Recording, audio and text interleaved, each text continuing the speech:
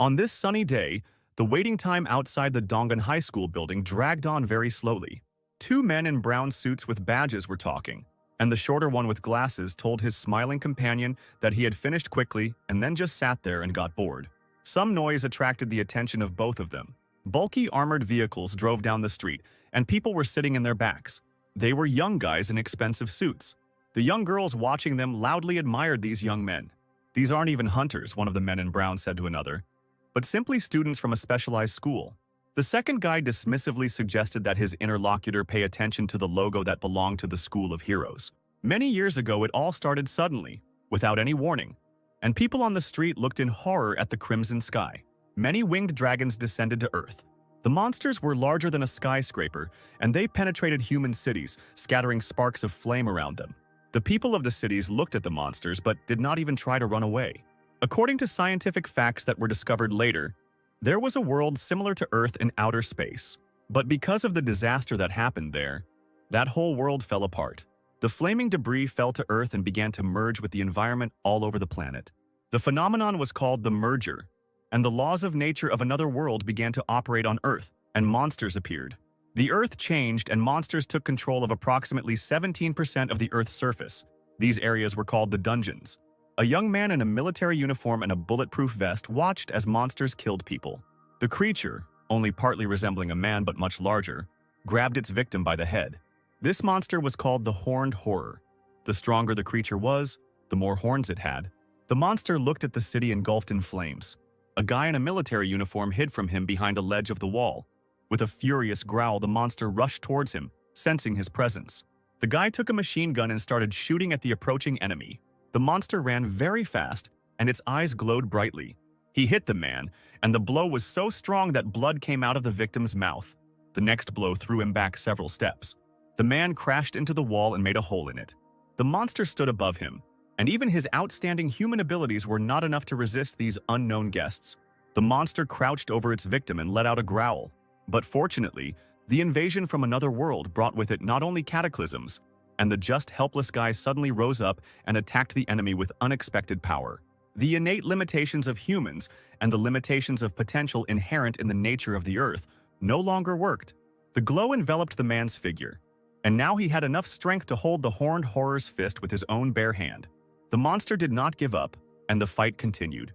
People changed and began to possess abilities that were previously inaccessible to them, as if they had thrown off the chains that had always bound them. A man could grab a monster several times larger than himself and throw it to the ground. The guy in military uniform used the ability that suddenly appeared in him to destroy the enemy. It was a victory, but the winner did not immediately realize it, looking at the defeated enemy. He looked in amazement at his own hands, enveloped in the glow of new strength. All Earthlings developed abilities, but each had their own skill, and those who stood out from the rest through training learned to use their full potential. A black sun rose over the ruined cities, and armies of monsters advanced on human territory. Now the people had something to oppose them with.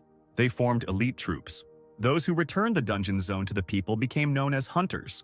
Hunters fought monsters, dedicating their entire lives to this. The age of dungeons and hunters has arrived on Earth. People began to defeat the enemy, which had previously seemed too powerful.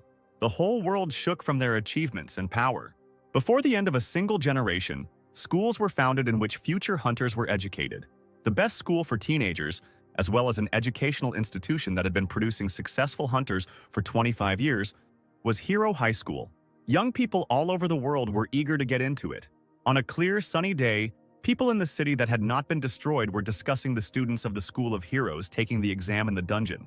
One man asked another what would happen if they died inside, but the second replied that they must be confident in their abilities if they were able to get in. Joyful exclamations again attracted the attention of the interlocutors. The group of girls continued to noisily admire, having noticed some particularly attractive young man. It was a fair-haired half-elf boy.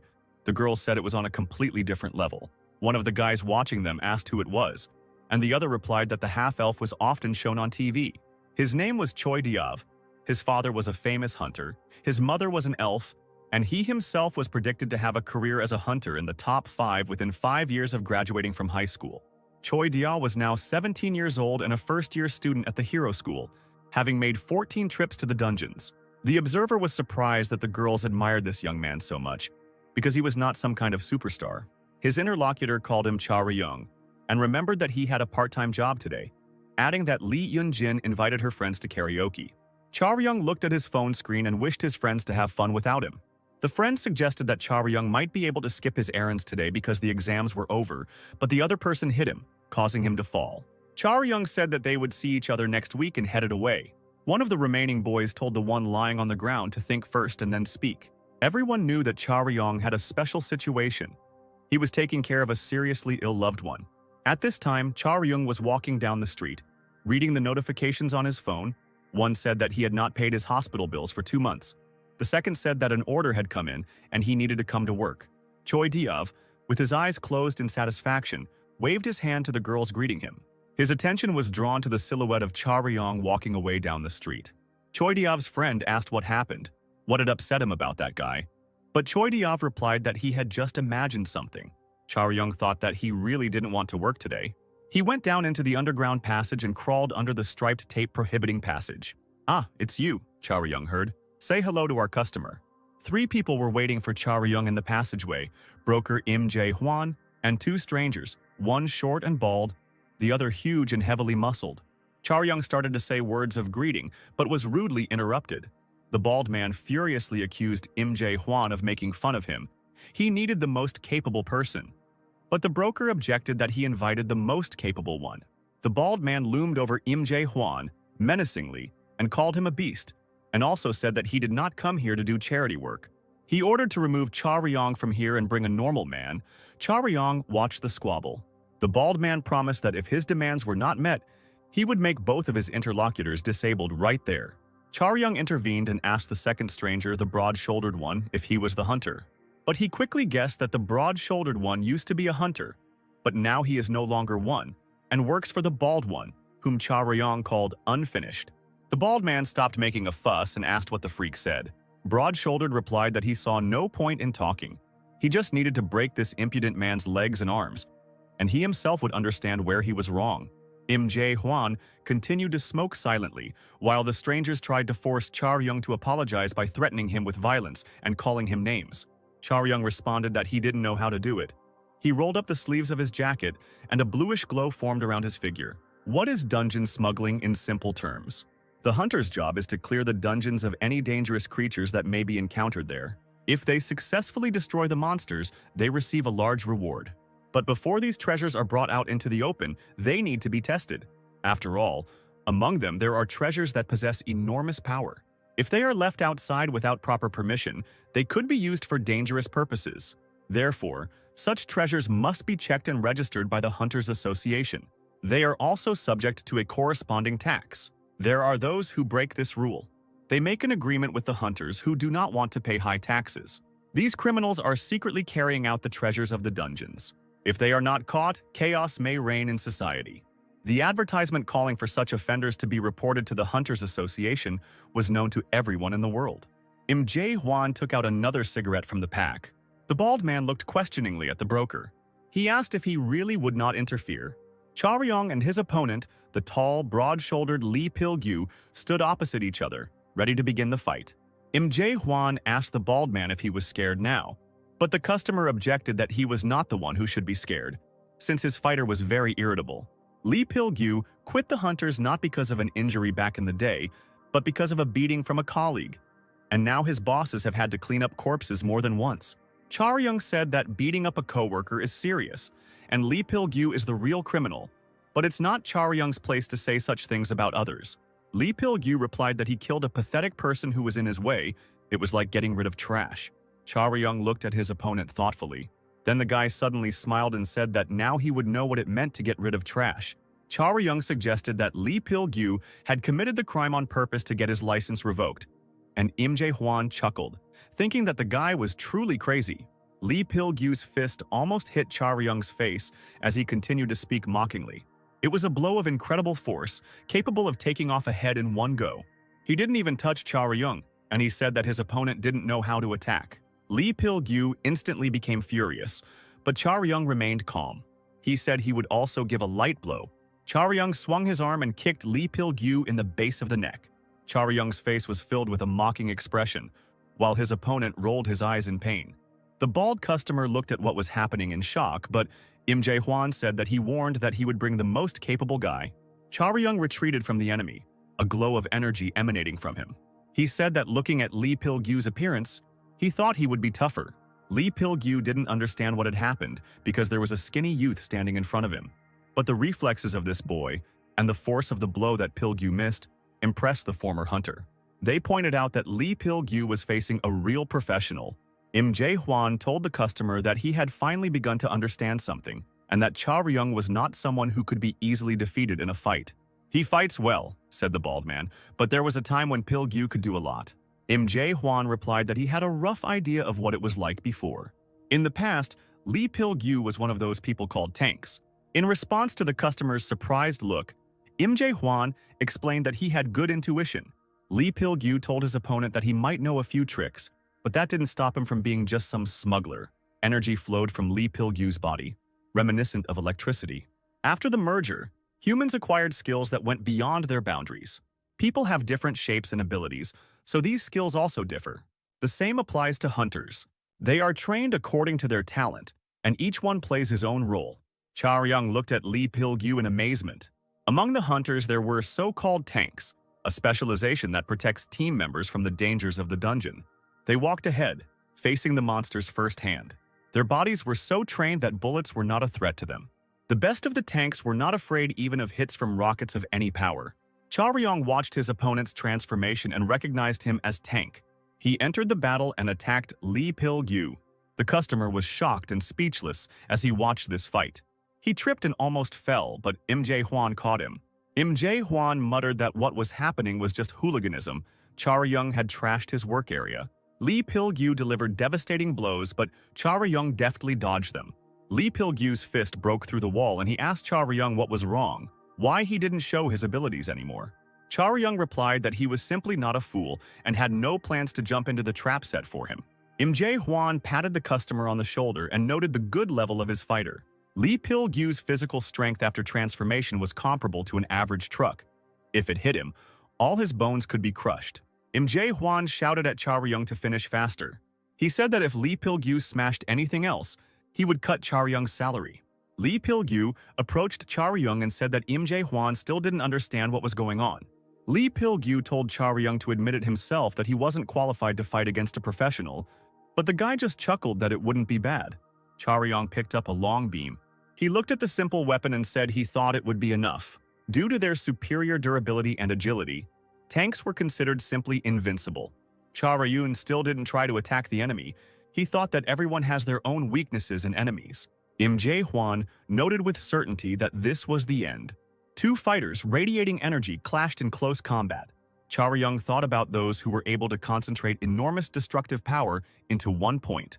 The fighters dealt blow after blow to each other. Sparks flew for many steps around. After one successful hit, Lee Pil-gyu had blood pouring out of his mouth.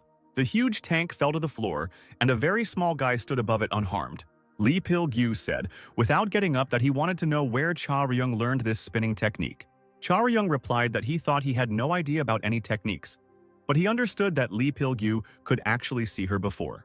Charyung thought about another warrior of great power who possessed this technique.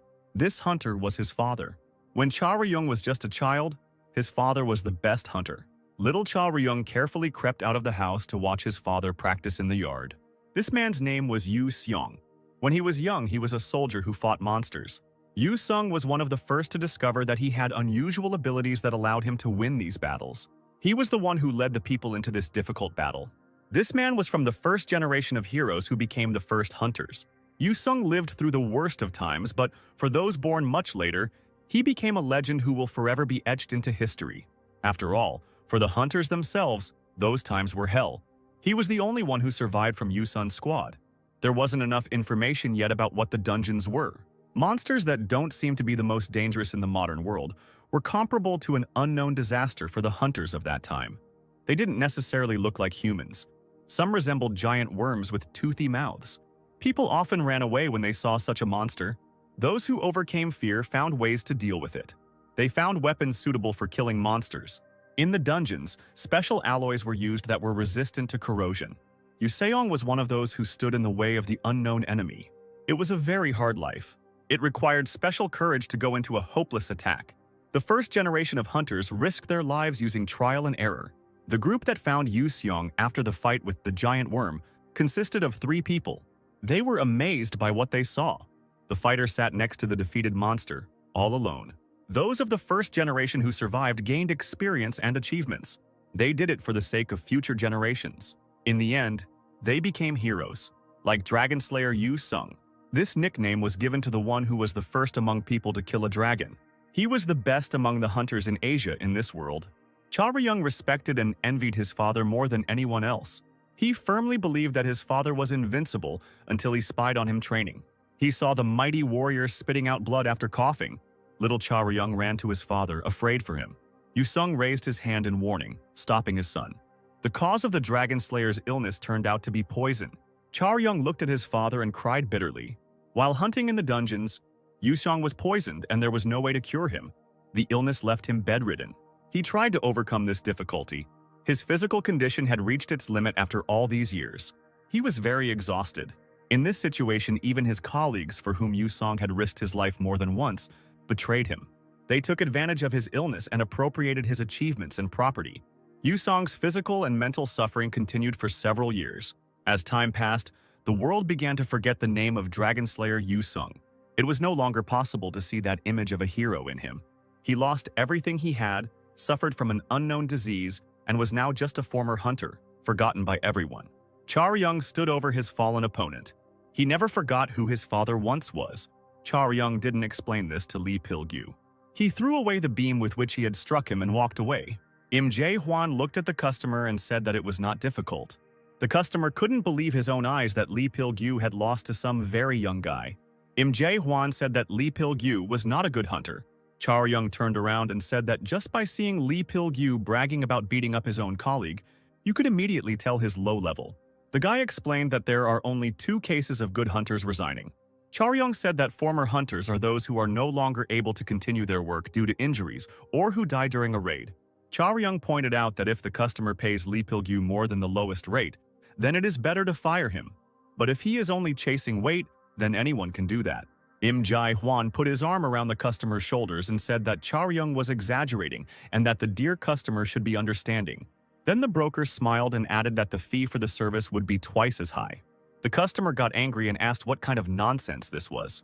Im Jae-hwan explained that the client was the one who started bullying him first. The broker said that nothing is done for free. The customer glanced sideways at Im Jae-hwan and replied that he understood and that's what they would do. Im Jae-hwan called out to Charyung. The broker asked him if he had heard of the celestial wasp, and Charyung choked on the water he was drinking. Charyung asked if he would have to fight her and remarked that it was too much. The sky wasp was the name of a monster that was known as the most dangerous monster not only on the Korean peninsula but throughout the world. The old Uido area, where the sky wasp nest is located, has become the most difficult area in Korea. Im Jae-hwan said that it was hard to deal with even one individual, so there were entire troops there, so there was no chance for the smuggler. The customer told Im Jae-hwan that there was a major raid yesterday that was not covered by the media. The state provided support to the military, and a team of 7 white-rank hunters was assembled. Charyung was surprised by this news. 7 hunters was a lot. Im Jae-hwan replied that all the Korean stars had gathered, and usually, as soon as a couple shows up, all the newspapers shout about it. Their goal was to destroy the sky wasps, but they failed. But they managed to hunt the queen. One of those 7 hunters took the royal jelly of the sky wasps, persuaded one of his men in the special forces, and secretly smuggled the item out. It was the first time Charyung had heard of royal jelly, and Im Jae-hwan explained that it was a nutrient that the wasps fed to the new queen. Charyung winced. He couldn't believe that a white-ranked hunter would decide to engage in smuggling for some nutrient. Im Jae-hwan said that the royal jelly of the sky wasps has appeared several times already, and the person who ate it was able to come back to life from an incurable state. Charyung was very impressed by the story he heard. All the nooks and crannies leading to the dungeons must be under strict control. This is the official position of the Hunters Association and the government. Im Jae-hwan claimed that in reality things were not like that at all. The broker stood in front of a large metal door. He touched that door and a glow of energy emanated from his hand. Warmly dressed, Charyung looked at the protective glasses in his hands. Im Jae-hwan said that he needs to be careful not to die, especially this time. Chaoyang remained thoughtful and did not react in any way. Im Jae-hwan noticed that the guy was thinking about something else and not answering. He asked if it was because of the royal jelly. He assumed that Chaoyang was haunted by the words about the potion that could revive the dead. Chaoyang turned away and replied that it didn't matter whether he cared or not. He still knew it was an exaggeration. He thought that even if this medicine, which has no equal, existed, it still would not be able to cure his father. Chaoyang knew that if there was any way, he would never lose hope. He swung open the heavy gate, and a blinding light burst through the resulting gap. Chaoyang found himself in a sunlit wasteland and peered into the distance. After the merger, various dungeons appeared all over the earth. There were several of the largest on the Korean peninsula. The first was where Jeju Island merged with the Hot Rock. Chaoyang adjusted his goggles, thinking about what lay ahead. The second large dungeon was where the Igara jungle merged with part of the Uido area of Seoul. It was a huge dungeon, in the center of which was the Yeouido district, as well as the Mapo, Yongsan, and Yongdepo districts. This dungeon had not been cleared yet. Many hunters said goodbye to life in it. One of the smuggler's men delivered the goods to the meeting place.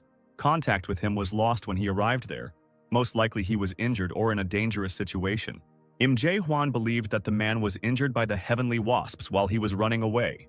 Chaoyang's task was to check the scene and bring the goods if there was any there.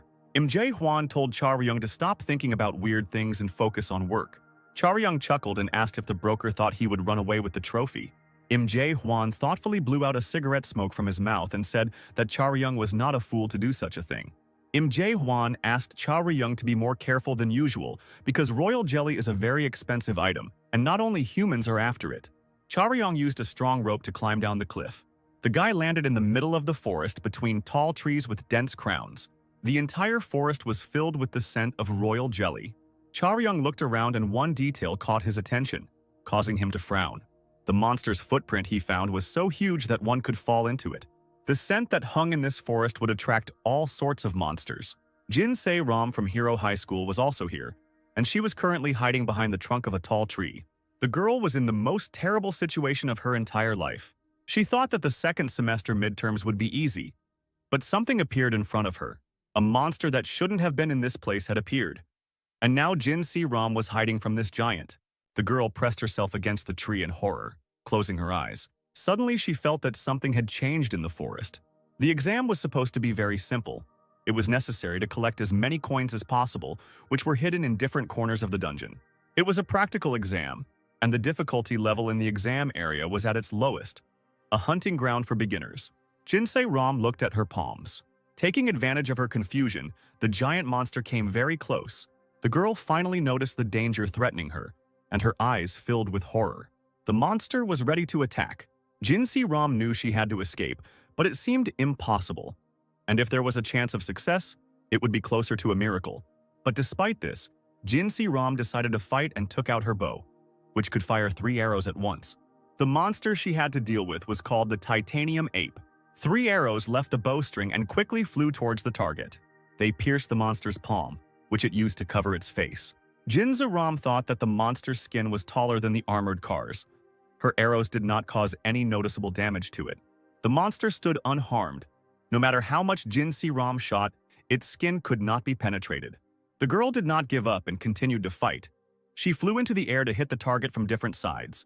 Jin Se-ram was completely focused on what she was doing. She managed to make arrows fly along a wide variety of trajectories.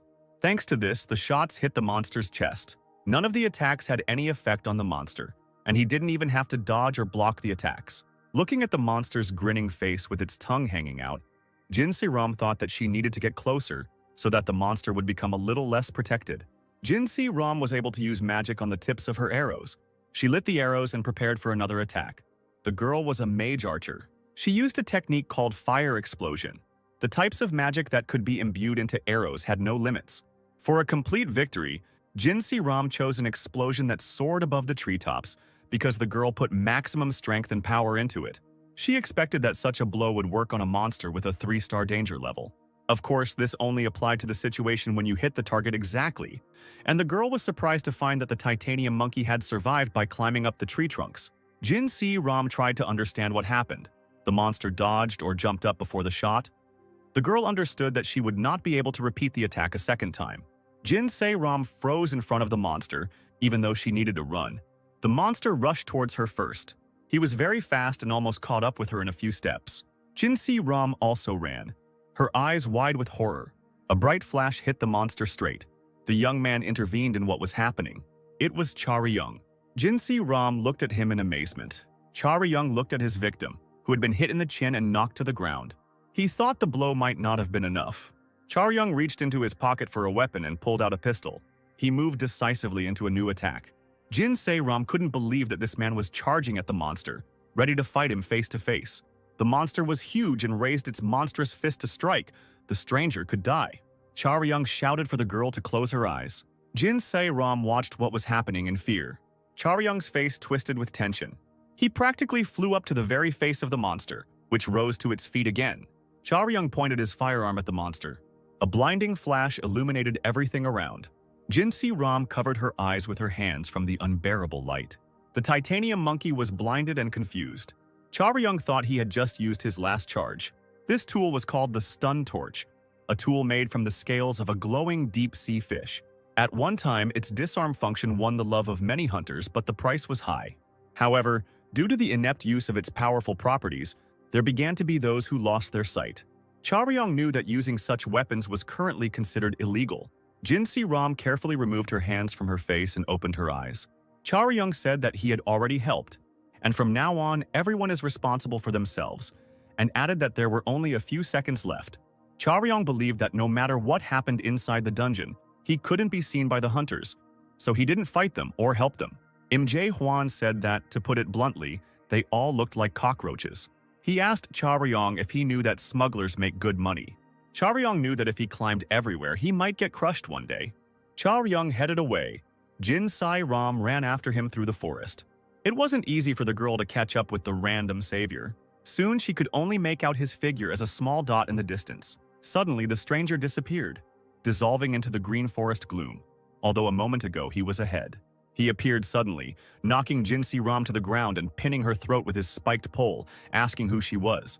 Jinsei Ram replied that she just wanted to thank him for saving her. Charyung didn't believe her and asked her if she thought he was an ignorant idiot.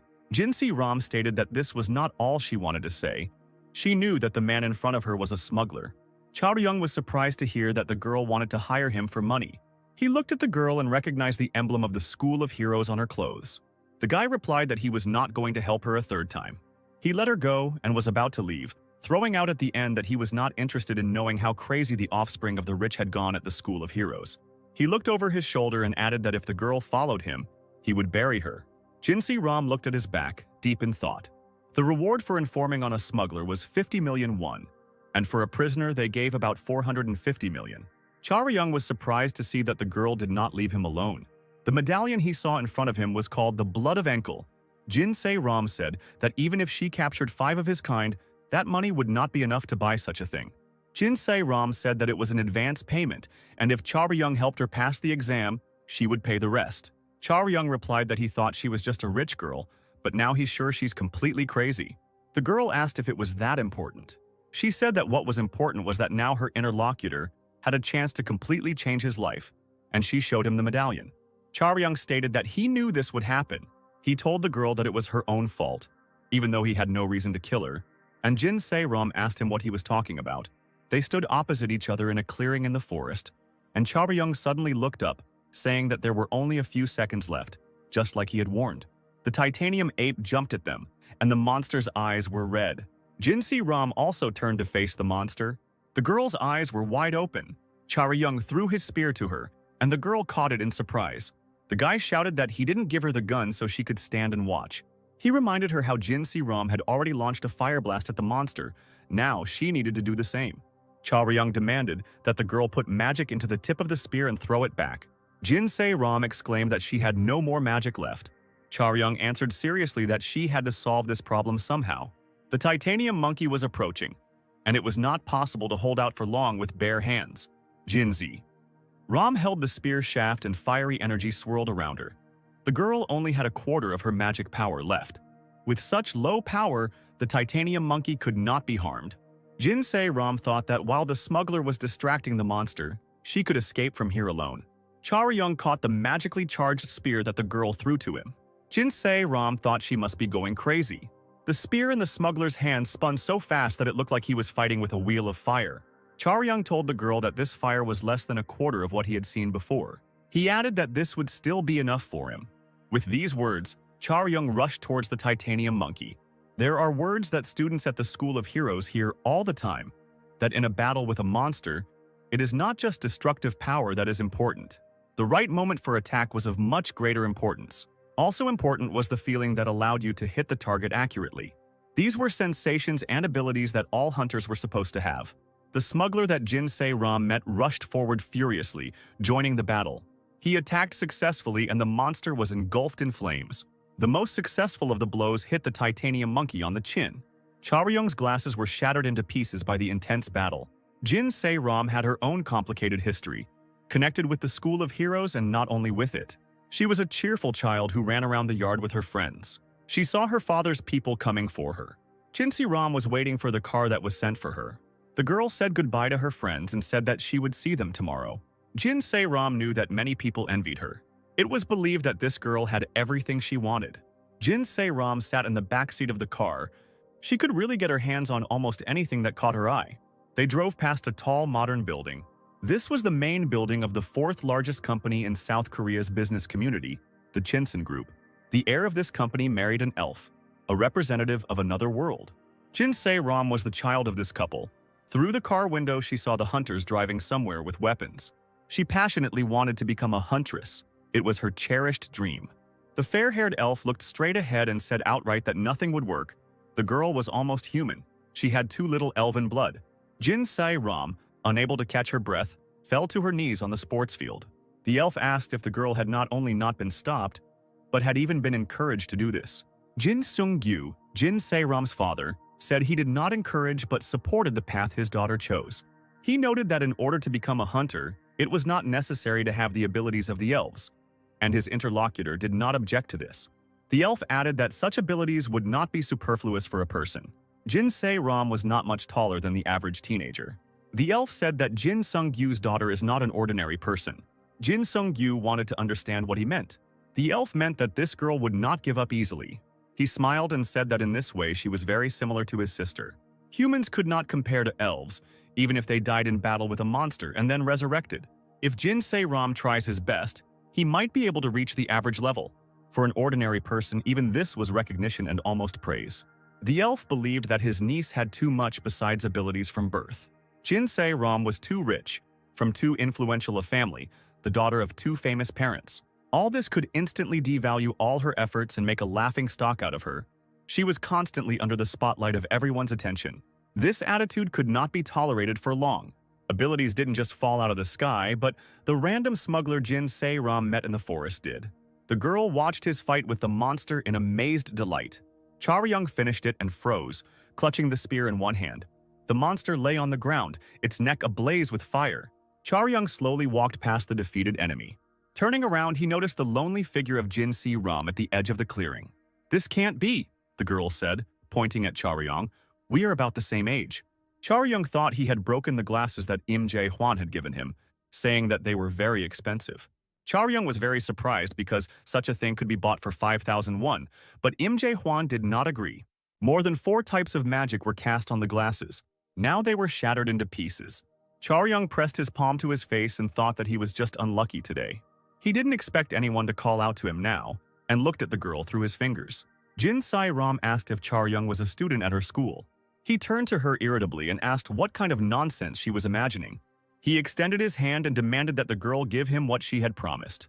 The girl gave him the medallion without further ado. Charyung looked at the artifact with suspicion and thought irritably about the rich kids. Jinsei Ram said that Charyung probably needed money, and she understood that not only at school but at any institution that trains future hunters, the tuition is not small. Charyung confidently replied that he doesn't go to such places. The girl was surprised, but Charyung assured her that she had approached the wrong person. The guy said that he doesn't study at the hunter's school and hasn't even been anywhere near it. Jinsei Ram asked who taught him this fighting technique back then. Charyung crossed his arms over his chest and replied that no one taught him. He claimed to be self-taught. A shocked Jinsei Ram couldn't believe such nonsense. She saw these movements, this sense of time. It seemed to her that they were making fun of her, and she began to scream in indignation. An ID card flew into the girl's face. Jinsei Ram saw the student ID card of Donggang High School. It was a simple school with a liberal arts focus. The girl said that this couldn't be. Chaoryong pointed his spear at the girl and declared that no matter what might not be there, she also had to show him either her student ID or another document. Jinsei Ram showed her Hero High School student ID card. She was a freshman and the same age as Chaoryong. The guy wasn't going to give the document back and hid it in his pocket. Jinsei Ram asked why he needed it. Chaoryong replied that if she wanted to give him a job, he needed to take everything he could so that she couldn't change her mind. Besides, Chaoryong added, nothing was over yet, and ordered the girl to come closer. Jinsei Ram walked over with a look of surprise and confusion, and the smuggler put his hand on her shoulder, pulling her towards him. Chaoryong picked up his phone and was about to take a photo of them together so that, instead of a contract, he would have proof of their accomplice. He reminded the girl that accomplices of smugglers receive exactly the same punishment. At that moment, Jinsei Ram realized one thing. It is entirely possible that she has gotten involved with a man who is much more dangerous than she thought. However, it was too late to change anything, and the photo of the two smuggler friends against the backdrop of the destroyed monster had already taken its place in this stranger's phone. After this, Chaoryong suggested counting, and first asked the girl to tell him what exactly he should do. Jinsei Ram explained that they needed to collect coins for the Hero School quest. In 6 hours, it was necessary to collect coins that were hidden in different corners of the examination field. It was also necessary to find an information cube with a drawing of coins, with the help of which Jinsei Ram had to confirm her identity. Jinsei Ram showed her future companion one coin she had found and said that she only needed to find one more for her to pass the exam. According to her, the coin did not need to be looked for too far, and Chaoryong specified where exactly. This place was located where the Eugene Mall used to be. This information made an impression on Chaoryong, even causing him to look up from his phone. That's how it all happened, he said, and Jinsei Ram asked him what he meant. Chaoryong was sure that she had not stumbled upon the titanium monkey by accident. The guy himself was looking for something, and it was inside that shopping mall. He briefly explained to her the essence of his mission, and Jinsei Ram was horrified when she imagined the heavenly wasp. But Chaoryong reassured her that he was not looking for the wasp itself, but something like its honey. He said that this thing has a very strong scent that attracts monsters, and the titanium monkey appeared because it also followed the smell. Chaoryong asked if the girl should go there in person and if the coins were really only there, and Jinsei Ram thought deeply. The girl admitted that there were simply no more of them left in other places because they had been collected by other teams. Chaoryong understood what was going on. He had been interested from the very beginning in why this girl was walking around all alone. For him, the way things turned out was for the best. Chaoryong suggested that he take out the coin and leave safely. That was his job. Jinsei Ram named the price she was willing to pay to complete the task. The amount she named surprised Chaoryong, but the girl said that it was all the cash she could use right now. She looked at her phone screen and added that if that wasn't enough, she needed a little more time to get a larger sum. Chaoryong said that if there was a reason for extra work, then she would pay for the extra expenses. He asked Jinsei Ram if she still had magical powers. Chaoryong quickly disappeared into the forest. The girl thought he was incredibly fast. She had to work hard to keep up with him. Chaoryong thought as he ran that he was shocked by the amount offered and now regretted that he had not thought to ask for more. Jinsei Ram asked permission to ask her companion something. The girl wanted to know if this man had really never studied with anyone. Chaoryong deftly jumped over the obstacles and replied that it wasn't like he learned from anyone. He learned from them when he was a child. Suddenly, they noticed two monsters with huge claws. These were level 2 cluster raptors. Chaoryong told his new companion to get ready. He really had no training in hunter techniques anywhere. All his skill was mostly gained by risking his life and fighting with his bare hands. There was one exception. As a child, he watched his father's technique, which taught him 3 simple techniques. This was the science that Chaoryong was going to use now, rushing at the monsters. The first technique was called Needle. He mobilized everything the hunter had, speed, body weight, strength, and directed it at the enemy's weakest point. Chaoryong struck the cluster raptor with his spear, causing blood to spurt out from the monster's mouth. It seemed easy, but in reality it was not so simple. The feelings and abilities were the result of experience. The monster fell at Chaoryong's feet, and even among the high-ranking hunters, few could say that they had mastered such a technique on their own. Chaoryong mastered this technique to perfection. Jinsei Ram also dealt with her opponent, literally piercing him with arrows. The girl felt that what was happening was strange. Cluster raptors typically gather in groups of at least 5. Charyung said that it wasn't just Jinsei Ram who suffered damage because of the royal jelly. They stood at the place where the ruined forest turned into the ruined city. And Charyung said that soon all sorts of creatures would gather here. Charyung suggested that they rest for a while before moving on. Jinsei Ram asked if Charyung received any private lessons as a child. Charyung replied that there were no lessons, he just watched the training a few times. It was even harder to believe that you could just watch and learn a few techniques. Charyung asked why the girl was looking at him with such a puzzled expression. Jinsei Ram honestly admitted that her new acquaintance irritated her, but Charyung didn't understand why. The girl silently threw him a small object, which he deftly caught. He had an ampule of endurance elixir in his palm, and Charyung asked why the girl gave it to him. Jinsei Ram told him to drink this medicine because he was most likely not in the best condition right now either. Charyung said with a smile that if the girl gave him the ampule because he irritated her, then she could speak worse about him. The boy hid the elixir in his pocket, and Jinsei Ram asked if he wasn't going to drink it. Charyung said that he could sell the ampule profitably later. Jinsei Ram asked if the guy didn't know how much she cost. Charyung explained that by selling it on the black market, he could get about 1,000,000 won. Jinsei Ram thought that this guy was very strange. Charyung said that since the girl had already taken her dose of the medicine, there was no need to linger. It was time to move on. He walked forward and glanced sideways at his companion, thinking that the children of rich parents were very strange. They reached the former shopping mall, and Charyung said that Jinsei Ram probably knows, but he wants to confirm some details again. Charyung reminded them that their goal was not hunting. They had to get what each of them needed safely and get out of here. He told me to keep my cool and follow his instructions no matter what monster was inside. Charyung said that even if Jinsei Ram had studied a lot at her school, he knew the science of survival better, so the girl would have to trust him. Jinsei Ram looked down and agreed with the guy. She couldn't understand why she had such a strange feeling right now. She spent 6 months at the School of Heroes, during which she was unable to achieve recognition and settle in there. The girl was going to go into the danger zone with someone for the first time. The old building they were about to enter had long since cracked, and vines had covered the facade. It was a large shopping mall with many dark, half-empty floors. The partners froze on the threshold in extreme surprise. "What is this?" Jinsei Ram asked fearfully. Charyung replied that he didn't know because he was also seeing something like this for the first time. The room in front of them was covered in blood, and body parts of torn monsters lay everywhere. Charyung thought that man was a much braver creature than he thought himself to be. As long as he prepared himself, he could face any situation. When it comes to problems, they can arise when what is happening goes beyond what is expected.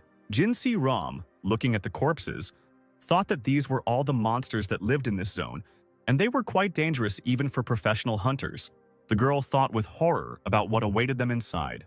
Charyung told his companion not to relax. He said that there was something dangerous inside and asked if the girl didn't know about it. Charyung added that Jinsei Ram might be surprised because it's worse here than she imagined. But that doesn't change anything. Something moved in the depths of the room, attracting attention. Charyung grabbed the spear and pointed it at the approaching creature. This monster was called the Chopping Rib, and its danger level was quite high. Charyung was ready to enter this fight. An extremely long tongue burst out of the monster's grinning mouth and almost reached Charyung. The guy deftly dodged, blocking the attack with his spear. He watched in amazement as the creature's tongue twirled around the shaft. The monster snatched the weapon from Charyung's hands and pulled it towards him. Charyung and the monster looked at each other from opposite ends of the Great Hall. Charyung attacked the monster, again using the techniques he knew, and kicked the enemy's vulnerable spots. Jinsei Ram watched this fight from the sidelines. Having defeated the enemy, Charyung returned to his companion, and she admitted that at first she mistook the monster for one of the corpses, but it turned out to be so tenacious. Charyung objected that it wasn't a matter of survivability.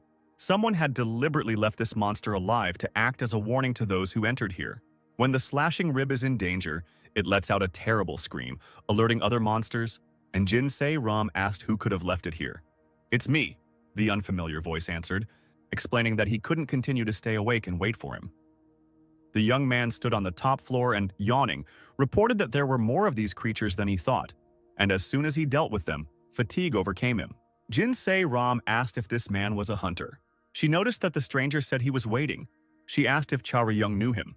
The stranger said that they were both too small to be smugglers. The school emblem on Jinsei Ram's clothes caught his attention. The stranger jumped down and asked if the girl was studying at the School of Heroes. Jinsei Ram replied that it was, and the stranger said that he was very sorry. Jin Ram was horrified to hear that she would have to die in such a place. Charyung asked why the girl was talking to him, since this man was not just an ordinary hunter, as she might have thought. He stated that it was a villain who was going to kill them and get the royal jelly. Charyung shouted that the stranger seemed to have no relation to his client and asked how he planned to deal with the consequences if he stole someone else's property. The stranger admitted that he didn't even know and would only worry about it if he was exposed. He said he was lucky. He accidentally overheard that his colleague was going to steal a precious thing. He originally planned to attack when Charyung was heading here, but he knew that things didn't always work out the way he wanted. Now he was sorry that he had not been able to complete the plan. He saw the monster run away in that direction, but he couldn't find it. There must be a shelter here where the treasure could be hidden. Charyung realized that the connection with the person in charge was not cut off because of the heavenly wasp's poison. This smiling, unfamiliar hunter was to blame for what happened. Charyung didn't have to fight him personally to understand one thing. The stranger took hold of the hilt of his sword. He said that Charyung's death was predetermined, but it could be done as painlessly as possible. In front of Charyung stood a real hunter, very different from the rabble he had met before. Charyung told Jin Ram to find her coin and get out of here as quickly as possible while he distracted the man. He explained that thanks to the stranger, the building was no longer dangerous, and Jin Ram asked what would happen to him then. Charyung noted that nothing would change if she stayed here. The stranger said that he heard everything and made the first lunge towards Charyung. Charyung shouted that Jin Ram should stop standing there and run away quickly. He added that he could only get his money if she stayed alive, and the girl started running. The stranger was surprised that she had actually left. He thought it wasn't the best choice. The chances of staying alive were higher as long as the boy and girl stuck together. The weapons crossed, creating sparks. Charyung said that the stranger was talking nonsense. To the hunter's surprise, they fought on equal terms. It even seemed to him that his opponent was calculating the trajectory of the sword. It was surprising to him. Charyung knocked Hunter down. A bright flash blinded everyone present. Charyung froze in a fighting stance, catching his breath. To his amazement, he heard a voice saying that he was a little surprised. The voice came from the dark figure. He said that he didn't think that he would have to use equipment as well, because he didn't take Charyung seriously due to his age. Now the hunter saw that his opponent was of a higher level than a professional, and he would have to work hard to remove that girl from the school of heroes as well. A gold-rank hunter emerged from the darkness. Fully armored and looking like a monster himself, his name was Yang Do-gyun. Hwan was making himself instant noodles in his passageway under the displeased gaze of a bald customer. He offered to brew a glass for the client, but he angrily refused. Hwan noted that it was better to sit down because the fighter lying on the floor would not wake up anytime soon. The customer said that this big guy had pumped up his muscles for nothing, and he had paid him so much. The fighter claimed that he himself was a hunter and boasted a lot about his strength. Hwan said that he lost not because he was stupid, but because he deserved to lose. He thought it was a big mistake. Hunters shouldn't fight with people. This fighter was also wrong. He was trained for hunting and reconnaissance, not for fighting other hunters. He might have been able to deal with the monster, but it was no surprise that he was defeated by the smuggler. The customer said that he heard that the hunters were fighting among themselves. Hwan agreed that such cases do happen. The higher their level, the further things can go. Even comrades and colleagues who fight together, relying on each other, can stab each other in the back out of greed. The customer asked if they kill each other. Hwan said that no one can stop them from doing this, because anything can happen inside the dungeon. For example, you can say that a comrade was killed by a monster, and no alibi is even required. The higher the hunter's level, the more they train in anticipation of fighting each other. But Lee Pil-gyu wasn't a hunter of that level. Hwan said that bragging about beating up a co-worker sounds cute. If Pil-gyu was caught doing this, then the incident must have happened outside the dungeon. There must have been some minor squabble over equipment. When hunters go hunting, they take armor and weapons with them. Hwan said that if he had at least this friend could fight. Charyung was preparing to fight the hunter in the dungeon, and the smuggler only had a spear against him. For hunters, it is their equipment that makes up half of their combat power. Charyung didn't miss his attack. He hit the enemy exactly where he should have, but it wasn't enough for the gold-rank hunter's armor. Yang Do-kyun said that there was no need to think so much about all sorts of nonsense and attacked. The hunter's sword crossed with Charyung's spear. It wasn't easy to withstand the force with which the hunter pressed. Yang Do-kyun stated that it was simply impolite to him and to his own life. Yang Do-kyun threw Charyung back with a well-aimed blow.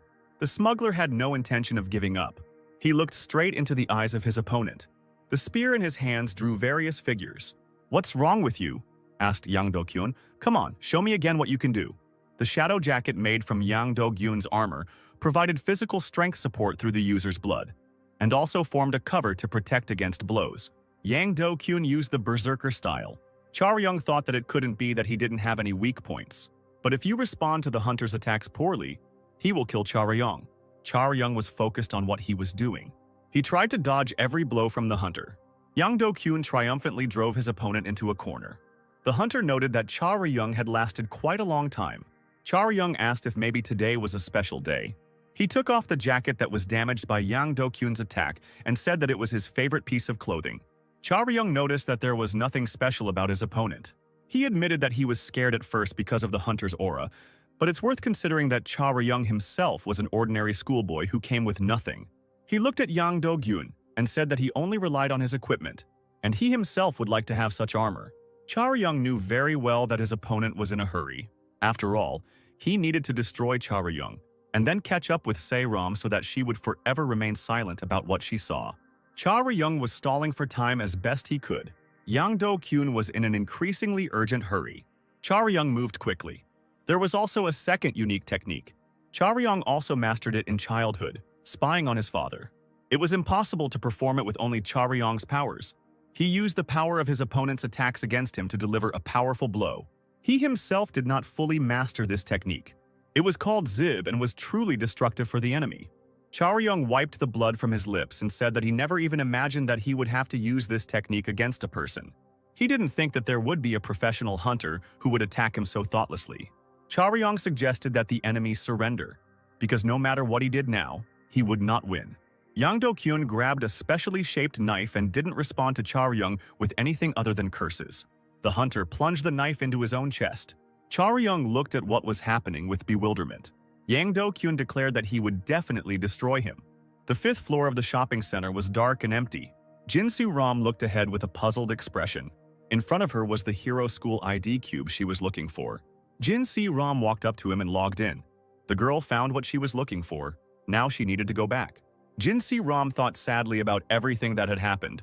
She remembered how Charyung told her to run away quickly, and she started running because he said he could only get his money if she stayed alive. Jinsu-ram tried to think that nothing would change even if she went back there. She remembered the hunter's confident face, his professional sword. She convinced herself that Charyung wouldn't fight without an escape plan in mind. Jinsu-ram stood alone in the middle of the corridor. It was many years ago. Somewhere far from the dungeons, one guy roughly grabbed another by the collar. The second one had blood on his face and looked beaten, and he said that he would not behave like that in front of the one he called Do-kyun anymore. Yang Do-kyun considered himself a genius. Since childhood, everything came easy to him, and he knew it. His fight with another young man took place on a sports field, and a lot of onlookers gathered around. Yang Do-kyun was very talented. Adults recognized this. His peers admired him. But there was one thing that he couldn't do for a very long time. He had heard that you could only get in there through connections, that they looked more at money than at ability, and it seemed to him that this was true. If it were a contest of skill and ability, he certainly wouldn't have lost. Yang Do-kyun passed the test of overcoming difficulties, breaking all records and taking first place. All the other students had difficulty passing this test. But Yang Do-kyun was special. He was the talk of the hallways. He was in first place with an insurmountable lead in points. He was on a completely different level than everyone else. When he finally finished school, the director congratulated him. He shook his hand and predicted that Yang Do-kyun would become a first-class hunter, wishing him to never become arrogant and move forward. Yang Do-kyun thought of this man as a failure who was sent out to teach school children. He was going to look down on this man from above, from where ordinary people could not reach. In the dungeons, he had to face something that made him afraid. He saw a man standing with a spear over a fallen monster and saying that he was told that there was an emergency here. He ran as fast as he could, and there was nothing like that here. Yang Do-kyun understood that this man had single-handedly destroyed the monster that had just killed his entire team. Yang Do-kyun looked at the man as he approached him. He was well aware of the look directed at him in return. It was then that he first realized something he had never even thought about before. The words of that old man from the school were not advice, but consolation. Yang Do-kyun was not the chosen one. He was just one of the ordinary people, perhaps just a little better than others. Now, many years later, Yang Do-kyun finds himself face-to-face with an unusual opponent. The hunter's armor was made from a living bloodsucker monster that Do-jun allowed to absorb the blood that flowed to his heart. It was payment for him killing Cha Ryung. Cha Ryung wasn't so sure that this would happen. It sounded like a rather dangerous stunt. Yang Do-kyun himself took on the form of a monster and attacked the enemy. Cha Ryung noticed that the speed of his movements was not that fast. The monster that the hunter had become was approaching. The whip-like hand of darkness began to strike, which was very difficult to dodge. Cha Ryung couldn't block all the attacks aimed at him. Blood was running down his face. Yang Do-kyun said that Cha Ryung managed to block some of the blows. He had an extraordinary reaction speed. Hunter did not understand why this man was smuggling. Cha Ryung was surprised to hear this sudden praise. Regarding the smuggling, he replied that it did not concern Yang Do-kyun. Yang Do-kyun replied that, no matter what, he was grateful. Now Yang Do-kyun had the opportunity to trample someone like Cha Ryung. Cha Ryung gathered all his remaining strength and rushed at the enemy. Yang Do-kyun exclaimed that Cha Ryung was a good boy and suggested that he show more enthusiasm. Cha Ryung thought that the enemy wouldn't be able to keep attacking him forever. If a monster feeds on the blood of its host, it will eventually reach its limit. Cha Ryung needed to try to spend blood, then use the needle technique. The monster loomed over him, growling that he knew everything himself. Cha Ryung had time to think that it was too late. A flame struck the monster, illuminating the entire hall with a flash. Cha Ryung turned around in surprise to see his unexpected assistant. On the second floor stood Jin Se-ram, holding a bow in her hands, an arrow having just been fired from the string. Cha Ryung smiled and said that Jin Se-ram was indeed very naughty.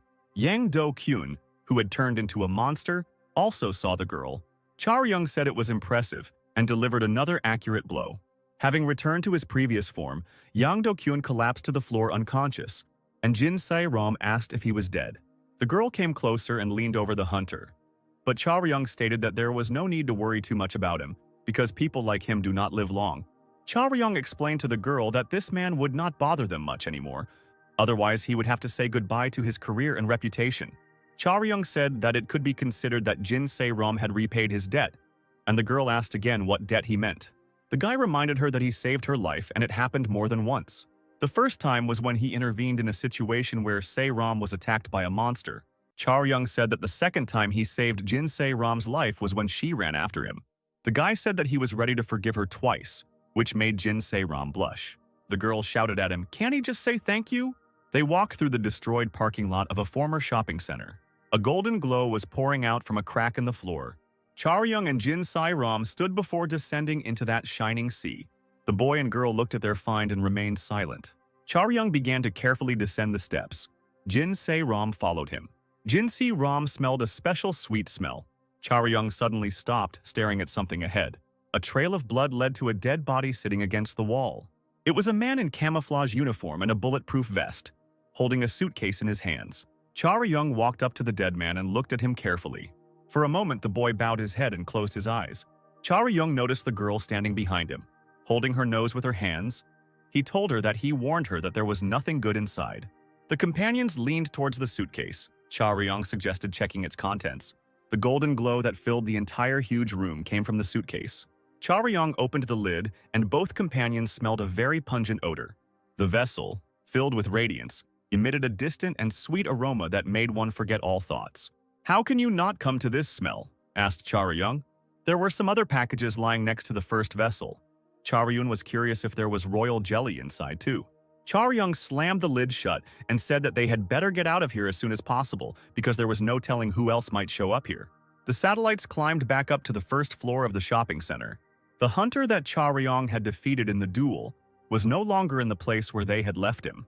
Jin Se-ram heard the man shout that they would see him again. The hunter was already leaving the building and finally said that he remembered their faces.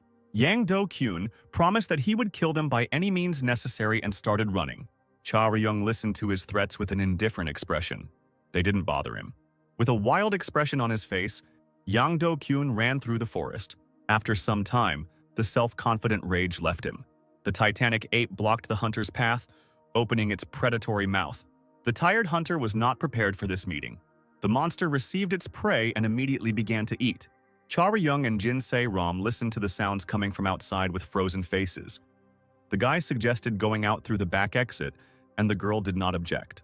The sun was setting behind the treetops, casting its last rays onto the territory of the dungeon. Cha Ryung, who was carrying a heavy suitcase, breathed tiredly. He thought that he had reached the safe zone. He asked Jin Se-ram about her exam time, and she replied that there was still enough time. Cha-ryung extended his hand to her and said it was nice to meet you.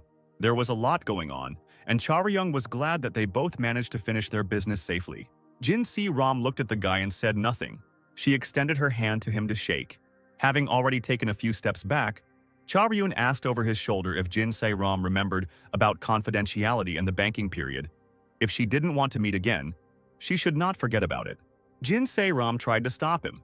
Cha-ryung turned around. He didn't expect the girl to ask him to meet again. He returned to the base where Im Jae-hwan was waiting for him. Back? The broker asked and added. It seems the smuggler had a hard time, Cha-ryung agreed. Now both of them needed to examine the contents of the suitcase. Im Jae-hwan opened the lock and looked inside the trophy. He picked up the lamp with royal jelly and said that if he could sell it, there would be a big fuss. The broker was curious to see how many buildings he could afford to buy with that money. Yu Cha-ryung sat tiredly and listened to the broker's praise and promises to transfer the money tomorrow. Im Jae-hwan turned around and looked at the overly thoughtful boy. He asked if he was okay, but Cha-ryung replied that everything was fine. Im Jae-hwan asked the boy if he was worried about the hunter who died in the fight with him. Cha-ryung replied that he didn't die because of fighting with him, and he didn't have to feel guilty because of him. Im Jae-hwan asked if something else had happened to him. Cha-ryung assured that nothing like that happened. He asked the broker if he could take back the part of the suitcase's contents that was not royal jelly. Im Jae-hwan reminded that smugglers can take anything that is not related to the order. The broker was curious about what kind of baby would eat the royal jelly. Cha-ryung was surprised that the interlocutor used the word baby. Royal jelly could bring even the dying back to life, but it had more attractive properties. It was said to be able to expand the abilities of whoever ate it. Few people knew this. The jelly was more effective if eaten in childhood, so such a thing would not be fed to someone who was beyond hope. Im Jae-hwan believed that it should be at least a student from the School of Heroes. Cha-ryung said goodbye to the broker and got ready to leave. Im Jae-hwan told him to say hello to his father. But Cha-ryung wasn't sure he could do it since Yu Sung's condition had gotten worse recently. Cha-ryung walked out into the city, where the sunset was blazing. The boy was thinking about Hero High School. Jin Se-ram told him goodbye and that they would see each other soon. Cha-ryung assumed that he was interested in the girl, but she said that she was not going to joke. Jin Se-ram explained that there will be exams in the winter for students from regular schools who want to transfer to Hero School. Every year, they recruited 1 or 2 students, and the girl was confident that Cha-ryung would be able to pass the test. Jin Se-ram extended her hand and told Cha-ryung to come study with them at the School of Heroes. No hunter can clear the dungeon alone, even if he has excellent qualities as a fighter. It is almost impossible for one person to cope with the endless waves of attacking monsters. That's why every hero needs a team. Each hunter uses his own unique skill. In this way, team members make up for each other's shortcomings and overcome obstacles. What they do is called dungeon clearing. At the School of Heroes, factions are formed every year, Jin Se-ram said, and Cha-ryung asked if it was necessary to choose one side and fight the other. The girl said that she wouldn't even talk about such childish jokes. There were 2 such groups in the Jin Se-ram course. They were led by 2 students who were among the top 3, both of whom were elves. Cha-ryung asked if the teams were only made up of those who were part of one of the factions, and if that was why Se-ram couldn't get into any of them. Jin Se-ram admitted that this was the case and the teachers didn't say anything about it at all. The search for a team depends on the student's abilities. This criterion puzzled Cha-ryung. Jin Se-ram admitted that she lacks abilities. The girl herself understood that she would not be able to become an excellent student. But she wasn't such a bad student that she couldn't get into any of the teams, because there was also a team of those who didn't fit into any of the groups. The leader of one of the groups, an elf, always disliked Jin Se-ram. Outwardly, she tried not to show it in any way. She simply plotted behind Jin Se-ram's back, ensuring that she would not be accepted anywhere. Cha-ryung asked if Jin Se-ram had stolen that girl's boyfriend, but Se-ram denied it. She explained that she was holding up now, coping on her own, without a team, but that she wouldn't be able to do that anymore in her 2nd and 3rd years. That's why she wanted to hire Cha-ryung. She was impressed by the guy's abilities. She wanted him to be next to her. And then, perhaps, she would be able to stand firm. The scattering of medicines and bandages on the table at home was typical for the day after a foray into the dungeons. Cha-ryung treated and sealed his wounds. He sat on the bed and remembered Jin Se-ram. The girl seemed funny to him. Jin Se-ram walked somewhere for a long time. Then the girl said out loud that this was the very place. This was the dungeon barrier, Gangnam, 12th branch. The girl looked straight ahead. Charyung then told her that he understood everything and wished her luck and then left. Jin Se-ram didn't think he would ever call her.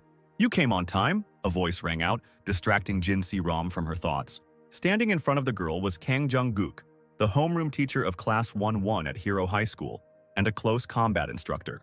Jin Se-ram asked what was wrong since the exam wasn't over yet, but the teacher said that there was some problem. Kang Jung-guk said that monsters were found in some areas that shouldn't be there. It's good that no one was hurt, but a signal was received that in some places it was no longer possible to conduct the exam. The place where Jin Se-ram found the coin was exactly in such a dangerous area.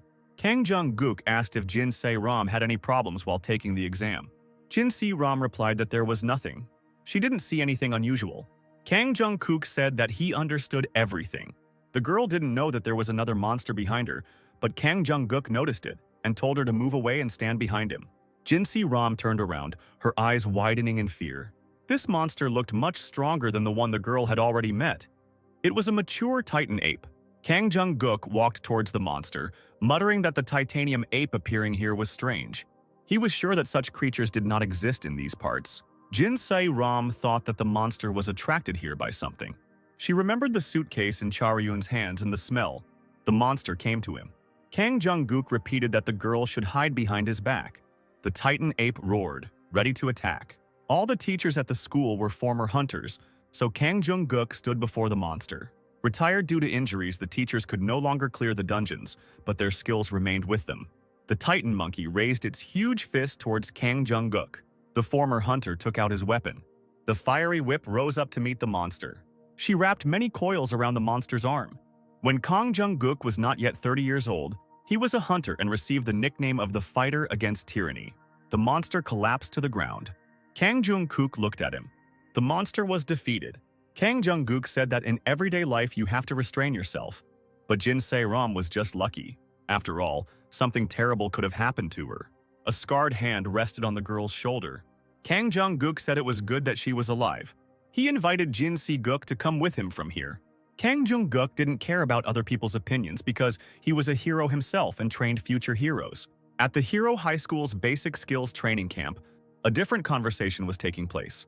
One person asked another what would happen to those who sent a request for help. The second answered that they would simply have to retake the test, and that they were just lucky here. The man in heavy armor said that in any case, those who went that way were weaklings. "There goes one of them," the man added, pointing to Jin Se-ram, who was coming out of the forest with the teacher. Kang Jung-guk told everyone to go to their places and wait. As soon as everyone else returns, you will need to check that everything is in place and change into your school uniform. Jin Se-ram continued to stand next to the forest. The blonde girl noticed her and said that she told everyone that Se-ram was okay. She said she didn't know how it was with others, but Jin Se-ram was quick to grasp the situation. The 3 students of the school were heading towards Jin Se-ram. The blonde elf girl said that she was relieved because she was very worried. Jin Se-ram replied that it was quite unexpected that this girl was worried about her. The elf laughed and noted that she even felt offended when people said such things about her. Jin Se-ram looked at her tiredly. 6 years ago, during a training session, she tried to create a fireball on her palm. Zeke Esserm, Se-ram's uncle, watched her attempts and declared that it was weak and that the flame power needed to be increased even more. He told his niece to concentrate and not be distracted by anything. Sweat poured down the girl's face. Zeke Esserm waved his hand and said that it was over. It was much better than last time. Jin Se-ram stood hunched over and listened to her uncle say that she had achieved poor results again. The girl herself understood that this was exactly how things were. She was 11 years old and these training sessions were difficult for her. Another girl in the same room was creating large rings of flame around herself. The girl was the same age as Jin Se-ram. Her name was Anisha Esserm. Zeke Esserm thought that Anisha didn't look like a half-elf at all. And it wasn't just her appearance that showed it. Her ability to control magic was greater than most pure-blooded elves. Zeke Esserm told Jin Se-ram that her cousin was a genius, and if Se-ram also followed the path of a hunter, they would be constantly compared to each other. Then he added that it was even good that these comparisons would take place. But Jin Se-ram needs to be careful. If she makes a mistake, Anisha might crush her. Years have passed since then, and now Anisha said that she just can't understand one thing. She asked why no one wanted to take Jin Se-ram into their team. Anisha said that Jin Se-ram has enough abilities. So Ram replied that if she was so curious, then Anisha could join the same team with her. Anisha replied that this was too much. She would of course like to, but they were both long-range fighters. If they were at least on the same level, it would make sense, but no one would put two people in the same position. Anisha said that it might be better for Se-Ram, but it could be detrimental to the other team members. The elf advised Jin Se-Ram not to worry too much because they might have to retake the exam. Jin Se-Ram hovered over her interlocutor and asked what difference it made to her whether there would be a retake or not, since she had already successfully passed the test. Anisha replied that Se-Ram was a good girl and probably tried hard. Then Anisha turned away from her cousin and told her not to overdo it. In the end, Se-Ram will still get her father's company, Anisha said. The girls each went their separate ways. Jin Se-Ram was angry about this situation. Anisha thought that her opponent was fighting with all her might. In the evening, Yu Cha-ryung came to Seoul Sunyu University Hospital. The guy went up to his father's room and, opening the door, froze on the threshold. There were two doctors in the room who asked if Cha-ryung was related to the patient, and the guy anxiously asked what happened. Doctors explained that Yu Sung had suffered a sudden seizure and was now lying unconscious, hooked up to a machine. The doctors looked at each other with alarm. This patient was a very rare case, one could even say the only one in the world. After inviting Cha-ryung into his office, the doctor explained to him that no one had ever survived dragon venom poisoning. Cha-ryung clarified that it is impossible to completely cure Yu Sung with the help of modern medical technology. There is only a way to suppress the disease with the help of painkillers. The doctor confirmed his guess and said that there was a problem with the composition of these painkillers. The milk that monsters feed their pets was currently the only cure for this poison. And we were talking about the sky tigers, creatures of the 5th level of danger. Cha-ryung knew that this was a very rare raw material. But the problem was not only the money to purchase it. There were rumors among the hunters about a new potion, even a small dose of which could increase muscle strength and resistance for a long time. The ingredient in this remedy was also the milk of the heavenly tiger. The doctor said that earlier it could be obtained for money, since it was not really used anywhere. But now the situation has changed. Entrepreneurs and hunters have been buying it up in large quantities. It can't be, Cha-ryung shouted irritably. Is it really impossible to get a small dose to save just one person? The doctor replied that that was exactly the problem. From the single dose that Yu Sun needed, it was possible to make several dozen injections of the potion. The doctor explained that if a large number of people needed this medicine, the state would establish some rules.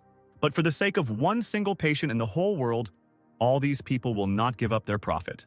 The hospital doctors, in turn, were going to try to do something, but they didn't have any special connections and they didn't particularly believe in success. Cha-ryung went outside and sat on a bench in the hospital park. He needed to think about the current situation. The words about special connections gave him one thought. Cha-ryung picked up the phone and dialed the number. Jin Se-Ram was surprised to accept the call at such an hour. Cha-ryung asked if he called too late, but the girl replied that it was okay. Cha-ryung said that he might be willing to accept the proposal that Jin Se-Ram made to him the last time they met. The girl asked if he had any conditions. There were conditions, but first everything had to be checked. Although Jin Se-Ram thought that everything would work out.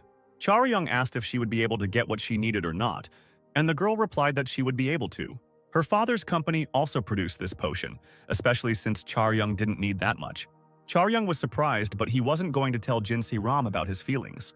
She asked if he agreed, and they agreed to meet on Sunday. Jin Se-Ram said that it was time to prepare for the exams. Preparation never hurts, so Cha-ryung came to the Special Research Institute of Defense Industry of the Jinsung Group. The appearance of the building impressed the guy. He heard Jin Se-Ram call out to him, noticing that he had arrived early. The girl was standing next to the car. She asked if Cha-ryung was feeling okay. He replied that he was so-so. The guy asked what they were going to do in this place. Jin Se-Ram explained that they were going to measure his abilities. After the world began to change, people developed abilities that went beyond the laws of nature. Before the fusion, ordinary people had D-rank abilities, excluding magic. When the indicators increased by one level and reached C rank, people were already called geniuses. And indicators above rank B already allowed us to talk about human superpowers. Jin Se-Ram said that in addition to magical power, at least 5 indicators must be no lower than level C, then you can become a hunter. The girl herself had indicators C and B, except for magic, which was at a lower level. If 3 of her indicators are at least B rank, Cha-ryung will be able to apply to hero school. The guy asked if he would have to go through some kind of medical examination. Jin Se-Ram replied that this is done in childhood, and after adolescence the measurement becomes a little more difficult. Cha-ryung clarified how much more difficult it was. Before the test began, Cha Ryung had to wear a special suit with a helmet. He said he should have known when Jin Se-ram asked him how he felt. In front of Cha Ryung stood a tall mechanical fighter, the golem Giacron Pro. Cha Ryung said that if he had already come here, then he should fight properly, because he himself was curious. He would like to know what his actual numbers are. Taking his weapon and taking a stance, the guy was ready for battle. The Giacron Pro camera has detected the enemy. The mechanical fighter was about twice as tall as a human. Jin Se-ram stood in front of the screens that showed images from several cameras. The second girl who was next to Jin Se-ram said that the test subject was acting confidently. Usually everyone is scared when they see a golem for the first time.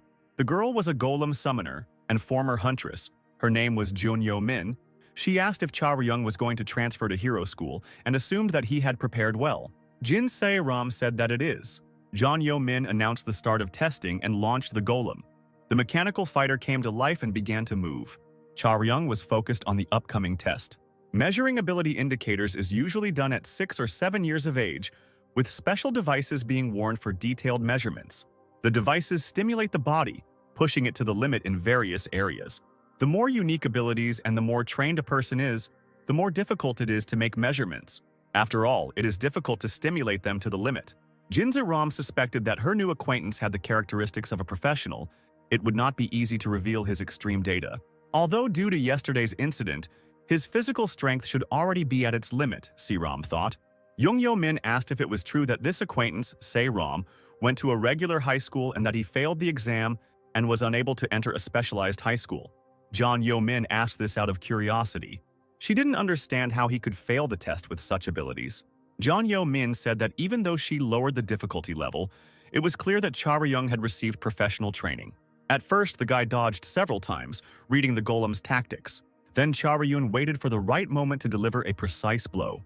He was simply amazing. His performance was better than any professional. The test fight continued. Jin Se-ram asked what was happening with the dimension. Jun Yo-min replied that she found it difficult to answer. Cha Ryung hasn't reached his limit yet. Jun Yo-min has increased the difficulty level of the golem's program. Yo-min noted that she didn't think there was much point in increasing the degree. She believed that normal results would only come if she removed the safe mode and ran the golem at full power. Jung Yo-min reminded him, and Se-ram was indeed aware, that it was illegal to remove the safety mode for a normal person who was not a professional hunter. Jin Se-ram threw up her hands and asked how to check it then. After thinking about it, Jun Yo-min admitted that this was the first time she had encountered such a case, and there was only one way left. "I don't think you're being paid to puzzle over this," said someone who entered the room. The girls turned around at the sound of this voice. Zeke Esserm, Jin Se-ram's uncle, and the director of the Jinsen Group's R&D department appeared at the lab and noticed that the lab was being used without permission today. Jun Yo-min didn't expect the boss to come because he usually didn't work on Sunday. Zeke Esserm asked whether the girls understood that they would be punished for their actions. Jin Se-ram turned to her uncle, assuring him that Yo-min had acted on her request. Zeke Esserm clarified what she meant by that. He asked the girl if she thought that this excuse would help make amends for his subordinate's guilt. Zeke Esserm said that Jin Se-ram shouldn't deceive herself. This was her father's company, not her own. Jin Se-ram wasn't responsible for anything here. Jun Yo-min watched the conversation between her uncle and niece and thought that the rumors about the boss were true. Even though Zach Esserm was Se-ram's uncle, he had treated the girl very coldly since she was a child. In fact, she didn't do anything wrong. There's no one in the lab on weekends anyway. Other hunters in the Jinsen Group also use this room for their own purposes. Zeke Esserm wanted to say something else, but a voice from the speakers interrupted his sentence. Cha Ryung from the training hall wanted to find out what the problem was. Zeke Esserm asked who this guy was. Maybe a classmate of his niece. The girls explained that it was just Jin Se-ram's friend. Jung Yo-min explained that Cha Ryung wanted to become a hunter, but he failed the exam last year and lost his measurement values. She reminded them that all this was not cheap, and they just wanted to help a person in a difficult situation. Zeke Esserm noticed the golem on the screen. "Okay," he said. The girls were amazed to hear that the boss was going to do everything himself. Jun Yo-min asked what he meant. Zeke Esserm said that measurements would not be possible anyway while the golem was in safe mode. He was going to come down and fight Cha Ryung himself. Cha Ryung asked if there was really a problem. This happens extremely rarely, but when it becomes difficult to measure the limits, competitions may be held between hunters. The scale above the entrance to the hall lit up. In the case of a competition, the opponent had to have skills that exceeded the abilities of the one measuring the indicators by several levels. Zeke Esserm entered the room and said that this was unexpected, but they could skip the presentation of the participants. He clarified that he didn't have much time. Charyung looked at him in surprise. He wanted to know who this elf in a white shirt was. Charyung had no idea who his opponent was. The guy felt danger when the stranger said that Charyung himself roughly understood what was going on, and now he himself would do everything possible to replace the golem. Charyung saw that this elf was much stronger than the hunter he had recently fought in the dungeon. The guy had never seen anyone like Zeke Esserm before, and he felt in advance that he wouldn't be able to defeat him. "Attack," Charyung heard. "You don't have to worry about my safety," Zeke Esserm added. Despite the fact that he wasn't wearing any protective gear, Charyung took up arms. Power enveloped his figure. Charyung attacked the motionless enemy. If the right moment to strike is not in sight, you must make it appear. Zeke Esserm was not only the director of the Research and Development Department of the Jinsen Group, Se-ram's uncle, he was also a white hunter ranked 7th in South Korea. If a hunter is in the top 100, he is called a ranker and is given a color that depends on his place in the ranking. White is the highest and rarest. It is given to the holders of the first 10 places. Those who took places from 11th to 30th were entitled to black. Places from 31st to 50th belonged to green. From 51st place to 75th were called blue rank, and the last 25 and 100 wore red. Charyung's strategy in fighting such an opponent was simple. He would strike with all his might, which could only be dodged. When the enemy dodged, Charyung used the moment of hesitation to attack. Zeke Esserm easily put up a magic shield against Charyung. Charyung didn't expect to encounter such a defensive move. The elf said that Charyung was much more inattentive than he thought. Zeke Esserm intercepted the spear aimed at him with his bare hand. He kicked his opponent without using the weapon he had taken from Charyung. Charyung felt the power of that blow. Zeke Esserm threw the guy away. Charyung fell down and grabbed the injured area with his hand, trying to catch his breath. Zeke Esserm said he couldn't figure out if this wasn't a real fight, if Charyung was going to take all the punches, or if he just really thought the move would work. The elf noticed that Charyung looked pathetic in both cases. He tossed the spear with the toe of his boot. Esserm said that Charyung didn't even lose consciousness, but had already dropped all his weapons. Charyung looked at him with a complicated expression. The elf threw the spear into his hands with force. He noted that for someone who makes such stupid mistakes, 2 times would be quite enough. Esserm stated that if Charyung ever did something so stupid again, he would send him home because it would be better for Charyung himself to give up his dream of becoming a hunter forever. Charyung noted that his opponent had some kind of inexplicable dislike for him personally. It didn't matter, so he went on the attack again. Esserm saw that the guy was approaching just as fast as last time. Most likely he was going to use the same technique. Charyung suddenly stopped. Esserm focused on what was happening. The space between the opponents was quite large. Keeping your distance was standard practice. But this distance was clearly not enough.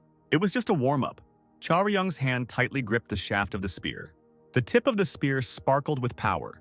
Zeke Esserm's face turned serious. Streams of power lashed between the opponents throughout the hall. Zeke Esserm said it was done well. The elf attacked Charyung. The girls watched what was happening on the screens, and Jeon Yo-min was surprised. She clearly saw a battle between 2 professionals. Yo-min asked excitedly if this guy really couldn't get into any college, and Jin Si-ram just laughed in response. Jeon Yo-min said that if we talk about shortcomings, Charyung's technique has them. Jin Si-ram asked in amazement what the shortcomings were. Ye-min glanced at her and said that she was talking about a rather devastating flaw. The girl claimed that in this area, Se-ram was much superior to her friend. Jin Se-ram could not believe that Charyung was weaker than her in any way. Charyung fought on equal terms with her uncle. What could this shortcoming of his be? The girl thought, watching the unusual duel. Zeke Esserm launched another punch. Charyung barely dodged it. Charyung looked at the hand that almost hit him. Jeon Yo-min let out an inarticulate cry of excitement. The leading role in the duel was intercepted. Charyung's face took on a furious expression. The fight continued, and Charyung was clearly losing. Zeke Esserm noted approvingly that this time his opponent did not let go of his weapon, and he added that this is how it should be. The elf's fist pierced Charyung's chest. This blow threw the guy back many steps. Jeon Yo-min said that the boss really wasn't joking, although of course he controlled his strength. Jin Se-ram just stared at the screen. Zeke Esserm said that he was not going to comment on Charyung's defeat, since it was predetermined from the start. The elf said the process leading to this defeat looked pathetic. Zeke Esserm said that this guy had no basic skills and that was very surprising. John Yo Min said the same thing while watching the fight. Jin Si Ram asked what basic knowledge we were talking about. John Yo Min explained that her friend's fighting sense and skills were excellent, but the basics like attack and defense methods made it clear that this fighter had no prior training at all. Yo Min herself was disappointed. With such a level of ability, Charyung could have been much stronger if he had received the basic training. Jin Si Ram remembered that the boy had already told her that no one had ever taught him. Zik Eskrim reported that he had seen many people like Charyung. He was referring to the pathetic guys who had unique abilities but didn't put in the slightest effort to develop them. Jin Se Ram listened to this with great excitement. This was not what she was aiming for when she invited her new acquaintance here. Esserm said that now Charyung needs to pay for the measurement. He thought it would be better to admit his hopelessness. The elf believed that only lazy people rely only on their own abilities. Charyung removed and threw away the broken helmet and rose to his feet. He said that he didn't know why his interlocutor allowed himself such a tone and such words. He assumed that the elf didn't like guys like him. Zeke Esserm thought his final blow should have ended this battle. Charyung continued his speech. He didn't care about some kind of measurement payment. He wanted to fight again. Charyung believed that he still had something to show for his efforts. John Yo Min wondered out loud what was going on. "Look," said the girl. "The desire to go to the end is good, but the data has already been obtained. There is no longer any need to fight." Jin Se Ram turned to Yu Charyung, telling him that he was doing well and that the measurements were finished. Charyung heard that he could go back and wait for the results. Esserm said he didn't know what the guy was trying to achieve, but it was all useless. The result wouldn't change no matter how much they fought. The elf wondered if Charyung really needed recognition. It was necessary for him to tell him himself that his efforts were enough and that he had amazing willpower. Charyung stated that he didn't really need it. He straightened up and explained that he was just really angry that it was all ending, and he hadn't even thrown a punch properly. Yu Charyung really wasn't taught by anyone. He did everything on his own from the very beginning. But he had one reason to continue the fight, which seemed pointless. He had outstanding abilities since childhood. Thanks to this, he was able to fill the gaps in his education. He also had a lot of experience, having risked his life many times in the dungeons. He allowed his craft to develop. These achievements were like a miracle, but Charyung did not consider himself outstanding. He simply looked with pity at the hunters he had met so far. His opponent today was completely different. Zeke Esserm agreed to continue the fight. Now he was going to trample this guy before he even had time to get angry. Charyung saw that such an opponent was a monster capable of surpassing himself. Charyung could look at this elf with excitement. Besides his own father, this was the first time he had met a real hunter. He himself did not notice how youthful blood began to play within him. John Yo Min said that it was all too crazy and she didn't understand why her boss was acting like that. Jin Sai Ram noted that the fighting stance that Charyung was taking now was unlike any she had seen before. The way the weapon was gripped and the body's center of gravity were clearly not suited for swinging a spear. It was as if there was a completely different person standing in the training room. Charyung exhaled heavily before launching another attack. He moved decisively and quickly towards the enemy. It was a swift movement, filled with power. Zeke Esserm watched what was happening in silence. John Yo Min was shocked by what she saw. Charyung's movements were different from how he fought before. Esserm dodged the enemy's attacks with lightning speed. Jinsi Ram saw that compared to the first part of the test, there were simple and clumsy techniques now. Yo Min said that there was not the slightest hesitation in Yu Charyung's continuous movements. She didn't know who this guy was trained by, but he was trained properly. Yu Charyung put everything he had into this attack. He saw his father in front of him, young and strong. When he was training with weapons in the garden, little Charyung would pick up a broom and imitate Yu Sung's movements. Zeke Esserm continued to fight unarmed. Charyung took the blows from his hands on the shaft of his spear. As a child, he had to use a broom for training. Now he had weapons and power. Zeke Esserm's eyes lit up. One day, his father noticed how little Charyung was repeating his fighting movements. The fight continued, with the opponents using blinding power. Charyung imagined Yu Sung's face. He dodged Zeke Esserm's fist. He remembered how his father had reached out to him then. Little Charyung looked at him, very worried. He didn't know what his father would say or do. The adult Charyung fought calmly. The father then stroked the boy on the head. He looked at him for a long time. In the training hall of the research center, the opponents once again flew apart over a great distance. When the elf lands, there will be a delay. Now it was simply impossible to dodge attacks. Therefore, we will have to do as the enemy wants. This is a blow that Chaoryung will have to face head-on. The girls watched the fight, spellbound, at the screens. The time has come for the final blow. After it was dealt, Zeke Esserm said that he should have kept it up and Chaoryung could have won. If only I hadn't started using those clumsy pole techniques again. The elf asked if Chaoryung wanted to boost his self-esteem. Lying on the floor, Chaoryung replied that he didn't intend to. He simply reached his limit. All the movements he had ever learned ended there. In the end, Chaoryung was defeated and now lay beaten on the floor of the training hall. But still, he felt that he enjoyed the fight. Zeke Esserm had a bad reputation among the hunters due to his difficult personality. So worried about Chaoryung, Jin Sai-ram ran into the hall. Jin Sai-ram knew that no one dared to say anything against her uncle because of his excellent skills. Zeke Esserm extended his palm over his fallen opponent, power radiating from his hand. He used healing magic. Esserm told Jin Sai-ram not to worry about Chaoryung. The elf assured him that everything would be fine. He had cured him, and there would be no consequences. Zeke Esserm asked if his niece had said that the guy's name was Yu Chaoryung. Esserm said he never thought he would meet Yu Sung's son in such a situation. Zeke Esserm was a white-rank hunter, of which there were only 10 hunters of this level in the entire country, and was also the best healer in Korea. Esserm left the research center and heard that if he was late, he could at least send a message. The man in glasses who said this added that then he would leave the car and go get a drink, and they would also be late for the briefing again. He looked at the elf and asked if he knew that every time they were late, everyone else thought it was his fault. Esserm replied that he had some business to attend to that had taken longer than he had expected. His interlocutor asked if Esserm had fought with some boy, because it seemed that he had more than one opponent. Suddenly, the man in glasses' eyes widened in surprise. Zeke Esserm looked at him questioningly. The man in glasses asked if he really saw a scratch on the elf's cheek. Esserm asked sullenly what else it could look like. His interlocutor could not believe it, because if this boy was preparing to enter college, he must be only 16 years old. Esserm replied that he was 17 years old and wanted to transfer to the School of Heroes this winter. The man with glasses remembered that there was a rule allowing transfer, but when he himself studied there, in 3 years there was no one who could pass the exam. Then he noticed that the boy would definitely do it, because he was still a minor. But he had already managed to scratch the face of Zeke Esserm himself. Young people are simply scary these days, he added. Zeke Esserm said that even though the guy was not on the same level as him, there was no difference with his interlocutor. The man's name was Kang Gun-ho, and he was ranked 19th in South Korea and was also the leader of the Knicks, Korea's first cleanup squad. He stated that naturally, his own level was higher than the unknown applicant's expected performance. Kang Gun-ho was 21 years old. He had graduated from Hero High School 1 year and 7 months ago, and he had no doubt in his abilities. Zeke Esserm noted that this was the first time he saw his friend's car, so he probably bought a new one again. Kang Gun-ho replied that it was the same one he ordered last time. He no longer spends money like before, and then announced the purchase price, and it turned out to be quite impressive. At this time, Cha Ryun was lying on the bed near the equipment rack. He just woke up and immediately sat up in his bed.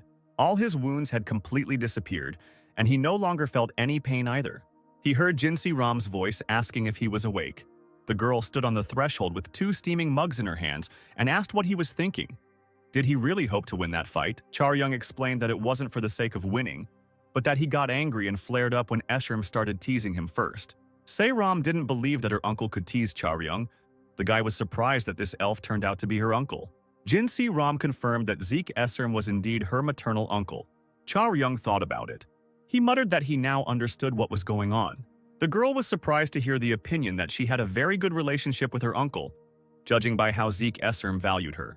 The girl asked what Chaoryung was talking about, but he stated that everything was exactly as he said.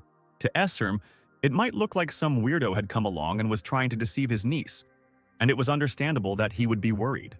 Jin Se-ram objected that her uncle was not like that. He was very strict. Chaoryung did not argue with her. Jeon Yo-min peeked through the door and asked how Chaoryung was feeling. The guy said he was fine and that nothing hurt. Yo-min said with a smile that even if something had hurt, it would probably have healed by now. She said that her boss was the best healer in Korea, which greatly surprised Chaoryung. The guy thought that the elf was such a strong fighter, but it turned out that this was not even his main specialization. Chaoryung smiled at this new information. Jeon Yo-min said that it was good that everything was fine. Chaoryung's indicators were also clear. She showed a sign on which most of the indicators were A or B rank, and only the magic power was D rank. Chaoryung asked if this was considered a good result. Jeon Yo-min laughed. She was curious if this man was really an applicant. Jinsi Ram thought his performance was excellent, and she wanted her new friend to know when to stop. The requirement to become a hunter was a B rank or higher. B meant superpowers, C was excellent, D was normal, but harmony was required in the stats. Even if the agility is at a high level, but it does not correspond to health, it does not give the desired result. If only muscles are developed, they alone will not be able to pull other abilities along with them. Jinsi Ram said that among ordinary people, there are those who can reach level C in one of the indicators, but everything changes when there are two or more of these indicators. Muscle strength, health, agility were the most important. People who had all of these indicators at C rank numbered 1 in 10,000. They were able to fight alone. Those who got 3 indicators at B rank numbered only 1 in 500,000. They could become top-class hunters. Charyung had 2 B ranks, 2 A ranks, and no matter how balanced it was still a crazy level. Among the first-year students of the cleaning faculty, he was on the same level as that monster. Jung Yo-min asked if Charyung wanted to know something funny. The girl said with a smile that her boss, who fought with Charyung, did not have a single A-rank indicator out of the 3. Charyung looked up from his tablet in surprise, and Jung Yo-min explained that the stats were innate abilities and did not reflect current skills. If a person has an A but does not train and grow, then there will be no difference with D, and other factors also matter. It was important whether the technique he was mastering suited the person. Moreover, the sensations and experience could not be measured using indicators. Jinsi Ram listened attentively to her friend. Looking at Se Ram, Jung Yo-min added that there are many hunters who are constantly making up for their gaps in performance through their efforts. Hearing this, Jin Se Ram blushed. Charyung put the tablet down and thanked him for such kind words.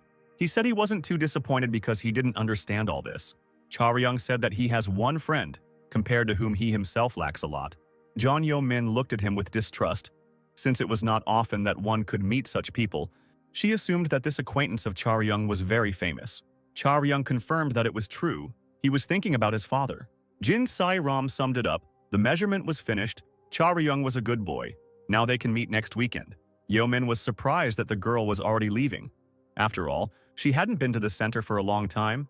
Didn't she really want to take a look at the production department? Jinsi Ram admitted that she didn't have any acquaintances there like Yo-min, and her uncle would hardly allow it. John Yo-min reported that he had just given permission. Jin Se Ram was shocked, but Jung Yo-min explained that the boss himself said so just before leaving. Zik Esserm told me to take Charyung to the production department when he woke up. The head of the department can be told that this is Esserm's guest. The elf told him to pick up a weapon for Charyung there, no matter how much it cost, and this decision left Jin Sai Ram in shock. It was every hunter's dream to have highly effective weapons and armor. For a hunter, it was not enough to simply have outstanding abilities. The poor quality of the weapons did not provide any support to their owner. The hunter's skills could grow and change over time. A good weapon was necessary to apply these skills. Charyung himself understood this. The guy asked if he really needed a weapon since he was going to enter the school. Jin Se Ram was surprised because she thought it was natural. Charyung was sure that the school should give out everything necessary. He asked the girl if this was not the case. Both interlocutors looked at him with amazement. Jin Se Ram asked if Charyung really wanted to transfer to hero school. The girl said that he would be right if it were a simple school for ordinary hunters.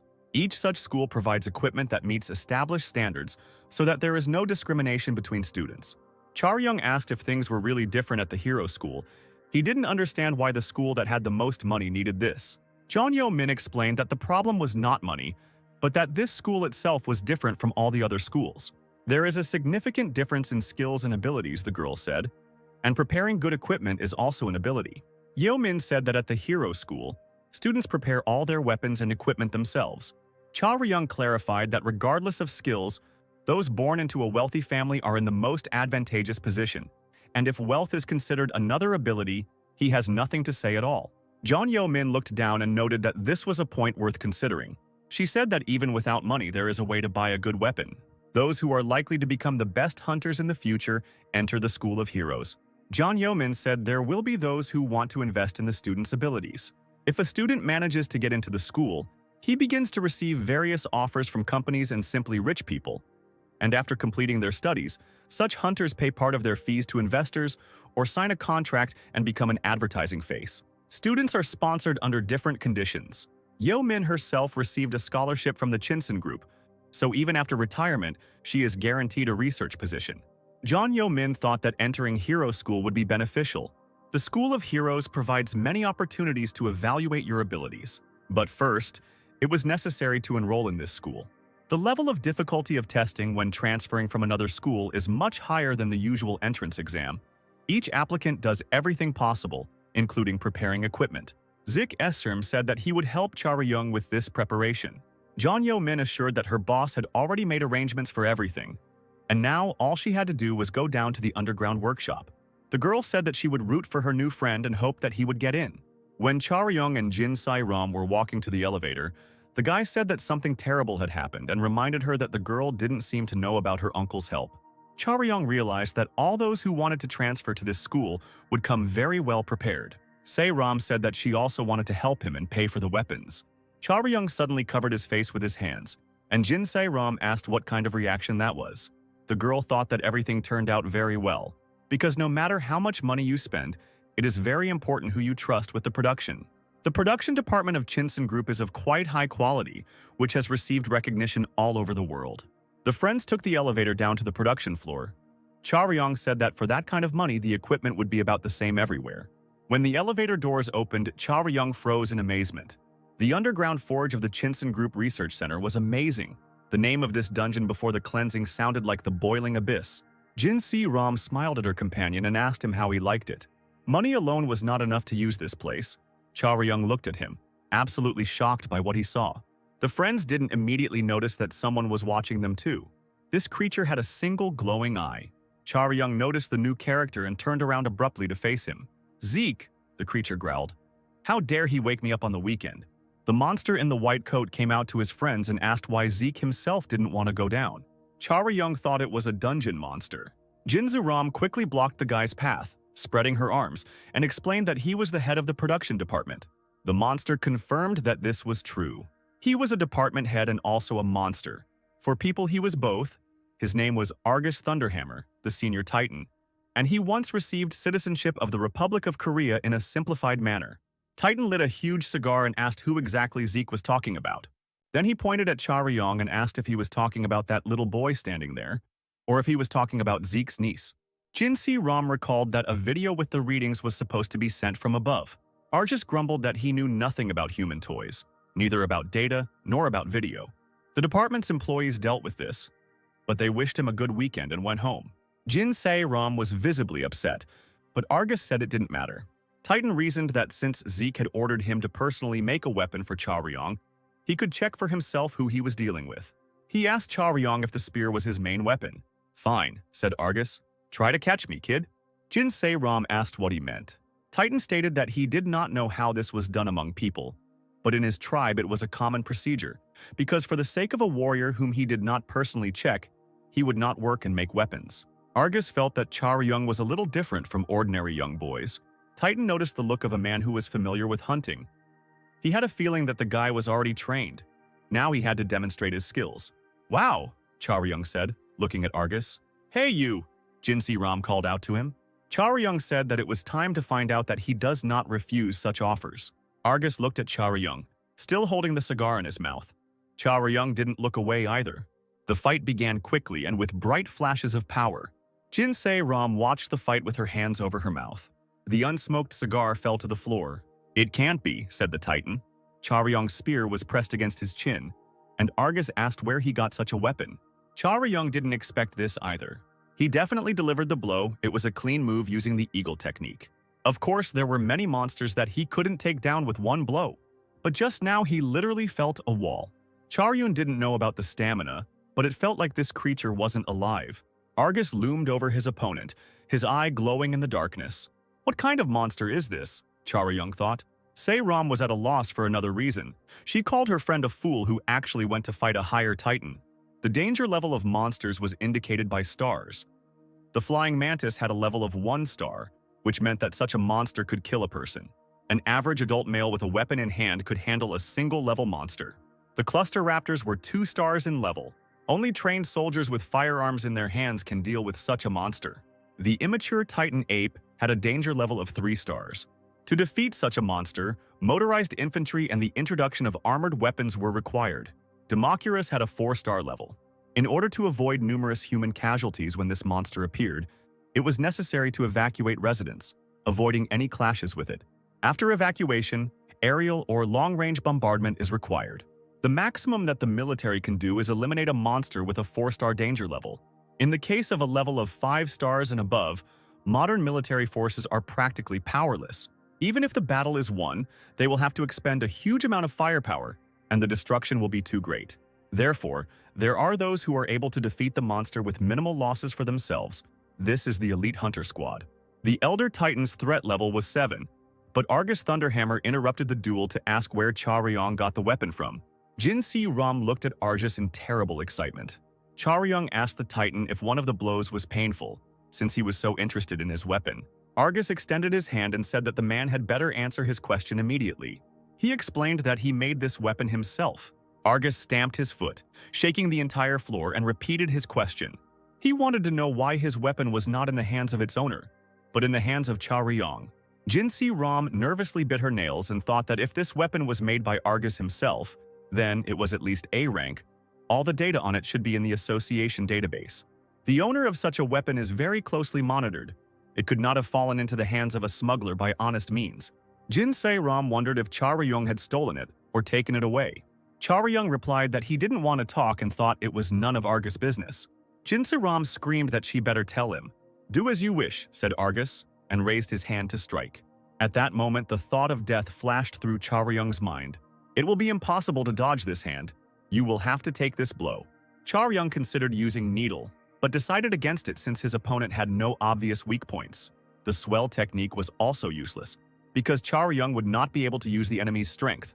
Once he was hit by such a powerful blow, it would be the end for him. There was a third option left. There was one last technique that Chaoryong had seen and adopted from his father. It was this that the guy decided to use now. Argus was amazed by this move of Chaoryong. The law of force operated equally in all situations. In a head-on collision, the one who is bigger and stronger wins. Chaoryong decided to use a non-head-on collision. All that was needed was to calculate the angle and position for the strike. Even if he doesn't win, he'll at least be able to dodge it. This was Chaoryong's third weapon. Jin Si-ram couldn't believe her eyes. Chaoryong managed to dodge the attack of the level 7 monster. Now Chaoryong saw a weak spot where he could strike. All that remains is to pierce the Titan's only eye with the needle.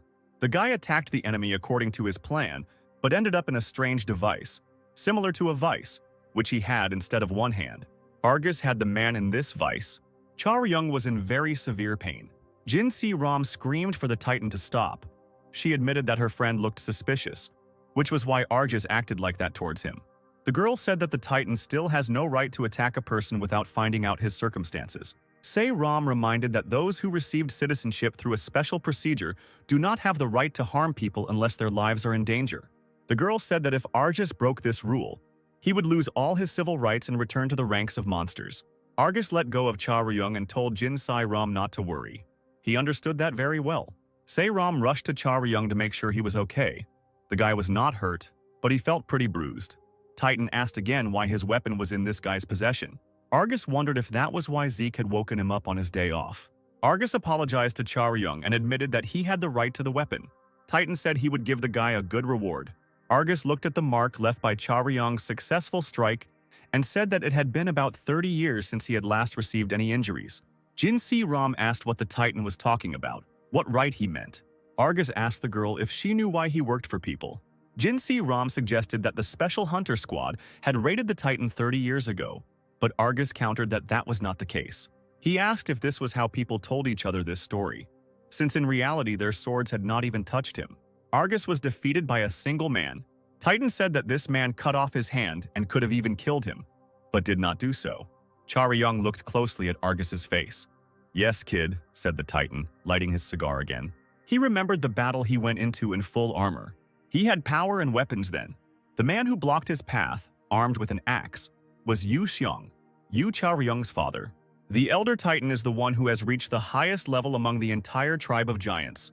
His life was close to eternity. The number of such creatures was extremely small. No more than 10 Elder Titans were known on Earth. Even in terms of physical parameters, they have a considerable level. But their real strength lies in their ability to make powerful weapons and equipment. The innate talents of this tribe allowed them to create artifacts that contained special powers. Only Elder Titans and dwarves can boast of having such skills. But the dwarves are friendly to humans and coexist peacefully with them. The Elder Titans do not perceive humans as beings worthy of communication. It happened 30 years ago, the operation to capture Argus. Colossus B was an Argesian automaton with an estimated 4-star rating. Oh Sung-ah, a gunner from the 9th Special Squad team, waited in vain for communication with headquarters to be restored. Her assistant Kim Yeon-mo said that the communication magic wasn't working, as if someone was deliberately creating interference. Park Jong-man, their captain and tank, shouted that the monster was approaching. Everyone should prepare for impact. Colossus B moved towards them, armed with a sword and shield. Park Young-man exerted all his special powers. Oh Sung-a was carried away by the power of this battle. She attacked the Colossus decisively. She managed to fly up to the level of Colossus's face to try and damage him. Oh Sung-a's gaze became completely empty from surprise and fear. It was as if many swords were aimed at her. With such force, the Colossus repelled the blows aimed at him and destroyed the enemy. Kim Yong-mo was trembling with fear. In this dungeon, his squad was presented with a picture that they did not expect to see. They were the Special Forces, a top-notch organization that could boast of their achievements in clearing the dungeons of their time. However, they were unable to defeat the hell that was happening in the Dungeon of Argus. This was the 7th Colossus their team had encountered. Ki Yong-mo thought that it was necessary to run as far as possible, even if they eventually defeated this Colossus. The next ones could appear from somewhere at any moment. If other teams were in the same situation, Kim Yong-mo could at least try to leave himself. Their captain said so. He also understood that they all would not survive. The Colossus went on the attack again. Kim Yen-mo turned towards this enemy. The captain used the potential trigger technique, which activated all of the power without leaving any traces and allowed the effect to last longer than usual. Once the skill expires, the user loses the ability to even move. Park Young-man used a shield strike against the Colossus. Kim Yong-mo shouted that if the captain used potential trigger, it would be suicide. Park Young-mon said that not everyone would survive and that he would not be able to defeat the Colossus on his own. But it was possible to try to stall for time so that Kim Yen-mo could escape. Park Young-man smiled and said that who knows, maybe he will win. He didn't expect to see what happened next. "What is this?" asked both Special Forces fighters. The Titan appeared and asked if there were any bugs left that he had not yet removed. At that moment, they realized that they had no chance of survival. "Run!" Park Young-man shouted as loudly as he could. The captain was going to use his last chance. He thought that if he used all his strength now, he could at least buy a little time. The Titan swept him away with one blow, his sword sending up a wave of flame around him. Park Young-man was burned in this flame. "What nonsense?" asked the Titan. He didn't believe that people called such trash equipment, that's all. And the human body itself was of low quality. Titan could not believe that such creatures proclaimed themselves masters of this world. The earth seemed like a miserable place to him. Kim Yen-mo did not leave, but tried to attack the enemy with his spear. Titan said that in this man, he sees at least loyalty and moral duty. This impressed him, albeit only a little. Kim Yen-mo thought that he couldn't do anything. Even the commander couldn't cope with this monster, and his magic was certainly not enough. "I told you that you shouldn't come here so thoughtlessly," said another warrior who joined them. It was Yu Sung. He said that it was much safer to gather information little by little and then go inside with a combined force, since there was no point in them attacking such a monster first. Kim Yeon-mo didn't know this man and was shocked by his appearance and appearance. Yu Sung was naked to the waist. Yu Sung identified himself as one of the volunteers who received a call for help. He was sent here by the Hunters Association. At that time, Yu Sung was 32 years old. Kim Young-mo was still looking at the stranger with surprise, and catching his gaze, Yu Sung explained that it was inconvenient for him to run in the armor. The new ones were heavier than he thought, so he took them off.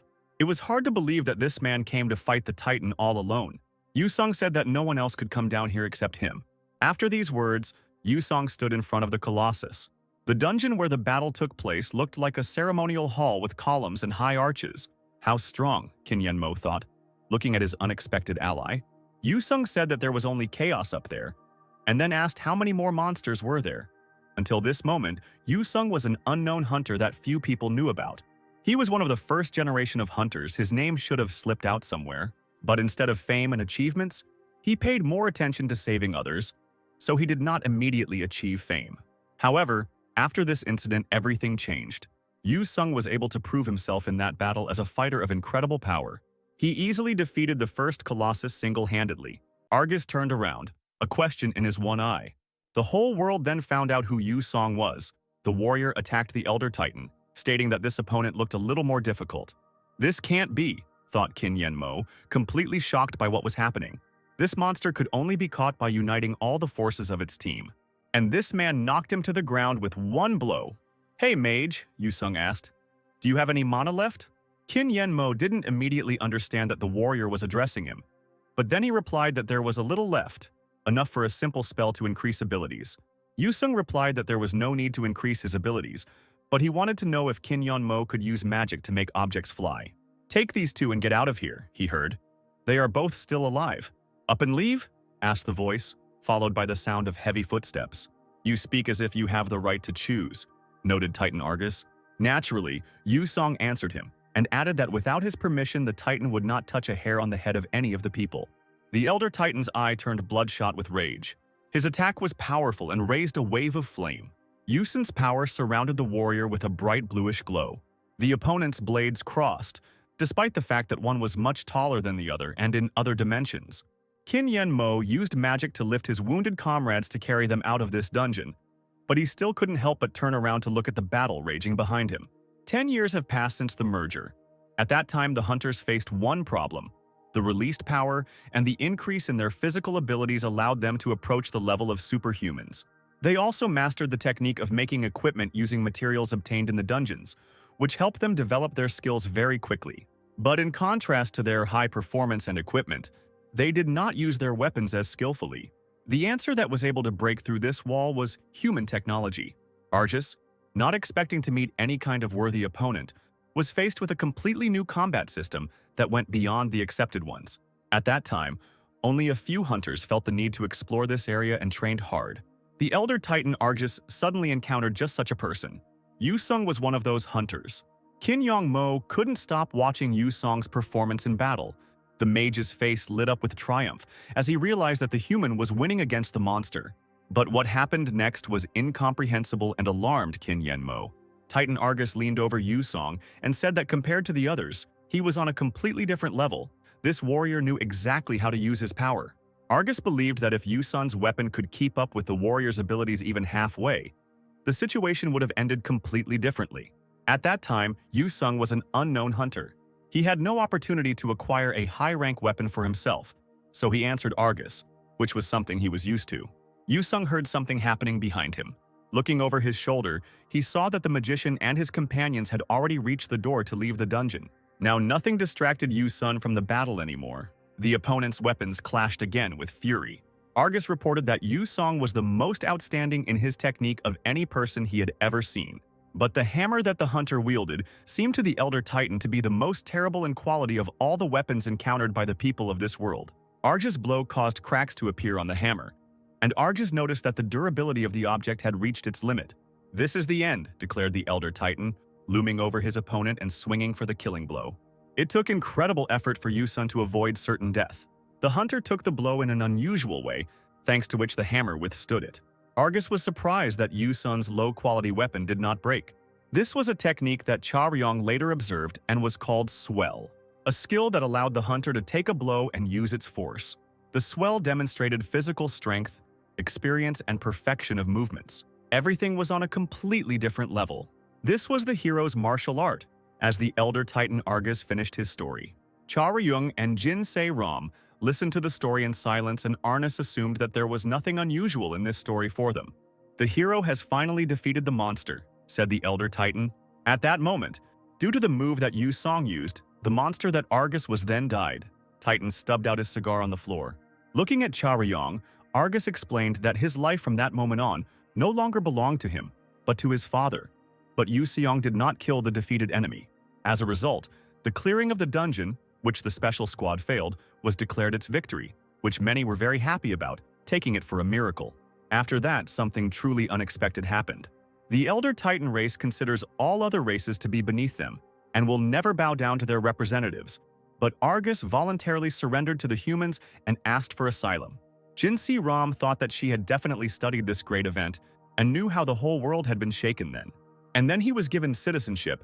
There were no fatalities in that raid, but there were many wounded. But in the end, he was guilty. So until he served his full sentence, he had to work here in the special department. And now it turned out that Argus was defeated by one person, which was very different from what Jin Se-ram had once taught. "I made this poll myself," Argus said. He said that Yu Seon didn't ask him for anything, but he was a warrior who was worthy of a real weapon. Cha Ryung looked at the spear in his hands and admitted that he had never heard of all this. When he was little, he thought it was just a sturdy pole with no special functions. But now Cha Ryung understood why his father didn't give it to the creditors. "Yes, that's exactly it," agreed Argus. "It's just a very hard stick that's easy to twirl." Cha Ryung looked at his interlocutor questioningly, while Jin Se-ram turned to the guy, surprised by the word creditors. "Everything is simple here," Argus grinned. He asked the boy why he thought his father had used an empty pole. Argus planned to give Yu Seong the finished weapon, if only he could obtain suitable materials for the blade. But at some point, the connection with Yuson was broken. This was exactly when the disease struck the hero. Argus could not go to him himself, so he sent the part of the weapon that was already ready. The Elder Titan didn't know the details, but he thought that it would be impossible to finish this weapon. "But that's not bad either," said Argus, and extended his hand. He told Cha Ryong to give him this pole. Titan wanted to finish his work so that it would be a weapon no longer for Yusun, but for his son. Cha Ryong and Jin Se-ram escaped from the production department. The guy was silent, and Se-ram looked at him with curiosity. She asked Cha Ryong how he was feeling. The guy replied that he felt okay, but it seemed that the last grip wasn't very strong. Argus said he didn't know how long it would take, but he would try to do it as quickly as possible. Titan said that there was no point in rushing him.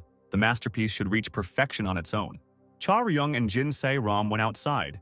It was already dark, and the girl said that this Wednesday would be a day off, then asked if it was okay for Cha Ryung. She suggested that they spend that day preparing for the written exam and also take a practice test. Cha Ryung replied that he didn't care. The girl remembered one more thing and decided to find out. She said that Cha Ryung's father seemed to be an outstanding person, and she imagined that the raid was completed thanks to Yu Sung. Jin Se-ram assumed that he was now retired and being treated in the hospital. Cha Ryung said that he would go from here. He didn't want the girl to give him a ride because he wanted to walk a bit and think. Jin Se-ram didn't argue. After the boy left, Se-ram's car sped through the night streets. The girl decided to study the information on the Argus case again. Everything was laid out there as she had imagined before, but now she heard the Elder Titan himself telling it. If this was true, then it meant that those 5 legendary hunters from the special squad had taken credit for someone else's work. It was very hard to believe, but Argus had no reason to lie. And if we recall the abilities that Cha Ryong demonstrated, it was quite obvious that his father was a unique master. There had been many such cases before, the girl thought, because it was impossible to check what had happened in the dungeon. There was a famous event also related to Yu Sung, who was called the False Dragon Slayer, the best hunter in South Korea with excellent skills. Most of the achievements that were recorded in history were faked and rewritten with threats. Surely after Yu Sung got injured, everything became known, Jin Se-ram thought. At that moment, the girl found other information that confirmed that it was Yu Song who turned out to be the hero who resolved the situation with Argus, and that there was a bad relationship between the warrior and the special forces. The girl received a new message on her phone, which contained a report card for the practical exam. There was almost no one in the Hero High School's dungeon clearing department's staff room. Only Cho Se-ah, the homeroom teacher of class 1 to 2 and the magic instructor, was sitting at her computer. She turned to the second person in the room and apologized for him not being able to properly rest on the weekend because of her. Kang Jung-guk assured that everything was fine, since the girl was a homeroom teacher for the first time, and he himself had to check the grade sheets of the first-year students. Cho Se-ah said that everything turned out even better than she expected. She meant both the work and the level of the students, which was simply incomparable to what it was like when she studied. The girl asked if Kang Jung-guk knew that this particular student would take first place in the practical exam. The man replied that it was difficult to predict such a result. At this time, Jin Se-ram was staring at her phone screen in shock in her car. Everyone knew that there were currently 3 students in the first year who were called geniuses. It was unexpected, but all 3 were of mixed blood, the first of them being Choi Diav. He possessed sword skills inherited from his father, a white-ranked hunter, as well as magical powers inherited from his elf mother. The second student was Anisha Esserm. This girl has magical skills that even a pure-blooded elf could envy. In the future, she will certainly achieve great success and reach a high level. And the third disciple was born from the union of a man and a dwarf. From the latter, he inherited strength and durability, and from humans' flexibility and agility, he absorbed the strongest aspects of both races. His name was Tir Belkison, and his Korean name was Seok Chul-gang, a rising star. He had the best physical ability not only in the hero school but in the entire world. And it was this student who took first place in the midterm exams. In fact, the teachers had no doubts about Chul-gang's skill. He was in no way inferior to the other two. But usually the leaders take the first places in the exam. Even though the difficulty level was low, Chul-gang took the first place alone. Kang Jung-guk noticed that loners usually had their advantages, and physical strength was not the only merit of this student. Cho Se-ah admitted that she was a little worried because Chul-gang had all the potential to become the leader. However, this guy was not at all interested in communicating with other guys. Not only classmates from the same faculty, but also other students were afraid of Chul-gang. Cho Se-ah thought that in the future, already in the second year, there was not much that could be done alone, and it would be nice to have at least one friend with whom she could share her thoughts. But Chul-gang was not interested in this at all. Kang Jung-guk said that maybe Cho Se-ah shouldn't worry too much about it. He said that it often happens that guys are not what they seem on the outside. Kang Jung-guk said that worrying about the students is of course good, but he thought it would be better to believe them. Sometimes it helps. 3 days passed, Wednesday arrived. The streets were sunny and quite empty. 2 young men were discussing someone with malicious laughter. One asked if the fool really said that. Suddenly, the shadow of a tall and large man loomed over him, and the guy dropped his cup of coffee in surprise. Both interlocutors turned around. One had an expression of annoyance on his face. The other looked on in amazement. The man who approached them was enormous. "Sorry," Seok Chul-gang said, and explained that he had not noticed the people because he was walking and thinking about his own things. The young men were frightened and hastened to assure that it was their own fault. Chul-gang looked at them thoughtfully. He thought that he was very unlucky. He was immersed in his own thoughts and missed his mother very much. He recalled how, as children, they tried tteokbokki, a very tasty dish. Seok Yubin told him that she was a bad cook and therefore could not prepare food for her son on her own. She was a Korean huntress who worked mainly in Europe, and she had a great reputation. She often told her son about her homeland, which she missed. So Chul-gang felt sympathy for Korea from an early age. This was the atmosphere in which he grew up. His personal qualities allowed him to enter the School of Heroes on special grounds. If we talk about problems, he was not very sociable and could not establish contact with his peers. Seok Chul-gang spent all his time alone. He would have been happy to talk to his classmates, but he was not fluent in Korean and was afraid that others would say that he had bad pronunciation, which is a characteristic of an introvert. Even if you know a foreign language, it is still difficult to talk. He watched his peers communicating from afar and thought that he really didn't like his own character. Occasionally, one of the students would turn to him to apologize for the noise. The students were wary of Chul-gang and behaved carefully around him, even trying not to speak too loudly in his presence. And that was how the first semester passed. Chul-gang, without wanting to, acquired the image of a majestic wolf. His only hobby became lonely walks on the street on weekends. He wondered if there would be room, since usually everything was already packed in the morning. Chul-gang stood in front of the door where other young people were entering. Mom told him how she sometimes went with her friends to karaoke or a computer club. "When you play games," she said, "it's delicious to order something and eat." Chul-gang tried to follow her advice. It was difficult for him to figure out the terminal. He was distracted by the words of the people nearby, by how someone was asking on the phone when his friend would come, because if they had agreed on the morning, he couldn't be so late. At this time, Seok Chul-gang was trying to register. A line formed behind him. People looked at him. The one who was talking on the phone said that only rich people have no concept of time at all. Seok Chul-gang thought that he was only bothering everyone and decided to go home, since he was alone anyway. Suddenly, the guy with the phone said that registration should be done differently. He explained that you can only charge here, but registration needs to be done elsewhere. It was Charyong, and he offered Seok Chul-gang to go with him so he could show him how to register. Charyong explained which fields need to be filled in and which are optional. He said that if Chul-gang had sorted out the registration, then he could go back to that device and charge it there. Choose a place again, log in, and that's it. Seok Chul-gang thanked the stranger. Charyong said that there was nothing to thank him for and wished him a pleasant game. Charyong was curious if this man was a foreigner, since he spoke Korean well, but it seemed like this was his first time at a computer club. Then the guy thought about Jin Si-ram, who wrote that she would definitely come by 2:30. This was very annoying. If Charyong knew in advance that this would happen, he would not have gotten out of bed at 9 in the morning, or it would have been better to go to the black market first. He wanted to know what kind of find he had. It was in that box of royal jelly. He thought it was in there. It didn't look like the item was edible. Charyung was going to check the item after some time had passed, because selling items related to the heavenly wasps now was tantamount to suicide. Only the Chinsei Ram medallion, Blood of Enkil, could be exchanged for cash. Enkil, the reptile tyrant, was one of the 3 scourges of the Igaran jungle. Over the past decades, countless numbers of special forces have been assembled to destroy it. But so far, not a single raid has been successful. All that has been obtained is a few broken scales and a little bit of blood. Nowadays, hunting Enkil has been banned, and the price for items like the blood medallion has skyrocketed. Charyung had planned to meet Se Ram at lunch and go to the black market in the evening. But now the whole schedule has shifted. Seok Chulgang approached Charyung again and said that there were simply no seats in the hall, like any introvert. This guy was cautious and looked around even when there was no need. Charyung replied that it was lunchtime and also a day off. He invited Chulgang to sit next to him because he himself was no longer waiting for anyone. Chulgang logged into his account and realized that there weren't really any games that could only be played here, and he realized that he liked playing at home much more. Charyung noticed that his neighbor was doing something interesting and turned to look at him.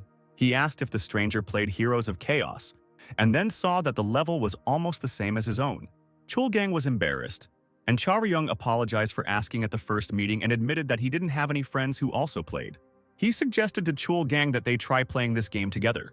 At that time, there were ruins here and there in the center of Seoul, which were called scars. During the confluence, a huge part of the city, almost all of Seoul, was destroyed by monsters. Most areas were eventually rebuilt, with the exception of areas close to the dungeons. The space between the wall guarding the dungeons and the city served as a kind of cushion to soften the blow if monsters got over the wall and an emergency was declared. In order to pass through the gate, it was necessary to send a request. A special duty officer confirmed the opening of the entrance and checked who was allowed through it. In the last 20 years, there has not been a single case where the monsters themselves have gone beyond this wall. There were special vehicles for transporting small and medium-sized monsters under guard. Every time in such moments you realize reality, said the driver behind the wheel of a special vehicle. He said that his so-called colleagues hunt monsters and make money, while he gets pennies for driving a car. His companion, Cho Yeon-ah, asked him not to start this whining again. If he didn't like something, he could always quit and go back to serve. She held a special position in the Hunters Association, was a former gold rank hunter, quit when she lost an eye. The driver, Song Chang-woo, was a former bronze rank hunter, and Jung Yeon-ah asked him why he took this job in the first place. She said that he only had a license but no ability to find a decent team. He himself should have understood that he would not receive more anywhere than as an employee of the association. Song Chang-woo said that there was no need to tell him so directly. He just grumbled a little while their car sped along the city street. Suddenly, something unexpected happened. "What just happened?" Song Chang-woo exclaimed. He asked if the monster had come out of the back compartment, but Cho Yeon-ah said that was unlikely. They stopped and Jong Yeon-ah got out of the cabin, telling her companion to call the center and say that they were delayed for a short time for verification. Jong Yeon-ah slammed the cabin door. Song Chang-woo explained over the radio that the boss had ordered him to stop and check. He thought that no matter what happened, the boss was nearby, so everything would be fine, because if it weren't for her injury, she would already be among the best hunters. The door opened and a stranger entered, apparently sent by the center. Song Chang-woo told her that she was a good girl. The stranger shook her hands and said it was nothing. Song Chang-woo thought that she had quite a quick reaction for a civil servant, but maybe she wasn't a civil servant. The stranger began to look through the list of those in the trunk. She asked Song Chang-woo why he wasn't doing anything. The stranger's eyes lit up red, and she ordered the driver to press the pedal if he didn't want to die. At this time, Cha Ryong finished the game with a victory and said that he was very tired. He and Chul Gang ordered a bowl of noodles each, and Cha Ryong asked if his unexpected game partner was enjoying it. He himself believed that the food was delicious here. The owner of the establishment was a real master. Cha Ryong was surprised when he found out that Seok Cheol-gang was the same age as him. He was very tall and big, with pumped-up muscles. Cha Ryong asked what school his new acquaintance went to, but Cheol-gang was embarrassed and did not answer. Suddenly, a sudden event attracted everyone's attention. The floor and furniture around shook. People asked each other if it was an earthquake. Cha Ryong stood up. He thought that the sound that came out was more like an explosion rather than an earthquake. They left the club to see what had happened. A huge truck crashed into a building. Maybe a drunk driver got behind the wheel. It was unclear how the truck ended up in that place. People started filming the incident on their phones. Someone asked if they shouldn't report it first, but there were a lot of people. One could hope that someone had already called. The woman standing on the roof listened as people regretted the incident because it disrupted their plans. Some wanted to continue watching the spectacle. In a few minutes, the alarm will be sounded and the hunters will arrive here. But the woman said on the phone that she was sure that she would not be caught. There was a narrow black crack running across the roof of the truck, but the woman said it was nothing to worry about. She said that she woke up the boys, and at that moment clawed paws appeared from the crack. People looked in horror at what was coming out. There were several monsters called horned horror. Their level of danger depended on the number of horns they had. "And who bet on 50 people?" asked the woman on the roof. And then she smiled and said that she would put it up too. She was sure that at least 100 would die before the rescuers arrived. The monsters easily caught up with the people who had started to run and grabbed their heads with their claws.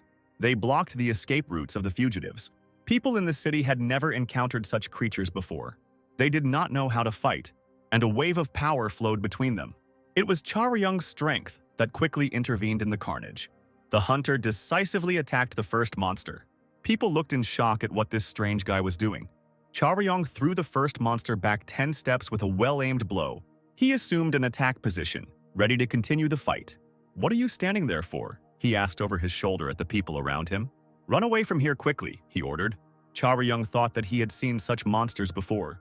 A horned terror with one horn simply wasn't as dangerous. Suddenly, Charyung saw something he didn't expect at all. A motorcycle flew through the air above him. Charyung pushed him away with force and touched the ground with his hand. He exhaled and saw his next opponent. The monster flew towards him through the air, its hand with claws already reaching out to the guy. It was difficult to confront such a sudden enemy. Charyung had to use all the energy he had available to him. The horned horror was known to live on average 5 to 6 years. Most of them die with only one horn, but a small portion, about 8% of monsters, may develop a second horn, the ability to reproduce, and a longer lifespan. And to all this comes physical strength, several times greater than that of an ordinary individual. Charyung saw that this opponent was fast and strong, but not so much that he couldn't handle him. He would catch him somehow. The guy saw the problem in his own vulnerability. His body's strength might not be sufficient. Compared to the tank he had fought with earlier, Charyung was 3 to 4 times more durable. Unfortunately, he didn't have a spear with him, nor any working equipment at all. The monster rushed to attack. It took all of Charyung's agility to avoid a blow that could easily shatter a stone wall. Landing a few steps away from the enemy, Charyung looked at him again. It was a two-horned horned horror. Its threat level was approximately 2 stars. One thing caught Charyung's eye. A road sign, a plate that said "No Entry," was lying on the sidewalk. Charyung decisively broke the road sign by stepping on it with his foot. Now he had a pole long enough to fight with. The monster went on the attack again. Charyung tested his new weapon.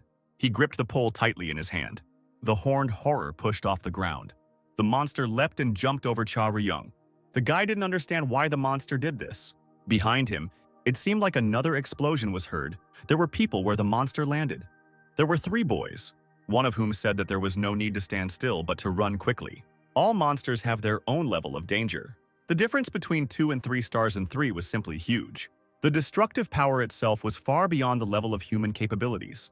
An ordinary person would simply be torn to pieces by such a monster. Even for highly capable hunters, it would be reckless to fight this beast without special equipment and magic. But there were exceptions. Seokchul Gang stopped the monster's strike with his bare hand, simply intercepting its outstretched paw. It took a lot of effort for him to hold the monster back, and yet he managed to push the horned horror away from himself. Only high-rank tanks with outstanding innate qualities were capable of such a confrontation. The horned terror's claws scraped the pavement tiles, causing sparks to fly. Chalgang thought he had stopped him by force, but it would be difficult to deal a fatal blow to a third-rank monster. Suddenly, he saw that the monster's attention was attracted by someone else. Another man dealt the horned horror several blows. Charyung hurried towards the monster, stating that it irritated him when his opponent was distracted. Charyung used the needle to hit the monster's most vulnerable spot. Seokchul Gang watched this fight with surprise. The fatal blow to the horned horror was dealt by his random computer gaming partner. Charyung stood nearby, holding a road sign pole in his hand. Charyung and Cheol Gang noticed each other. They also saw a flame from an explosion flare up at the opposite end of the yard. Charyung thought that only less than a minute had passed. Cheol Gang said that it would take at least a few more minutes before rescuers arrived. Chalgang said that he heard the distress signal. But this whole situation was still very unexpected. While the rescuers were on their way, people could die here. Seok Chulgang could use provocation cry. It was a basic move that any tank could use. It was a technique of attracting monsters with a piercing scream. Seok Chulgang, who dreamed of becoming a hunter, was already prepared for the fact that it was necessary to distract the monsters before the rescuers arrived. But he couldn't offer the other guy to risk his life together, so he wanted Charyung to take refuge inside the building. They just played computer games together today, but Charyung told him to scream. He asked Chalgun if he was a tank, then he should have this shout move that attracts monsters. Seok Chulgang said that it would be very dangerous here then, but Charyung said that he was going to fight anyway, even alone. He said that if he were in his interlocutor's place, he would think twice about it. But he was not alone. Charyung said that Chulgang fights well, plays well, and also protects people. Charyung thought that somehow it happened that he started to act like a hunter. But it was because of my father and it wasn't so bad. Since it happened that way, we have to continue playing the game properly. You didn't have such a chance, did you? He asked and suggested trying his hand. The supermarket nearby was a real mess. One of the employees sat under the table and shook with fear. The horned horror stood over the table and dealt with another vendor. At this moment, Seok Chulgang was taking a deep breath to perform his special move. The seller's body fell to the floor. The horned horror leaned over the shelter where the second store employee had disappeared. Seok Chulgang let out his thunderous cry, putting special energy into it. The scream echoed throughout the entire block. The monster in the store was also attracted by this sound. At this point, he had almost reached the trembling salesman. The woman on the roof also heard the cry of appeal. "What's the matter?" she asked out loud. Friends also observed the effects of the calling cry. Seok Chulgang finished calling the monsters and turned to face the enemy. Many monsters were heading straight towards them. One of the horned horrors pointed a clawed finger at Seok Chulgang. Those who went first had almost reached their destination. The target was still the hunter who had summoned them. Chulgang looked at them carefully. One of the monsters rushed to attack. Chulgang parried his blows with his bare hands. The monster's fist crashed into the man's forearm. Seok Chulgang used special energy. She helped him repel the attack. Chulgang focused on the upcoming battle. He was attacked by several monsters at once. One of the monsters froze, sensing the appearance of another character. Charyung hurried to join the battle. He landed right among the monsters that surrounded Chulgang. Two of them had two horns, Charyung noticed. Then he saw that there was also some movement near the broken truck. The monsters collected human corpses and threw them into a truck. Charyung understood why there were no corpses on the street. One of the two horned monsters was already rushing to attack Charyung. Charyung prepared himself for battle. He thought that with the usual way of hunting, he had no chance of success. Seok Chulgang said that they were both fighting from a close combat position, and not only did they lack cover at a distance, but they also lacked proper equipment. It will be a regular team game without the opportunity to give it your all, and teammates will only get in each other's way. Therefore, it was necessary to distribute the tasks. For Chulgang, as a tank, it was better to take on those who were weaker but superior in numbers. Charyung had unique fighting skills. He could deal with those monsters that were fewer in number but stronger. Charyung thus found himself an opponent of the two horned ones. He struck and quickly dodged counterattacks. The horned horror didn't expect this from a human. Charyung thought that, compared to Needle, he lacked power. If he had had the pole he gave to Argus, he would have mastered the needle in a few strokes. But with such an ordinary metal as the pole from the road sign, Charyung couldn't fight with his full strength. And yet he managed to cope with the fight. Charyung understood that it would not work to act using the usual methods, but he roughly understood what he needed to do. That guy probably fought barehanded too, except for one or two blows. Mostly they weren't that fast. But Charyung received minor injuries that restricted his movements, like clothes that got wet from the rain. The two-horned monster rushed towards him again. Charyung managed to repel his attack. He looked at his opponent with an attentive gaze. He had to fight in terrible conditions, where a minute's mistake could cost him his life. Charyung adjusted his grip on his weapon. The boy dealt a well-aimed blow to the horned horror. As it had been until now, Charyung took advantage of the conditions that had been given to him. They helped him rise to another level. Now, deprived of his usual advantages, he looked for new ways to win. He was able to use techniques that could defeat even the horned horror. Charyung remembered how Esser moved during their fight. He tried to repeat them the way he remembered them. After his father, this was the first time Charyung had encountered a hunter with such power. There was a fourth technique that Charyung managed to master. This technique was called Rainfall, and it was what Charyung used this time. The battle with the horned horror continued. A powerful paw grabbed the man by the leg. Charyung looked at the monster that had caught him. The horned horror threw him to the ground with great force. Charyung coughed and blood came out of his mouth. 2-1, he said, struggling to his feet. He said he might look a little pathetic, but there was no other way. This was not a fair fight with a man, but a battle with a monster that had already raised its paws to strike. Therefore, Charyung also had no intention of following the rules. Cholgang came to his aid, knocking the monster down. Charyung said that a team's luck is also an ability. Both friends were unaware that they were being watched from a large window of one of the nearby buildings. The spectacle seemed incredible to the observers. These two guys together, without any equipment, took down more than 10 horned horrors. Cho Dong-yoon, the leader of the Dungeon Explorers Club, filmed the battle on his phone. He was very happy that he managed to film such a story. It was not in vain that he risked his life and stayed here. The second guy, who was also filming the video, said he was so scared that even his legs went numb. It was Kim Chang-hyun, a member of the same circle, who was able to see that the fighters looked even younger than he was. Judging by the number of monsters killed and the danger stars, those who fought there were not below the gold rank. Perhaps they were students of the School of Heroes, or super rookie hunters who were simply unknown to anyone yet. In fact, this was not the most important thing. Cho Dong-yoon asked his companion if he could edit a short video on his laptop so that he could upload it online right away. He said that if he did it after the news came out, it would be too late. He assumed it would get at least 1 million views or even 10 million. Seok Chulgang looked at Charyung. He immediately thought that this guy also just wanted to stall for time until the rescuers arrived. He looked at the traces of the battle. He never expected that they would be able to cope together. "You stand so beautifully that it's even awkward to speak out loud," Seok Chulgang heard. Charyung asked his friend to give him a hand and help him stand up. Chulgang easily lifted his friend to his feet. Chulgang asked if Charyung was okay, and he admitted that, to be honest, he wasn't quite okay. Charyung winced and said that both here and there were a little sore. Although compared to what he expected, he was still intact. Seok Chulgang said that his new acquaintance was simply amazing when he single-handedly defeated the other two. Charyung countered that Chulgang had managed to deal with 9 monsters and had even helped finish off one of the 2-horned ones. But Chulgang believed that the second-level monsters weren't that difficult. Seok Chulgang asked which school Charyung goes to. He realized that the rumors did not quite match reality, because at the School of Heroes they say that everyone else is much weaker than those who study there. Chulgang felt like he was being tactless and apologized. He didn't mean that Charyung's school was bad, that's just what they say. Charyung thought that his new acquaintance was also studying at the hero school. Although given his abilities, it wasn't surprising. Charyung asked where Cheolgang was on the list of students. He wanted to know how many more of his peers were stronger than him.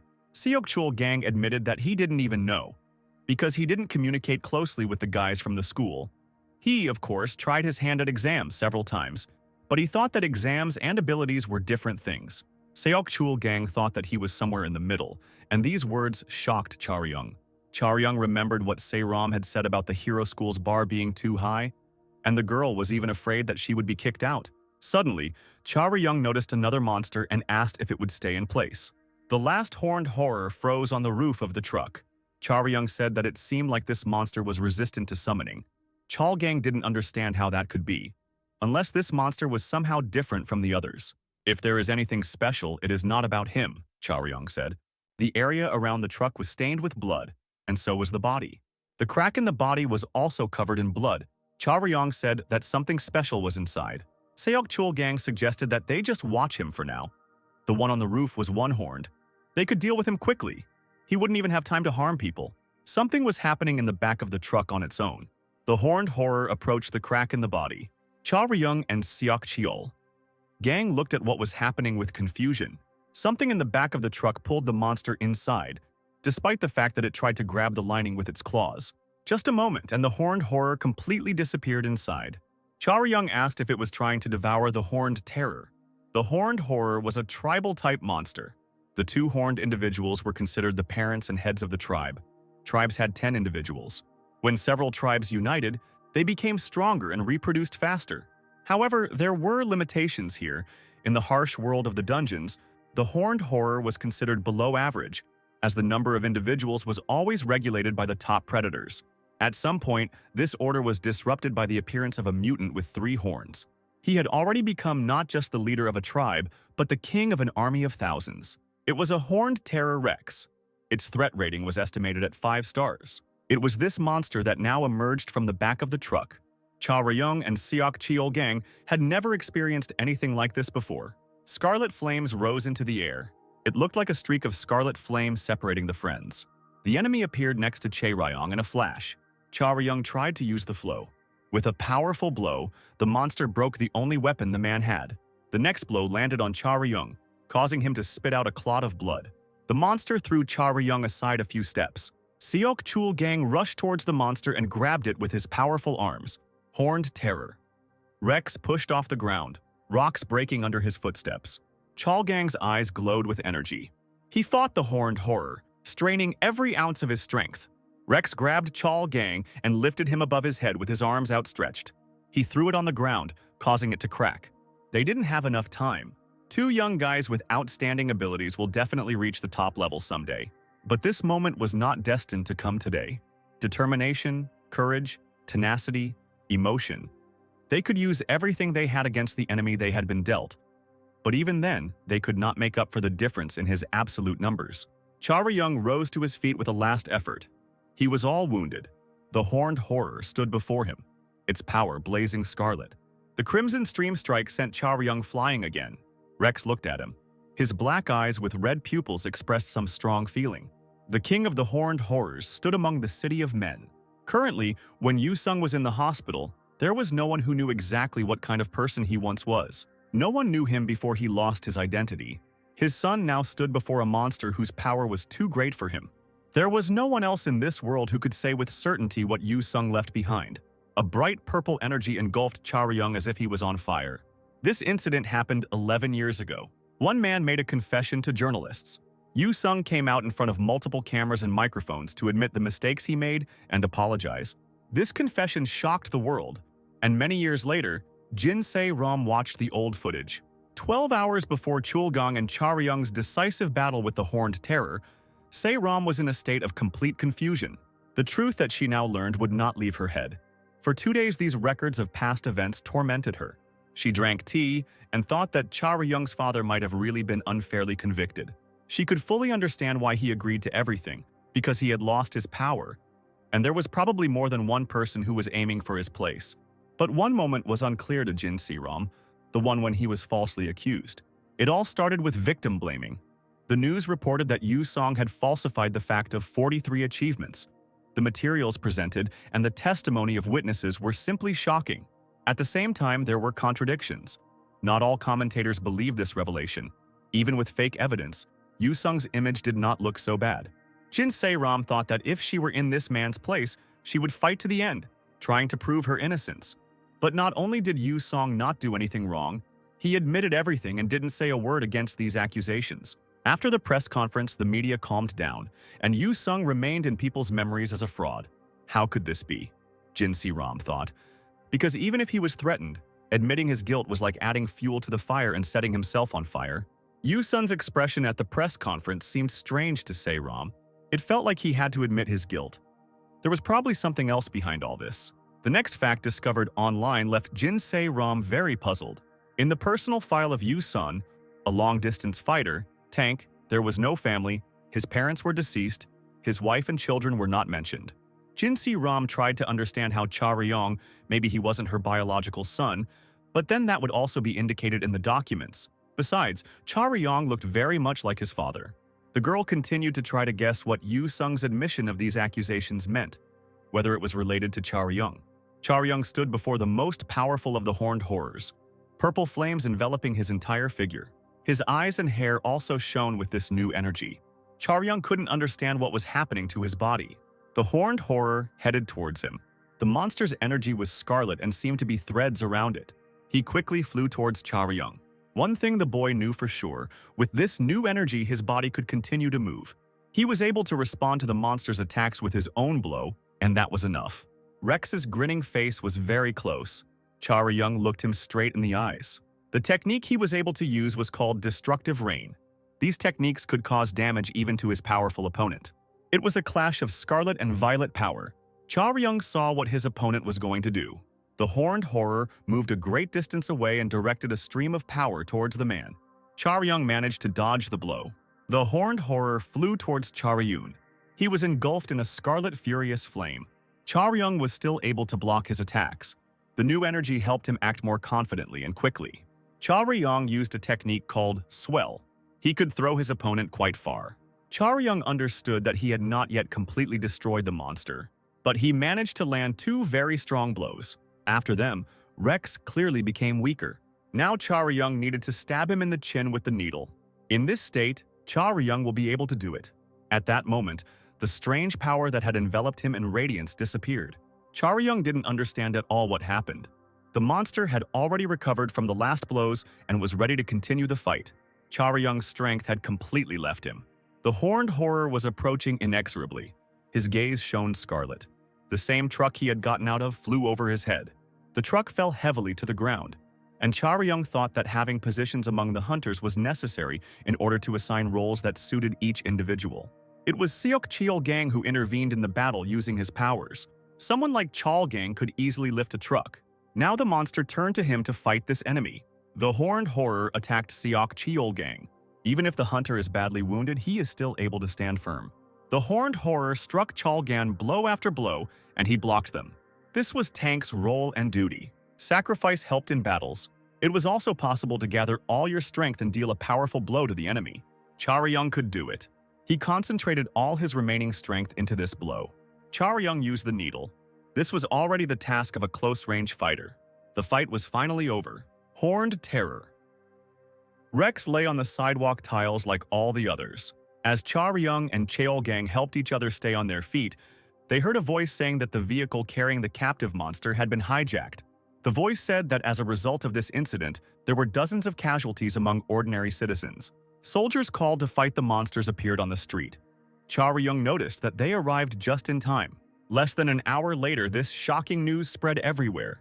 Im Jae-hwan also saw a video online about 2 guys, 2 heroes, who had a major impact on the world. What nonsense, the broker asked out loud. Charyun recalled his childhood and the house where he lived with his father. When he got hurt, his father treated his bruises and abrasions, but the boy asked not to do this. Let it heal on its own somehow. Yu-sung insisted that even the smallest wound needed to be treated. He explained to his son that if he left her like that now, it could hurt even more later. Charyun asked if Yu-sung himself was in pain, because when he fights monsters, he gets wounds that sometimes bleed a lot. Yu-sung replied that he was also afraid of this. When he got injured, it hurt, and if there was heavy bleeding, it was scary. Yu-sung said that he was just enduring it because if he didn't fight anymore, other people might get hurt. As a child, Charyun had one thought constantly running through his head. He wanted to become like his father when he grew up. But on the other hand, even then he understood one thing.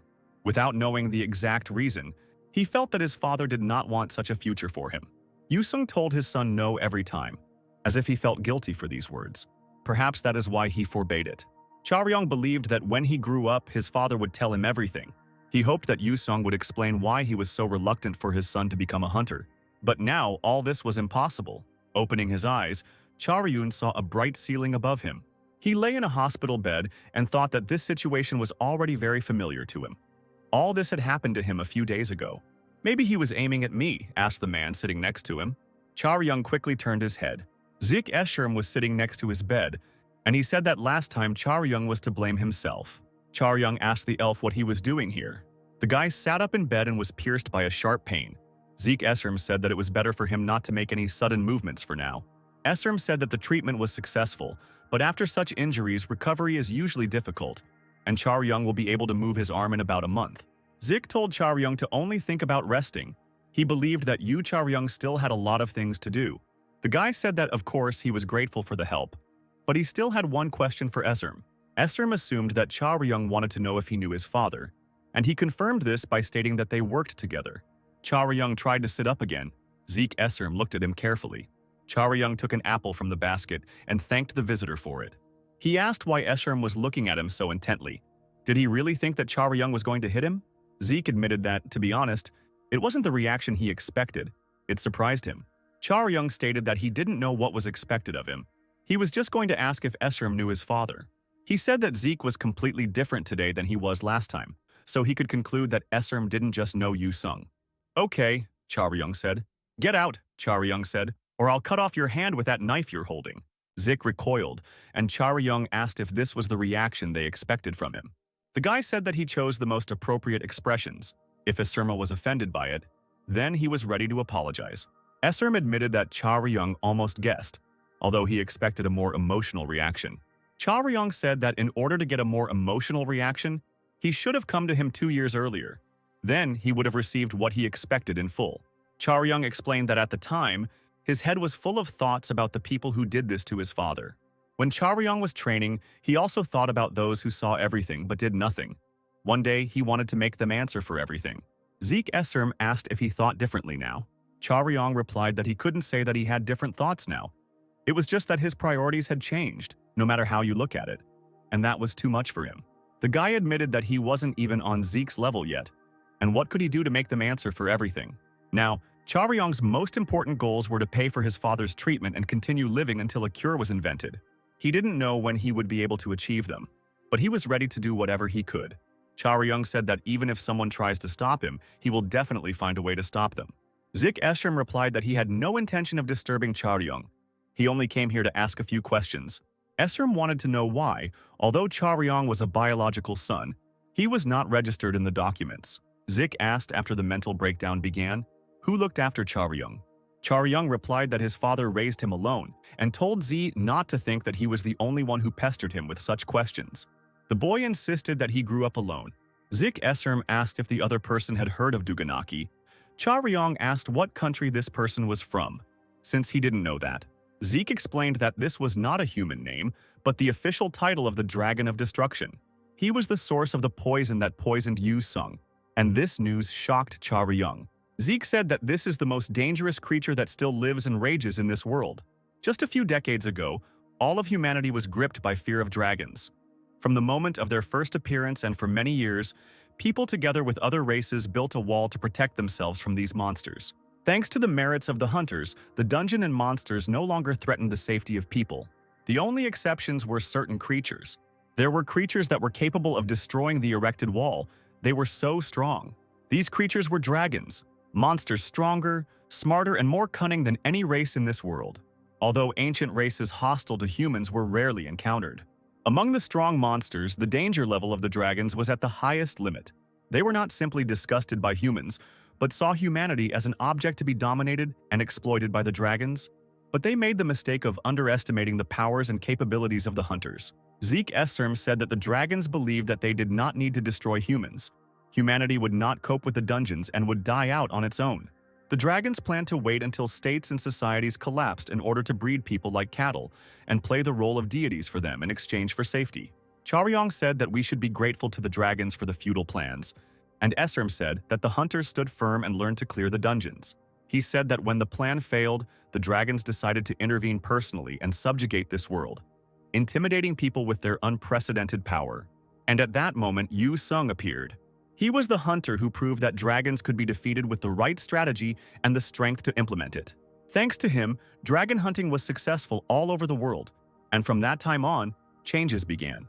Charyong assured that he knew this himself, and then the dragons hid deep in the dungeons. No, Zeke Esserm said, they just changed tactics.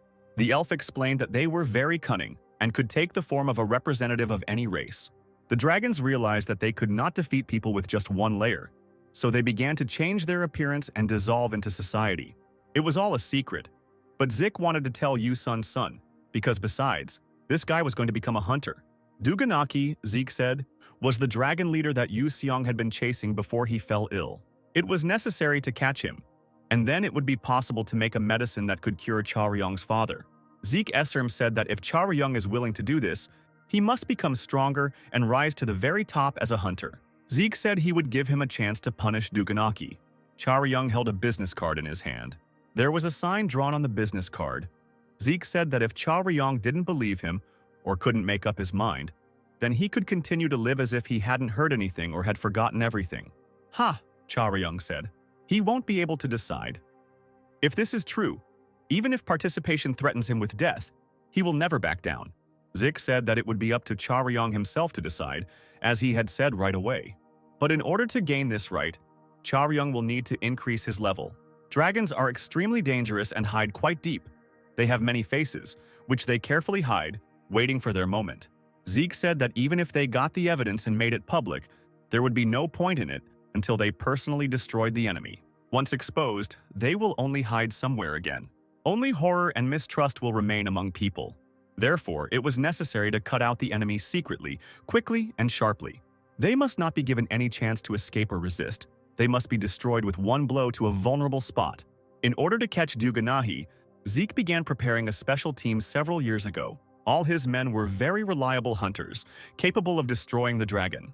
If Charyung's skills weren't enough to fight alongside them, no matter how much he wanted to, there would be no place for him on the team.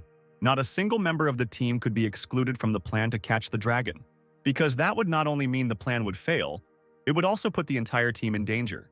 Charyung asked how much time he had, since the whole team couldn't wait for him alone. Zeke Esserm said that while they haven't been able to pinpoint his identity yet, it's estimated that Charyung will have about 2 more years, but the sooner the better. As Charyung himself could already understand, no one would take his circumstances into account if everything was ready. Zeke Esserm didn't care what the boy thought about all this. If Charyung didn't trust him, they might never meet again. But Esserm could promise one thing. Regardless of whether Charyung joins his team or not, Zeke Esserm will definitely destroy Duganahi. With these words, the elf left the hospital room. Charyung was left alone to tidy himself up and think about everything. So there was a way to cure his father. Charyung began to doubt. He was shocked by such sudden and surprising news. No, he told himself. Perhaps it was anxiety or fear that he would not be able to take part in the revenge. Although this was not yet a final answer, Charyung told himself that he would definitely be on this team no matter what happened. He felt joy. He finally had a chance, an opportunity that had not been seen before, and he was going to grab it. It was quite possible that for the first time in his life he felt such a strong desire that it filled his heart to the brim. Charyung heard someone else enter the room. The girl who stood at the threshold was glad that Charyung had already woken up. She asked if there was any pain in the arm or other places. The guy replied that the muscles were a little sore. The girl said that the attending physician would tell her the details. At first, there would be some slight discomfort in the muscles. She added that Charyung's hand was literally put back together.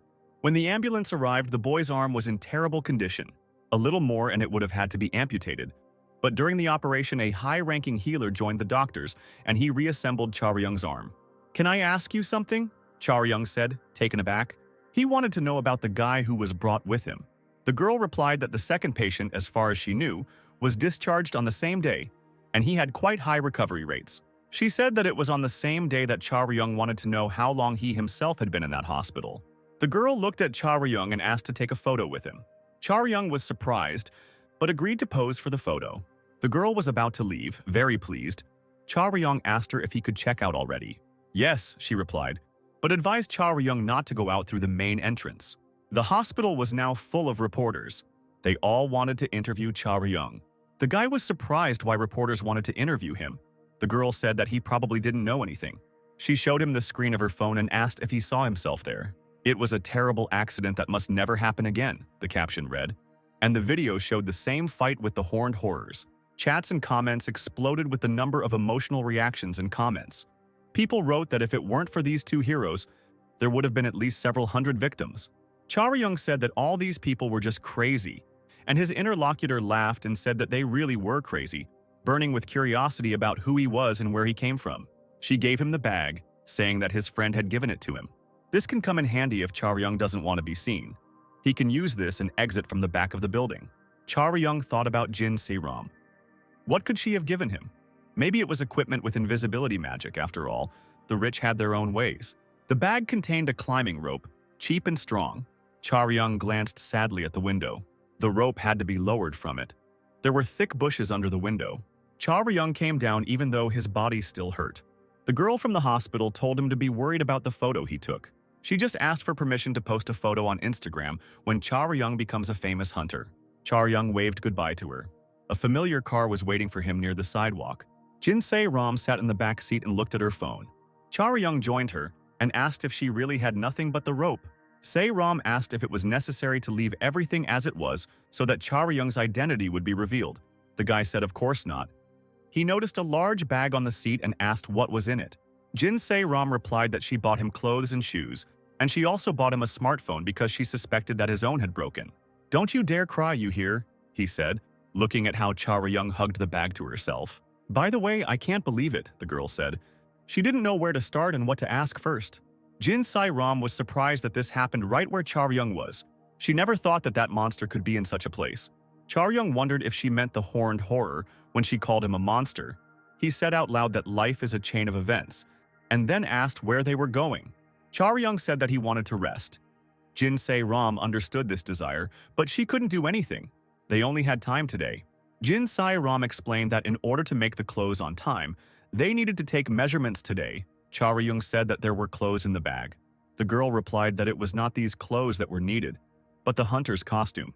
She stated that Charyung could consider himself lucky that the best high-end atelier in the world had decided to make armor for him. There are 3 types of suits in total, depending on the qualities of the hunter. The first type is fabric, that is, sewn from material. The physical protective capacity of tissues is at its lowest level. But with the help of various techniques, the fabric is easiest to endow with magical protective properties, which is why such suits are most often used by healers and magicians. The second type was metallic. Such suits were strong, nothing to say. But the problem was their heaviness. It is difficult to handle durable and high-quality metal unless you have outstanding physical abilities and health. And somewhere in the middle is leather, not too heavy and strong enough. For a long-range fighter, this was just right. That's right, Charyung agreed. He himself had the opportunity to see that fighting with bare hands was very unpleasant. Charyung was excitedly starting up his new phone, and Jin Se-ram asked him how he managed to destroy it. She wanted to know about the horned horror. She didn't understand how the 2 boys managed to capture it. Charyung replied that someone had filmed it, so she could see it herself. Jin Se-ram said that the video was only filmed up to the middle. All that was shown was how the 1-horned and 2-horned monsters were destroyed. There was no scene of fighting with a 5-star, Jin Se-ram said. Charyung asked in surprise if she really meant the 5-star level. He himself understood that that monster was simply unusually strong. Even if Charyung and Cheol-gang were fully prepared to fight him, they still wouldn't be able to defeat him. I would also like to know where that power came from. Jin Se-ram asked why her companion was silent. She wanted him to tell her how they managed to deal with the monster. Charyung replied that he didn't know. It just happened that way. He had no other explanation. Jin Se-ram didn't understand how this was possible. Such a dangerous monster could only be destroyed by professional hunters who were fully trained and as part of a whole squad. At the same time, it didn't look like Charyung was lying at all. It turned out that they really did it together. Jin Se-ram demonstratively turned away to the window. She was surrounded by very annoying geniuses. She told the guy to be careful. Now they won't let him live a peaceful life. Charyung replied that he had already seen the reporters. Jin Se-ram wasn't just referring to the journalists. It seemed like Charyung didn't quite understand what kind of situation she and that guy had gotten themselves into.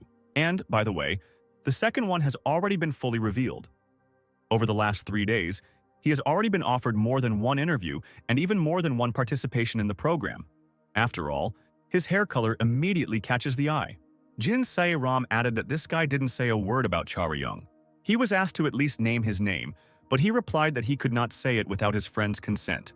Charyung remembered making 1 request to Cheol-gang that day. He said then that everything that happened and everything that he did, if anyone asks Cheol-gang about it, he should say that he doesn't know anything. Charyung didn't want others to know his name and face. Cheol-gang assured that it was okay. He would definitely say so. Jin Se-ram asked if he and that guy had become friends, but Charyung didn't even know what to answer.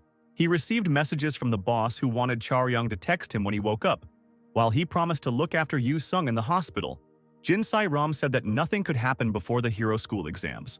Charyung asked if there was any reason why it was important before the exam. He texted Im Jae-hwan that he had eaten and asked to meet in the evening because he needed to talk. Jin Se-ram replied that she had learned a little about the exam, and that it was much more difficult than she had originally thought. If you look at the level of competition over the past 5 years, the odds are 100 to 1, and that's only for those who have been accepted. Charyung suggested that it's common to scare people with false numbers when applying. Charyung said that in any case they were all weaker than him. Because Se-ram was somehow taken, these words made the girl furious. Charyung explained that he didn't mean that she had no abilities at all, but the girl told him to stop and not say anything else. They got out of the car, and Jin Se-ram admitted that the guy didn't tell her anything new. In terms of abilities, he really was the best. There was no arguing with that. But the girl suggested looking at it differently. Did he really think that those who lacked abilities would pass such a difficult exam using only their own strength? Charyung replied that he thought he could do it on his own, but then he realized what the girl meant. They approached the elevator door and Charyung asked if Se-ram meant that applicants could form groups for the exam. She confirmed this. Over the past few years, the majority of those who entered the school were from hunter families, with either one or both parents being hunters. Naturally, their parents know each other, so they agree in advance on which team their offspring will be on. Jin Se-ram explained that members of such groups make up 100% of those admitted over the past 5 years.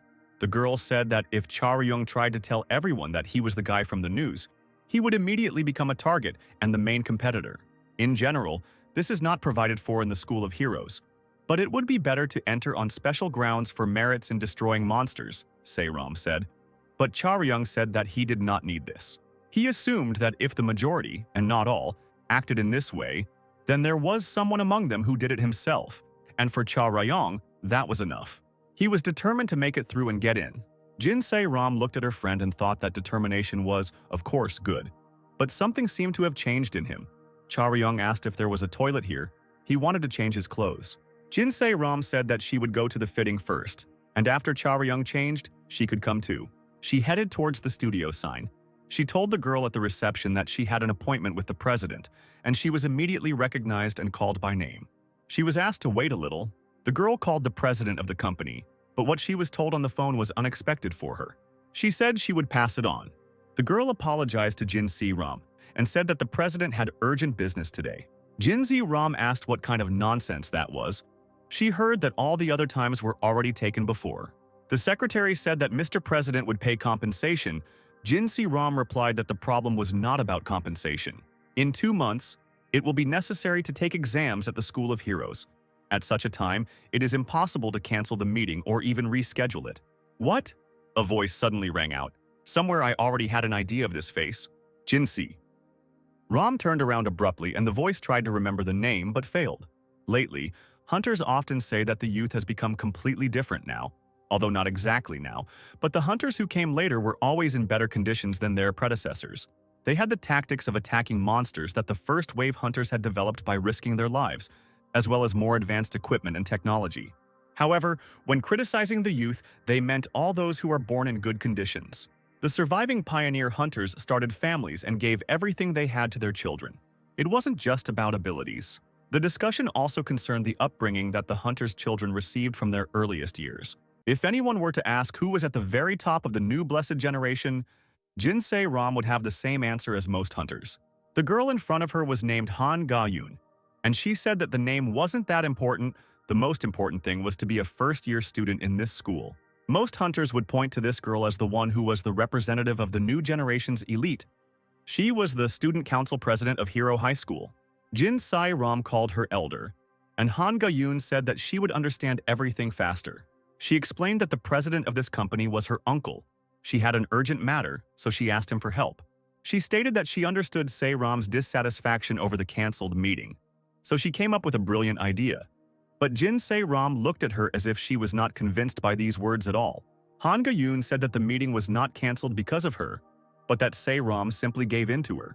Han Ga-yoon was going to express her gratitude and thought that everyone would benefit. She asked Se-ram how she felt about this idea. Naturally, all the ideas about the top were complete nonsense, but Se-ram understood very well what it meant to hold the position of student council president of the School of Heroes. She also knew what a terrible character this Han Ga-yoon had. What could be done here, thought Jin Se-ram. At that moment, Charyung approached the girls and said that it seemed like this senior from Jin Se-ram school was saying that urgent matters had come up and there was nothing that could be done. Han Ga-yoon wanted to thank him, but Charyung interrupted her words and said that he would have to say it. He looked the girl straight in the eyes and said that he had enough of his intrigues here and that she should leave them alone. "Leave me alone," the guy said, and the secretary behind the counter trembled as she watched the scene. "That's quite strong," Charyung heard in response. Han Ga-yoon asked who he was. Jin Se-ram turned to her elder, wanting to explain who this guy was. Han Ga-yoon's hand trembled slightly. She looked at Jin Se-ram as if she was seeing her in a negative, and it was as if a line ran across her interlocutor's body, and blood splashed.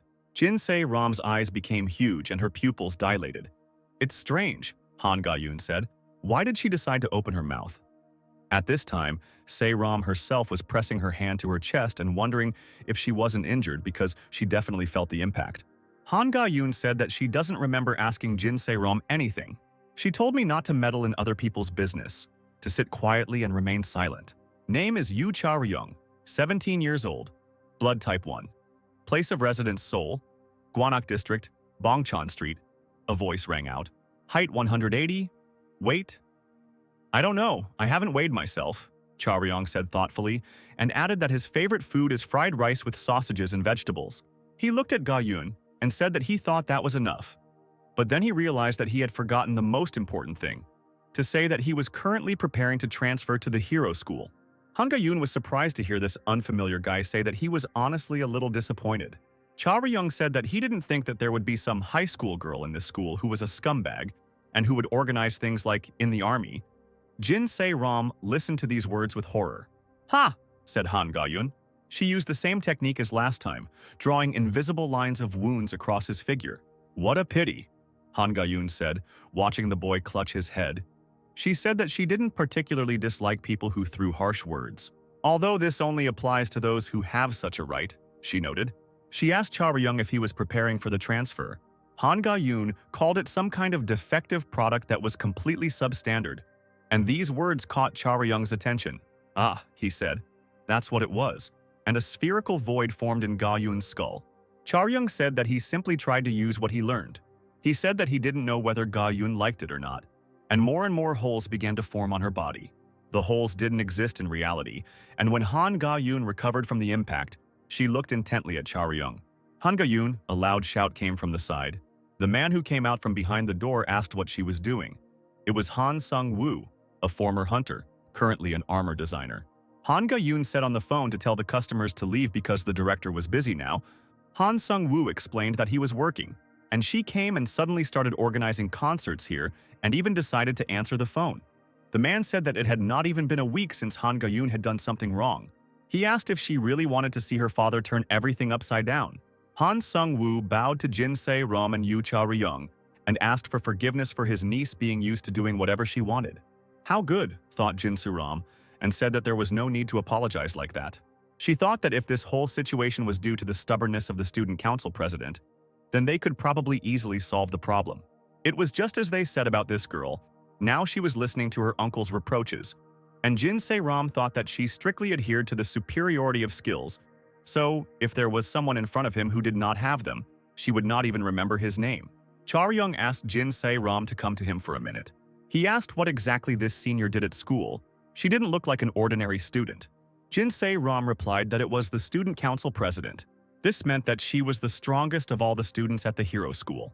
Each student of the specialized school received a temporary license. The rank of the original stone allowed entry into the dungeon with the permission of the association, accompanied by a professional hunter. This license allows students to go into the dungeon with a chaperone outside of school hours. This provided an opportunity to gain experience in preparation for professional activities in low-complexity raids. However, there are exceptions, such as the Hero High School Student Council. Within the school, groups of students with exceptional grades are formed, which are recognized as an unofficial cleansing team. They are given the right to exercise independent control and express their opinions on the board of directors. They can also team up with professional teams to take part in raids on monsters higher than 5 stars. Therefore, the student council is considered an unofficial team of professionals among hunters, with members referred to as future rankers. Han Ga-yoon was a third-year student, only 2 years older than Cha-ryung and Jin Se-rom, but she was already the student council president. Jin Se-rom replied that according to the rules that was how it should be, but this senior was only a second-year student. Cha-ryung asked if it was because Han Ga-yoon was repeating a year. But Jin Se-rom asked him to firstly keep his voice down, and secondly explained that she had taken the position of president from the person who had held the position before her. Cha-ryung asked how Han Ga-yoon managed to take the position. Jin Se-rom recalled that she had already said that she was in favor of prioritizing skills. You can become a member of the student council starting from the first semester of your second year, so as soon as eldest Ga-yoon entered her second year, she joined. According to Jin Se-rom, Han Ga-yoon immediately pulled out her blade. It was the most high-profile incident in the entire history of the school. Han Ga-yoon began to challenge all the seniors who were on the student council to a fight. As a result, at the end of the first semester, she defeated everyone, including the president. That's how she became the youngest student council president, Jin Se-rom said. and Charyung looked at her in surprise. Han Ga-yoon turned around to leave and said that she had to stop grumbling and go. It's a good thing nothing happened, thought Jin Se-ram. Charyung suddenly proposed a bet. You also have some urgent matter, Jin Se-ram heard. Charyung noted that he heard that Han Ga-yoon was quite a strong student in the school. He assumed that she wouldn't just act like that with someone younger than her. The guy suggested making a bet and solving the problem. If he lost, he was ready to give in. Hearing these words, Han Ga-yoon turned around. Jin Se-ram asked her friend if he was crazy and tried to explain out loud that he was simply not in a completely normal state. Ga-yoon replied that if it was a bet, then there needed to be a condition in case she lost. Charyung said that the girl guesses everything very quickly. He noted that he heard about a technique called step subtraction. Step taking was a basic technique used in duels between hunters, based on ancient martial arts techniques. Touching the enemy was prohibited. It was also impossible to dodge, the one who retreated first won. This method does not pose a risk of injury and trains sensitivity, agility, and technique. This was one of the training methods that was often used. Charyung said that if he loses, he will give up his position to Ga-yoon. But if he wins, then next year when he enters hero school, he will take the position of student council president. Jin Se-ram thought that her friend had definitely gone crazy. She didn't understand where he found out about such a method. The president would never agree if she was in her right mind. Han Ga-yoon gave the guy a careful look and said that it was funny and she was willing to accept the bet. You Charyung, she said, looking into the boy's eyes. The studio was located in a huge building with many rooms. For training fights, one could go to the master trial room. In a large special hall, Yu Charyung and Han Ga-yoon stood opposite each other. The girl's trained figure was instantly enveloped in a glow of energy. An aura of this power also rose around Charyung. Jin Se-ram looked at both of them from a distance, crossing her arms over her chest. Before that, she tried to dissuade her friend. She claimed that he had gone crazy, but he still had a chance to refuse, because the chairwoman was a rational person. Everything could be resolved with a simple apology on his part.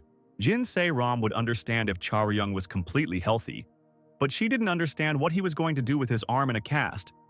Plus, even if he won, Ga-yoon would never hand over the student council president position to him. Charyung said that he wouldn't win, and the girl couldn't believe what she heard.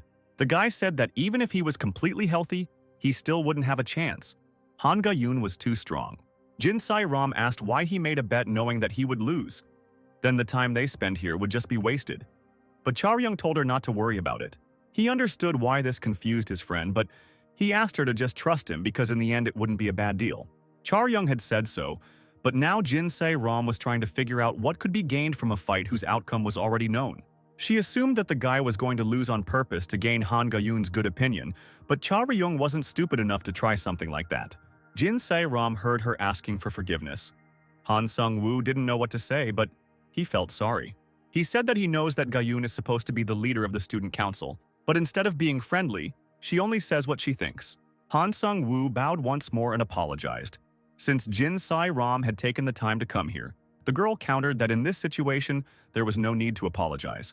Jin Se-ram thought that the situation had come to this because of Charyung's unreasonable stubbornness. Han Sung-woo repeated her words thoughtfully. He said he didn't think so, and Jin Se-ram asked him what he meant. Han Seong-woo didn't know much about the person who came with Jin Se-ram, but he was sure that he understood his intentions. I believe you know, Yu Charyung heard. Han Ga-yoon stated that she does not plan to use both hands because it would be unfair. Charyung replied that it didn't matter to him. He would just take it as an excuse when his opponent lost. Han Ga-yoon looked at the guy and started moving towards him. Charyung watched her rapidly approaching. The girl launched the first kick, but it missed its target. Jin Se-ram and Han Sung-woo were both extremely surprised, albeit for different reasons. The reason why Jin Se-ram was shocked was the speed of the attack. The blow wasn't strong, but it happened so fast that she didn't even notice how Ga-yoon approached Charyung. Shadow sparring was a defensive training. In order to make contact with the opponent, it was necessary to take risks. However, Ha-yoon showed no hesitation or fear. It was just an attack at speed so that we could retreat. This was Han Ga-yoon's endless pride. Jin Se-ram thought that she was fast. It was impossible to understand how each movement flowed into the next. If it was her and not Charyung, she wouldn't have been able to react to that first attack at all. Miss Se-ram, said Han Sung-woo. He wasn't sure if he was the first to ask her that question. He wanted to know if Jin Se-ram was sure that this student was just preparing to transfer to hero school. Just by looking at the calculation data that Miss Se-ram sent, Han Sung-woo had no doubt that her friend would be a talented guy. But what Charyung could do was beyond his expectations, and Han Sung-woo remembered how he too was an adventurer full of energy 10 years ago.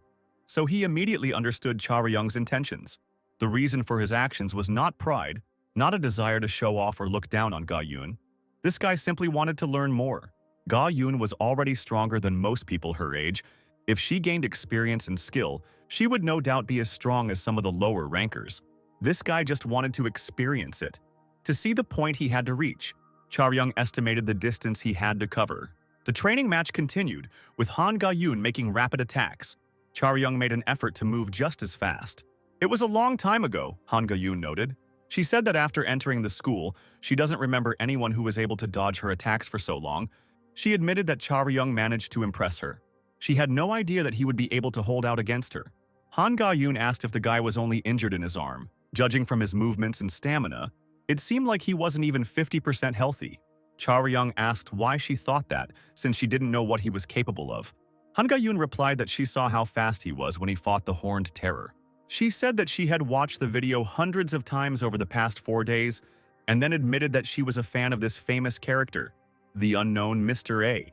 Charyung didn't understand which Mr. A was meant. Perhaps it was anonymous, and Han Ga-yoon suggested ending the match in a draw and continuing next time. Han Ga-yoon said that once Charyung entered the school, they would be able to continue from where they left off. But after the boy had fully recovered, Jin Se-ram looked at them and tried to understand what they were talking about. Han Ga-yoon said she doesn't think she's going to end it there. She said that Charyung could go with her uncle as planned, but the boy objected that he couldn't believe her. He said the girl had a keen eye and unfounded confidence, and then asked if maybe she just didn't understand what was going on. Charyung stated that he had no intention of settling for a draw, reminding them that the student council president position was at stake. He had no intention of retreating, so he suggested that they stop wasting time and continue where they left off. Han Sung-woo looked at him thoughtfully. "Okay," Charyung said. "Now I understand everything," but Han Sung-woo knew that the guy was bluffing. That's what the 3 people who were looking at Charyung now thought. Nothing would work out even if they continued. The chance he had just missed was the best outcome for the situation that could have happened. Han Ga-yoon said it was unfortunate. She personally likes people with ambition. However, she felt that now it was not ambition but just stupidity, and she was disappointed. Charyung looked at the girl and started moving first. Han Sung-woo and Jin Se-ram, who were watching the fight with great intensity, noticed this movement. Han Ga-yoon's figure glowed with flames of power. Han Sung-woo was shocked when he realized what was happening next. Charyung landed a punch that was exactly the same as the one Han Ga-yoon used in the first round. Jin Se-ram happily said that she guessed that her friend had been holding back all this time. But Han Sung-woo disagreed with her. He didn't think they could just say he was holding back. He had been completely wrong from the start. This guy wasn't just trying to test his strength against Han Ga-yoon. They only fought in 30 short sprints. But in these short moments, the guy perfectly studied and copied his opponent's movements. It wasn't a matter of winning or losing from the start. Han Sung-woo thought that the reason Charyung asked for this chance was to steal Ga-yoon's skills. The word monster came to his mind. Han Ga-yoon moved with the same swiftness as before. "So this is how you do it," she heard. Charyung worked as a smuggler since childhood. Charyung understood how to move when dodging, because there was one rule that he always followed no matter what happened. He asked what Han Ga-yoon was staring at. He wanted to continue. He wanted to see more from her. He never made a losing trade. Technique is not just a punch that has power put into it. In order to put all your strength and skill into this blow and hit the target, the most optimal posture and movements were necessary. Also, don't forget to watch your breathing. Every step, even the smallest one, was important. It takes time to learn all these elements. There are those who devote a year to gaining experience. These people go through successes and failures extracting knowledge. This experience is passed on to the next generations, improving each time. And even the most talented genius is not capable of this alone in a few years. Thanks to his outstanding qualities, Charyung was able to achieve an amazing increase in natural abilities. But at the age of 17, his physical development stopped. He finally met the wall that was hindering his development. In order to move on to the next stage, he had to destroy it. He asked Han Ga-yoon why she was hesitating. He felt like she had already heard his words. Charyung will definitely enter hero school and they will meet again, so if he were Ga-yoon, he would gladly help his future junior. He noticed that Han Ga-yoon was most likely just afraid of losing, and said that he understood her, and then called her elder. Han Ga-yoon didn't expect to hear this. She smiled and reminded her uncle that he had a favor to ask of her. He did ask her to look once at the units that wanted to sign a preliminary contract with her. And of course, none of this mattered to her. She said that she would fulfill Han Seon-woo's request. But he shouldn't stop her now. Han Sung-woo asked what Ga-yoon was going to do, but she was already turning to Cha Re-young, wondering if he still wanted to see how to dodge. Great, she told the guy. She began her attack again and said that she would make it so that the enemy would have to do nothing but dodge. Energy surrounded her like a flame. On the right, Cha Re-young thought, and then realized he was wrong. Han Ga-yoon was approaching from the other side. Cha Re-young knew that there were connecting elements in human movements. Every second of movement had a beginning and an end. Therefore, the viewer subconsciously assumes what movement will come next. Han Ga-yoon used a move that bypassed this very point. She skipped the intermediate stage, thereby deceiving the observer's vision. She didn't just move in such a way that her next actions were impossible to predict. Han Ga-yoon made her opponent, and those watching the fight feel the speed of her attacks. Cha Re-young didn't know what kind of technique this was that had emerged more than 20 years ago. It was invented and brought to life by Ga-yoon's father, and it was this that brought him fame. The technique was called Flash, and Cha Re-young was able to use it too. Han Sung-woo noticed that Cha Re-young repeated Flash twice in a row, and he also used it using a method that Ga-yoon had not demonstrated. Sun-woo could admit that in such a short time, a capable guy could understand the essence of the technique.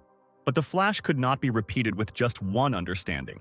Flexibility and reaction are necessary, and most importantly, a sense of timing. If even one is missing, the technique simply won't work. Han Sung-woo first inherited the Flash from his brother when he was 20 years old, an age when all abilities are at their highest level. But even for him, it took 3 months just to understand this technique. And Cha Re-young adopted it during a short fight with Ga-yoon, and even managed to master it while not being in the best physical condition. Han Sung-woo was right. Cha Re-young was in terrible shape. Considering everything he had been through, his strength was running out, but he wasn't going to pay attention to that. Cha Re-young believed that he could hold out for a little while longer. In a sense, despite everything, his condition was better than ever. He thought he could become much stronger than he was now. He felt the joy of learning something new that he had never experienced before.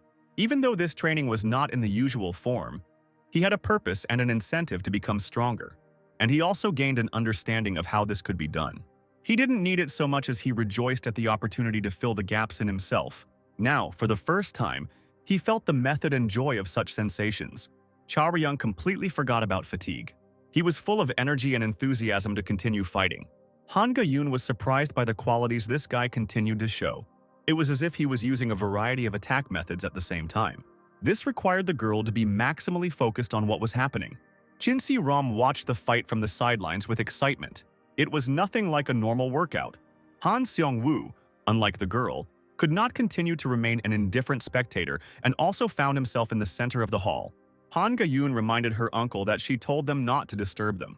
She remarked that it was good that it ended quickly, looking at Cha Re-young, who was lying powerlessly on the floor. What a pity, Cha Re-young thought. Han Ga-yoon put her palm in front of her and said that she lost. Cha Re-young also said that he lost. The guy was lying on the floor, and Han Ga-yoon was standing above him on her feet, but both of them had a question. Han Ga-yoon asked what he was talking about and reminded him that she said she wouldn't use her hands. But Cha Re-young countered that she only said that because she wanted to. Cha Re-young didn't expect this from the start. He didn't care whether his opponent used her hands or not, but she hit him. He said that he understood that she should be ashamed now because no one forced her to make any promises, but now there was no point in replaying anything. Besides, the guy noted, Ga-yoon was not that strong. Cha Re-young believed that this was not a case where one should hide someone's victory or defeat. Han Sung-woo said that it was more his responsibility that as an adult he did not stop this fight. Considering Cha Re-young's condition, it was immediately clear that it would be difficult for him to win. He asked what the opponents thought about today's fight being considered a draw. Han Seong-woo believed that the real battle should happen next time, and suggested that they have a duel when Cha Re-young had fully recovered. Cha Re-young replied that it was only because Han Sung-woo said so. Han Ga-yoon stood over him and told him to listen carefully. She stated that the next time they would meet would be at the school, and Cha Re-young did not dare fail the exam or lose a duel to someone else before that meeting. In this case, the girl promised not to leave him alone. For Cha Re-young, regardless of the outcome, today's battle was a very important and valuable experience, because today, he met a peer with unprecedented abilities, a worthy opponent whom he must definitely defeat. Han Ga-yoon finally noticed Jin Se-ram and asked her name. Ga-yoon asked if she was helping Cha-ryung, and when she confirmed that she was doing something like that, Ga-yoon admitted that she needed to apologize to her. She said that she didn't know if Jin Se-ram had hunter abilities, but it seemed that she wasn't completely talentless, as she was quite good at understanding people, because today, the feeling of joy that filled his heart for the first time wasn't only felt by Cha-ryung. Sometime later, the friends were sitting in soft armchairs in one of the studio's offices. Cha-ryung complained that he felt so bad that he was going to die. Jin Se-ram said it was a wonder he wasn't taken to the hospital, and then asked if anyone had forced him to do all this. But the guy asked her to save all the grumbling for next time because his head was spinning, and he was going to throw up. Jin Se-ram noticed that it was all unexpected, both the outcome of the battle and the fact that Cha-ryung himself admitted his defeat. She thought that her friend had won, even if we take into account the rules that he himself had set. Senior Han Ga-yoon used her hands. Cha-ryung replied that he didn't even know. Jin Se-ram looked at him questioningly, and he explained that according to the rules, he won. But considering that Cha-ryung had taken off his bandage and started fighting again, it was clear that the two of them weren't just going to lightly harass each other. But Cha-ryung crossed the line when he said that Jin Se-ram thought that she didn't think he changed at that moment. Cha-ryung admitted that he put all his strength into the last blow. If it had hit Ga-yoon, it would have been more than just pain, although he kicked, knowing that he would not hit his opponent. Even if he had used his hands in such a situation, his defeat was inevitable and just. Jin Se-ram asked what would happen if both of them fought while in perfect shape. Cha-ryung said that before this, Jin Se-ram asked why he got into a fight. He began to explain that he was completely immersed in the battle internally, but did not finish the sentence. The girl looked in surprise as her friend stood up abruptly. She asked what was the matter, and Cha-ryung replied that they had arrived. There really were two people standing on the threshold. Jin Se-ram turned around and saw them too. It was Han Sung-woo, who asked how long they had been waiting, and the man in protective gear, both holding two large bags. A moment later, there were several boxes of pizza and other food on the table. Cha-ryung chewed with pleasure, and Han Sung-woo apologized again and said that his niece had caused trouble for the boys, so he wanted to treat them to something delicious. Cha-ryung thanked Han Sung-woo for buying pizza, because he was not used to expensive food. It was important to him that there was a lot of food, and Jin Se-ram realized that her friend ate the contents of the entire box in 2 minutes. This was not surprising, because the calorie expenditure of a hunter, especially in close combat, is at least 5 times higher than the norm of an ordinary person. Jin Se-ram hadn't even thought about it before, because Cha-ryung hadn't eaten anything during those 4 days of unconsciousness. Han Sung-woo said that Miss Se-ram already knew that his workshop was not dealing with leather, but with fabric that was far superior to leather. They don't use plant fibers here, but threads from high-risk monsters, the spider bandits. Also used are the threads of Jigamos Kochi. These clothes are made using special technologies for which the studio has permission and are mixed in different proportions depending on the characteristics of the user. And after the coating stage is completed, the resulting fabric is much stronger and lighter than leather. Han Sung-woo said that in Cha-ryung's case, they had already made a plan for what kind of clothes and in what proportions he needed to make. Moreover, the data on Yu Cha-ryung was in the Jinsen Group's lab, and today, Han Sung-woo personally checked it. However, there was one detail that was bothering him, and Jin Se-ram asked what that detail was. Han Sung-woo explained that the final step in making fabric is coating, which is the process of soaking the fabric in oil to increase the strength of the material. Yes, said Jin Se-ram, confirming that she had heard about it before and reminding her that she had asked for the best possible coating regardless of the cost. Han Sung-woo sighed and replied that it was currently impossible to find the highest grade oil. He said that deep-sea whale oil is typically used. It is not easy to get it, but an exclusive supply contract was signed with the workshop. But due to a sudden anomalous phenomenon, the miners were unable to catch a single whale. Han Sung-woo said that of course there were alternative materials, but despite the slight difference, he could not guarantee the exact same effectiveness. And this already turned out to be a violation of the agreement, and Han Sung-woo considered it his own mistake, which should not have happened. Han Sung-woo said that if the customers refused the studio's services, he would understand, but Jin Se-ram asked if it was too late to do so. If they refused, Han Sung-woo could introduce them to a master with a sufficiently high level of skill. This master produces armor using standard methods, and Han Sung-woo was willing to bear all the costs of production. Jin Se-ram thought hard about how to respond to this proposal, But Cha Ryung stated that it was not important to him. He said that Han Sung-woo said that there was almost no difference, and besides, Cha Ryung never used any expensive equipment. The most important thing for him was that the clothes were made by this particular Han Sung-woo. Cha Ryung said that it was Sun Woo who taught his niece the fighting technique. He didn't know the specifics of the equipment, but he wanted to use something that was made by the hands of a strong man. Jin Si-ram confirmed that if her friend said so, then it didn't really matter to her either. She thought that today was a strange day after all.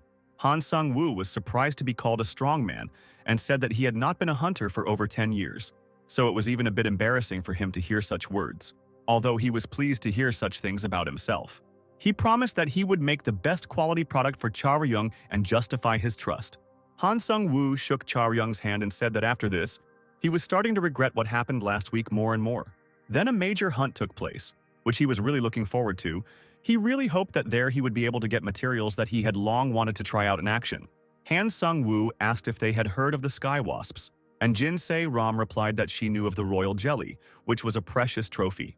Han Sung-woo explained that jelly was the most famous, but there was another material that armor makers called fantastic among themselves, which was black wax, which was also produced by the sky wasps. If the royal jelly nourished the queen, then the black wax protected the already adult queen. Even among the heavenly wasps, there are a small number of those who are able to produce this material, which they use to lubricate the body of the queen.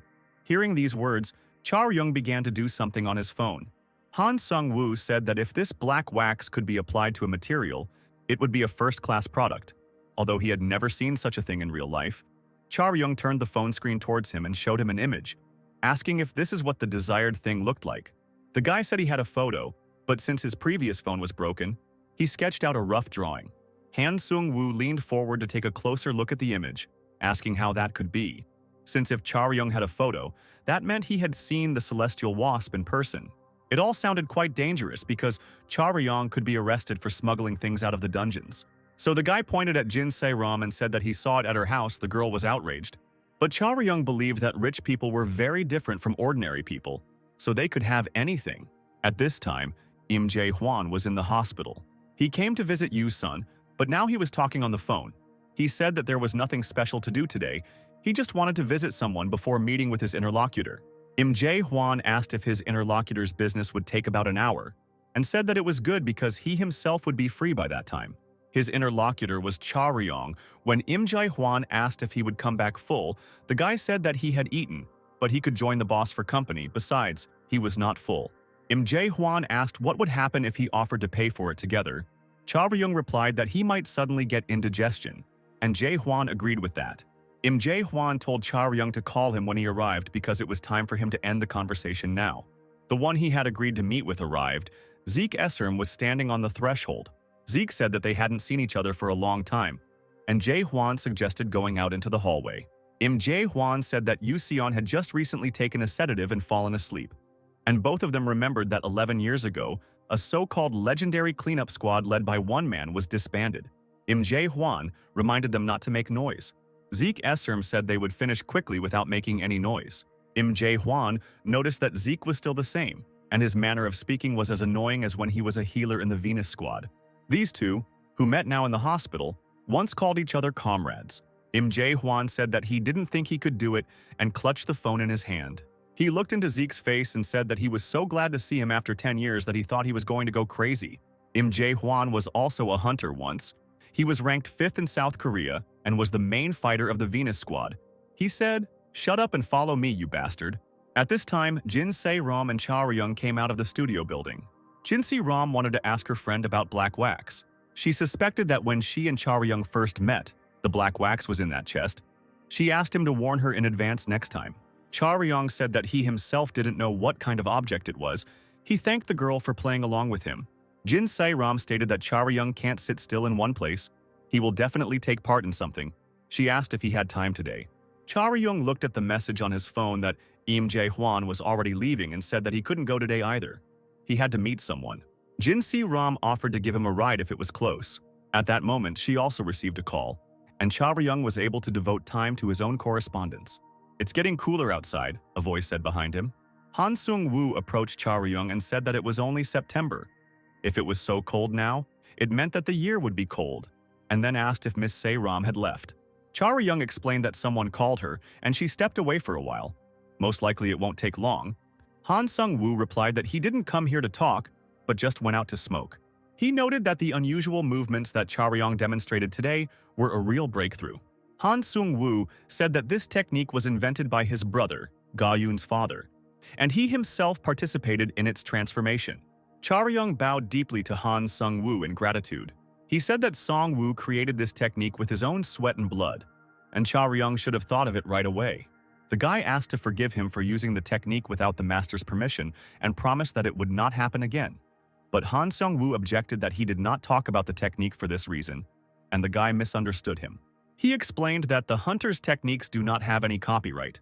Han Sung-woo said that of course there are almost no cases where this technique is passed on to everyone, but when a person masters it himself, it is not considered a crime. Han Sung-woo believed that if Charyung was able to easily spy on and adopt the technique, it meant that he had a fairly high level from the very beginning. Charyung said that his movements weren't exactly the same, and Han Sung-woo laughed and said that the conversation had gone off track again. He assumed that Charyung didn't have the experience to learn any techniques properly. At first he thought that Charyung only knew the basics. But during the battle, Han Sung-woo looked at Charyung's face and came to the conclusion that such an ardent guy couldn't just somehow learn basic techniques. Han Sung-woo didn't dare ask how or why Charyung had learned this, but he wanted to give the boy advice that he hoped would be useful. He said that Charyung has true talent, and with enough effort and time, he will definitely shine brighter than the rest. Han Sung-woo believed that it would not be difficult for Charyung to enter the hero school and become the best hunter. These words made Charyung laugh. Han Sung-woo said that for now he is talking about Charyung's personal skills. He explained that in this world, especially in the hunter world, no one would just rejoice at someone's success. Charyung stopped laughing and looked at the master in shock. He continued to say that naturally, many would recognize Charyung's abilities and look up to him, but there will be many who will be jealous. They will want to get Charyung, and if that doesn't work out, then destroy him. Han Sung-woo believed that Charyung himself could understand all of this. Charyung asked if the master advised him to hide his abilities so as not to attract the attention of dangerous guys. Han Sung-woo replied that he didn't mean anything like that and that he didn't think Charyung's talents needed to be hidden. Moreover, such skills are not easy to hide, and because of Charyung's unnatural modesty, they may consider him weak. Han Sung-woo put his hand on the boy's shoulder and said that it was better to show his talents in all their glory. The master said that it was better to just be what Charyung already was, a genius who wasn't easy to befriend. He advised Charyung to do whatever the boy could while his strength allowed him, to adopt any other techniques that he came across. And if someone makes a claim, Charyung shouldn't apologize like he did just now. On the contrary, it is worth holding on with confidence because it is not Charyung who is to blame, but the people who demonstrated the technique. It was too much. Only the person himself can decide whether he is doing the right thing or not. To put it precisely, the right to choose belongs to the one who is stronger. Even though Charyung spied on the technique, if he uses it correctly and can rise to higher levels, they will become his personal techniques from that moment on. Han Sung-woo said that he knew how Charyung felt. It wasn't the kind of advice an adult should give, but they all lived in the hunter world where the strongest survive. Charyung saw how sharp Han Ga-yoon's character was, and how her adult uncle should have reprimanded her, but he didn't want to break her by force. It's better to be a cruel genius. As long as those around her are afraid of her, they won't be able to look down on her or harm her in any way. The conversation was interrupted by Jin Se-ram's voice, who loudly called Charyung's name. She told the guy to pick up the phone and then noticed Han Sung-woo. Charyung asked why he should pick up the phone and why he should answer calls that were meant for Jin Se-ram. The girl explained that it was her uncle. He found out that Se-ram brought Charyung here, and now he told her to pass the phone to him if he was nearby. The guy took Se-ram's phone. Zeke Esserm apologized to him if he distracted him from important activities. Zeke said that he didn't want to call Charyung, but something unexpected happened, so he asked him to come over as soon as possible. Charyung asked in shock what Zeke had said, and Se-ram and Han Sung-woo, who were standing next to him, looked at him. Okay, Charyung said, adding that he was leaving right away. It was a ruined and abandoned place, looking especially ominous because of the darkness that had fallen. Jin Se-ram asked if there really was a secret passage to the dungeons here. Charyung explained that it was not only here in the abandoned subway that there were secret passages, and each such passage had its own owner. This place also had its owner. Zeke Esserm, looking unusual in his torn clothes, said that he was inside, and the tall and powerful guy next to him said that Charyung had arrived earlier than he thought. Esserm said that he didn't plan to call him here, rather than heal and carry him on himself. It would be better to die right away. Charyung noted that he didn't know what kind of relationship these two had, but they didn't seem very friendly. He was curious to know if this guy had gotten into a fight with the director. The stranger said that if he had known that Charyung would arrive so quickly, he would have asked him to at least bring a t-shirt. He leaned down and looked into Charyung's eyes, then said that he had a lively look in his eyes and asked if he was the one who was able to punch Zeke in the face. The stranger said that Charyung is quite famous in the squad, although no one knows his name. But he is called a teenager who is scarier than a high-level monster. And you know, he asked, that our leader wants to meet him once. He's probably looking around. Esserm said it was time to stop talking. They needed to leave. Business was finished, and it was not worth staying here too long. Jinsei Ram followed her uncle up the stairs and asked Charyung to call her later. Charyung looked at the door ahead. He opened this door and stood on the threshold. I thought, he said, Esserm was talking about support, as if there was some serious condition here. Im Jae-hwan sat on the edge of the cliff. He said that the condition was quite serious. Both his body and his self-confidence were simply shattered into pieces. Im Jae-hwan looked down, smoked, and said that he was very pathetic for following Jae-hwan so obediently. But still, he was not alone. He asked if Charyung had a lighter. Charyung was genuinely surprised by such a question. Where would he get a lighter from? And it was also very strange to see the sunset here, because in the city the sun had already set and night had come. Im Jae-hwan waved his hand towards the cliff and ordered someone to bring him from there because he was so tired that he couldn't move. What Charyung first thought was a sunset was actually a massive fire, with flames engulfing almost the entire dungeon below them. He asked Im Jae-hwan what they did while they were fighting. Im Jae-hwan asked if Zeke Esserm had mentioned the fight, and then stated that he was so hurt that he actually intended to set him on fire. He added that the boy was a good fighter. He wasn't even a tank, but he held his defense well. In about 10 years, he had a chance to become a great hunter, about a quarter of the strength level of Charyung's father. Charyung wanted to tell Im Jae-hwan something, but Im Jae-hwan said that he already knew it. He allowed him to quit smuggling if he wanted, but if it was to become a hunter, he had one condition. Within 1 month, Charyung had to master what Im Jae-hwan would teach him. If he couldn't do it, then it would be better for him to give up the idea of becoming a hunter. It won't be that easy because it's very different from all of Charyung's skills. The power that enveloped Im Jae-hwan was green in color. Charyung correctly guessed what it was about. Im Jae-hwan was going to teach him magic. Charyung said that he wanted to ask what magic had to do with it, but he was willing to listen first. The crumbled cigarette fell to the floor. Im Jae-hwan hung on Charyung's shoulders and the boy asked if the boss was okay. If he couldn't stand properly, maybe it would be better for him to sit down. Charyung thought it wasn't just tiredness because Jae-hwan was all cold. At first, he thought for a long time that it was very difficult to grind coffee beans and brew them himself. But when he tried to do it, it turned out that it was not so difficult. Of course, he also makes mistakes, but that's what's interesting. This is what Yu Song said a long time ago, adding that if he had known, he would have started brewing coffee earlier when he worked as a hunter, and he could have easily found time for such an activity. His interlocutor asked not to speak about it in the past tense. Im Jae-hwan was 26 years old at the time, and he didn't like the way Yu Sung spoke as if he had given up on the matter forever. Yu Sung poured coffee into the cups and explained that this was the case because he needed the impossible to recover. Im Jae-hwan countered that they just needed to catch Duganahi, and that's it. Yu Seong wouldn't even have to do anything if they officially announced the raid's target and assembled a squad. Yu Sung replied that even in that case, it would not be possible to raid him, because he knew very well what state Yu Sung was in, and knew that if he waited out the lull, he would be able to win. Im Jae-hwan exclaimed. Would Yu Sung just stand there and watch his enemy win? He believed that this was not only about Duganahi, all these stupid rumors, because if it weren't for Yu Sung, they would have died long ago. Im Jae-hwan said that Yu Sung just needed to get better, and he would do everything himself. He will gather a squad, they will find the Duganahi, and force those ungrateful creatures to kneel before Yu Seong. While Im Jae-hwan was saying this, another person joined them.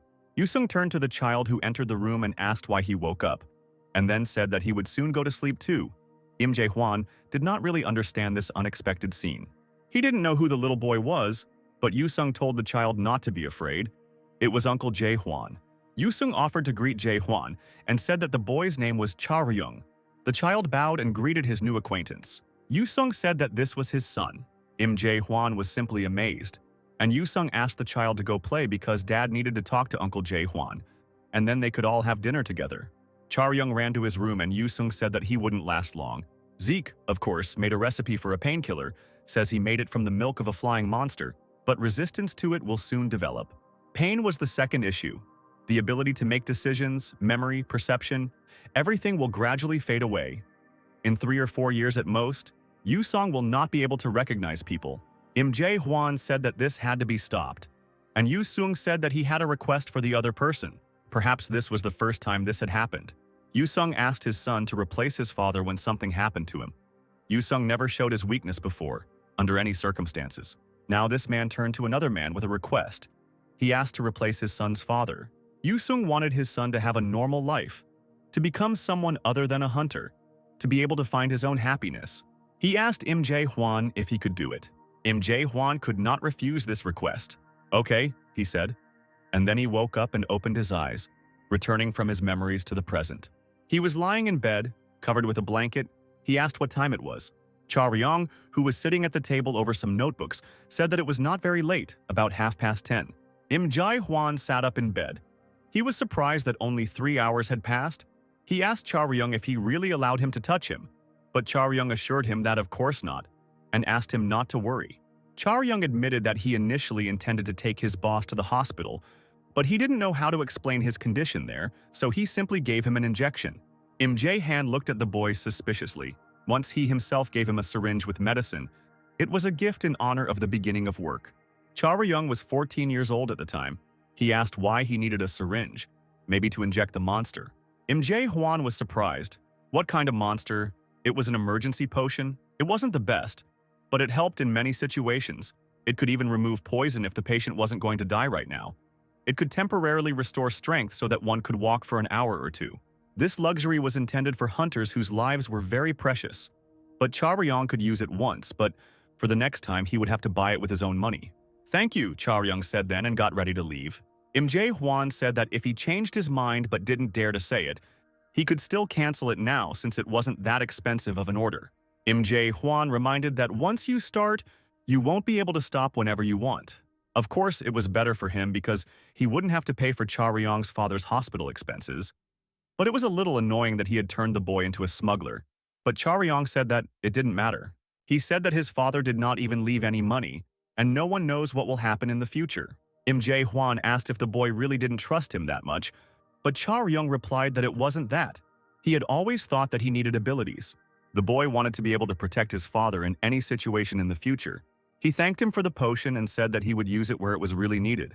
Im Jae-hwan knew that Char-young would keep the potion as long as possible, but he never imagined that he would last that long.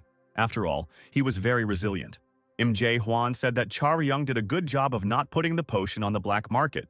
Char-young noted that it was good that the boss understood this. Char-young might have found it hard to believe, but if he hadn't started smuggling or had given up halfway, he would still be paying for the hospital, Im Jae-hwan said. But Char-young replied that he knew it. He just couldn't say he was 100% sure of it. If something happened to Char-young, Im Jae-hwan would not have abandoned his father. And it was thanks to this man that Char-young was able to do this kind of work. Im Jae-hwan countered that what he did to the 14-year-old smuggler's child already meant that he abandoned and betrayed Yuseong.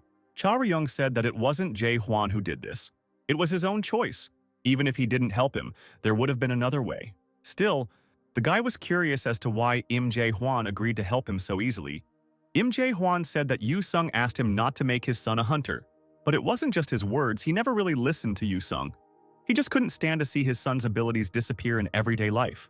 Im Jae-hwan honestly admitted that he hates this stupid world. He hated those bastards who had driven Yusung to this state. He hated those idiots who believed them and forgot about him. He also hated outside observers who knew everything but justified these base actions. He wished them all a quick death. Char-young asked about this man named Zeke. Im Jae-hwan replied that he would never be able to catch Duganahi, even if his intentions were not sincere. His methods were too naive. Im Jae-hwan believed that not only hunters were suitable for catching the dragon, because these dragons were not stupid. People may know their essence, but they will not allow themselves to be touched so easily. The dragons have made it so that their absence in society will lead to great losses. Of course, Zeke Esserm has his own troops, and both sides are aware of it.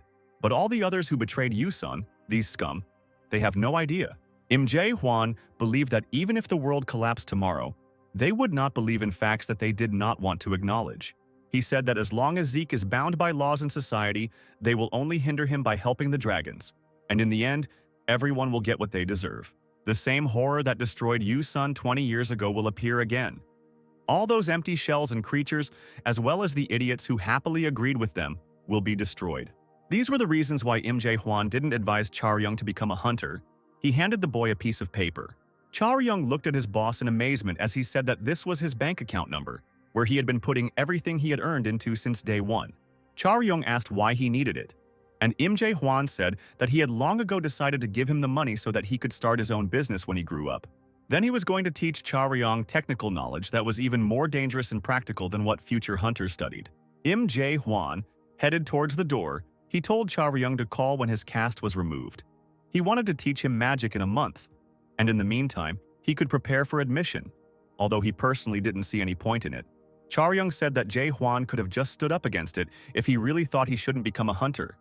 But for some reason, he gave him another chance.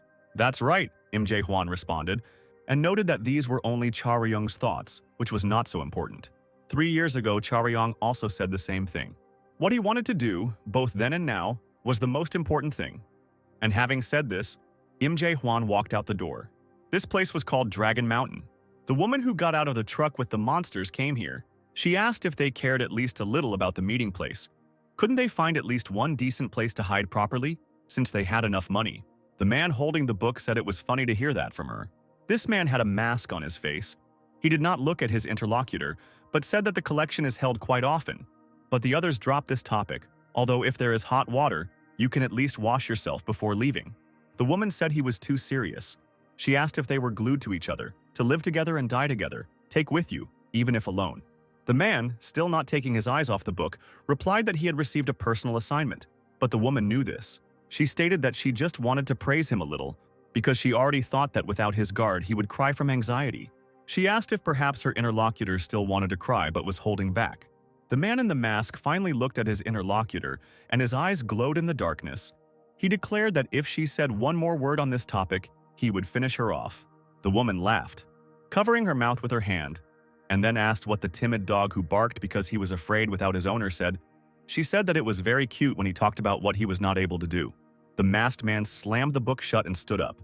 He said that he would not be punished for beating her because she asked for it. The woman asked him what he was saying. If he wanted to beat her, he could only try. Both stood frozen in front of each other, already surrounded by the glow of energy for battle. But the third person who had just entered the room ordered them to stop. He named the woman Ha-Ran. Then he turned to a masked man named Gui Seok. His own white mask covered not half but his whole face, and he said that he did not think that they would fight because it would be better for them to think about business since they had gathered to work together. Because of the two of them, he was now in trouble, and he didn't like the way things were. Gui Seok immediately raised his hands up and said that he had acted like an idiot, almost giving in to the words of some crazy girl. Ha-Ran turned to him and asked if he was still alive just because he was stopped in time. Then she exclaimed why the hell her messages were being ignored. The one who came recently asked what she meant. Then he realized that she was talking about the incident that happened 3 days ago. But after that, there was no point in getting involved. The woman's eyes turned blood red. The man asked why he should listen to nonsense that Ha-Ran should go back and kill the entire rescue team. Ha-Ran indignantly asked why he called it nonsense, but he explained that the operation was already successful. They met the danger, and nothing more needed to be done. Gui Seok countered that it didn't seem like much of a successful operation, with only 12 people killed and the situation being covered by all the media. For the last 3 days, the news has been talking about nothing but this. Searching for heroic rescuers, discussing the victims, but not a word has been said about how many cars were seized. The man with the white mask suggested that if it weren't for these two strangers, the association would be in a dangerous situation that they wouldn't be able to escape. The still living defender of the machines with the 5th speed level was very weak, and that is why the machines were captured and the people were killed. They talked to the Yu family and all the media so that everyone would focus their attention on the two unknown heroes and not on their mistakes and cars. Ha-Ran said that she should have gone back and killed them all, but the man with the white mask said that even if hundreds died, they would be known as bandits, not heroes. People would focus not on the association's mistakes, but on catching the villains, especially since this time the association failed to cause any damage. But if similar errors occur again, the association will still collapse one day. Gwe Seok said that it turns out they need to keep arranging these accidents. The man in the white mask said that this was the correct conclusion, and they had business for today. Suddenly there were quick steps. A loud voice asked when everyone had arrived here. A young man appeared in the hall, his clothes stained with blood, and in his hands he held a chain and a hammer. He said that if everyone had decided to gather, then they should have at least warned about it, but he hoped that they had not waited for him too long. The man in the white mask said that this guy clearly doesn't like interrupting others compared to his other hobbies. Haran raised her hand and shouted that she hasn't seen Yoon-gyul in a long time. The guy pulled the chain and said that his hobby was doing work seriously. The other end of the chain was holding a bloody body of a man with a bag over his head. Yoon-gyul said that he really enjoyed doing this. Gwe Seok looked at the captive and noted that he had a good body. He was one of the hunters who had been at the bottom for a long time, but had risen in the rankings in recent months. He hid all the loot with his accomplices, met with them secretly last night, pretending to be a smuggler, and stole everything. His name was Gang Hyuk. He was currently ranked 97th and was the main tank of the JGY army. Yoon-gyul said that apparently Gang Hyuk was a very scary person, the youngest in the army, but he helped them a lot, stole their money in the shadow, and stabbed them in the back. Haran asked what a shadow was, and was told that it was a secret hideout used by hunters, usually making some sort of base or camp in remote areas. Where monsters cannot penetrate, they set up a place for rest and healing and stock up on food. This is just a definition. Not many armies use them with pure intentions. Since this is an unknown place and people are using it to commit various crimes, Yoon-gyul said that he wanted to have what was just said repeated to him since everyone likes to hear it. Gang Hyuk said there's a party at the shadow tonight. There will be not only hunters but also civilians, whom Gwe Suk called civilians, and then spoke about freaks from the top armies. Yoon-gyul cheerfully asked if they were going to have a corporate party with the smugglers. He said that there was no need to talk about boring things. It was better to continue telling the story without hesitation. Otherwise, Yoon-gyul would kill the prisoner if he got annoying. Gang Hyuk explained that his commander would bring people through connections. Their organizations were different each time. Elites who liked games, or businessmen, celebrities. They get together and drink or take pills that have painkillers or sedatives. And Haran was delighted to hear about this. The man with the white mask guessed what kind of pills these were. Apparently, these were those addicts who were already bored with regular drugs, and they were gathering to find something stronger. But such addicts never have a safe haven for their searches, and under the protection of the hunters they can continue their passions, and the outside world will never know about it. Gang Hyuk said that he couldn't do anything when he first came there. Everything was like that from the beginning, but it's not just his army that's doing this. Yoon-gyul asked if it was cowardice, even though it was too late. But Gang Hyuk apologized and told everything. Was it really necessary to hurt him again? As sorry as I am, I have to send you away, he said, and said goodbye. There will be no one left alive inside that place tonight. All the hunters and ordinary people who abused the liquid medicine died from the monster invasion, and the world will finally know the truth. Gwe Seok asked if it would be an army hunt, and Haran stated that as long as it was fun, it didn't matter if it was just the four of them, without any other participants. Yoon-gyul said that this was the first time he saw the leader so passionate about the matter. She asked if he had stayed away before because there was no need to interfere, since he could just kill everyone without any fuss. Recently, it was those present here who were the endless killing machine that the man in the white mask dreamed of. The enemy now will be a very famous army. 2 of them are gold. 8 are in the ranking. They had to be killed and then do whatever they wanted. If the bodies of these people were found, perhaps then the world would wake up to the smell of their rot. The man in the white mask said that their time would soon come. A month later, a taxi was speeding down the road. Yu Chaoryong said on the phone that the cast was removed today, but he still couldn't move his arm normally. He needed nerve rehabilitation. The doctors said that it would take another 1 or 2 weeks for everything to recover. 2 weeks? They asked on the other end of the signal. Fortunately, Chaoryong would still be free for about that long, just when the equipment would start arriving. "Oh!" Jin Se-ram exclaimed. She saw Chaoryong's car and waved her hand, indicating where to park. Chaoryong got out of the car and asked why the girl ordered an expensive taxi if the journey took only an hour, and even came out to meet him. The guy asked if all this would be for 2 days, as Se-ram said. Jin Se-ram sternly said that there was only 1 week left to prepare for the entrance exams, since Chaoryong was going to take the exam this month and train with that chairman, and she herself had to study hard for the tests. Chaoryong turned around and said that he didn't have time to tell you something. When he went to remove the plaster cast, he met one person. Cha Ryung spoke to this man about the entrance exams, and he decided to help because they decided to share their knowledge with each other. Jin Se-ram looked at this familiar Cha Ryung with great surprise. Cha Ryung asked the girl if she would mind if Seok Cheol-gang joined them. There was a beautiful swimming pool in this place.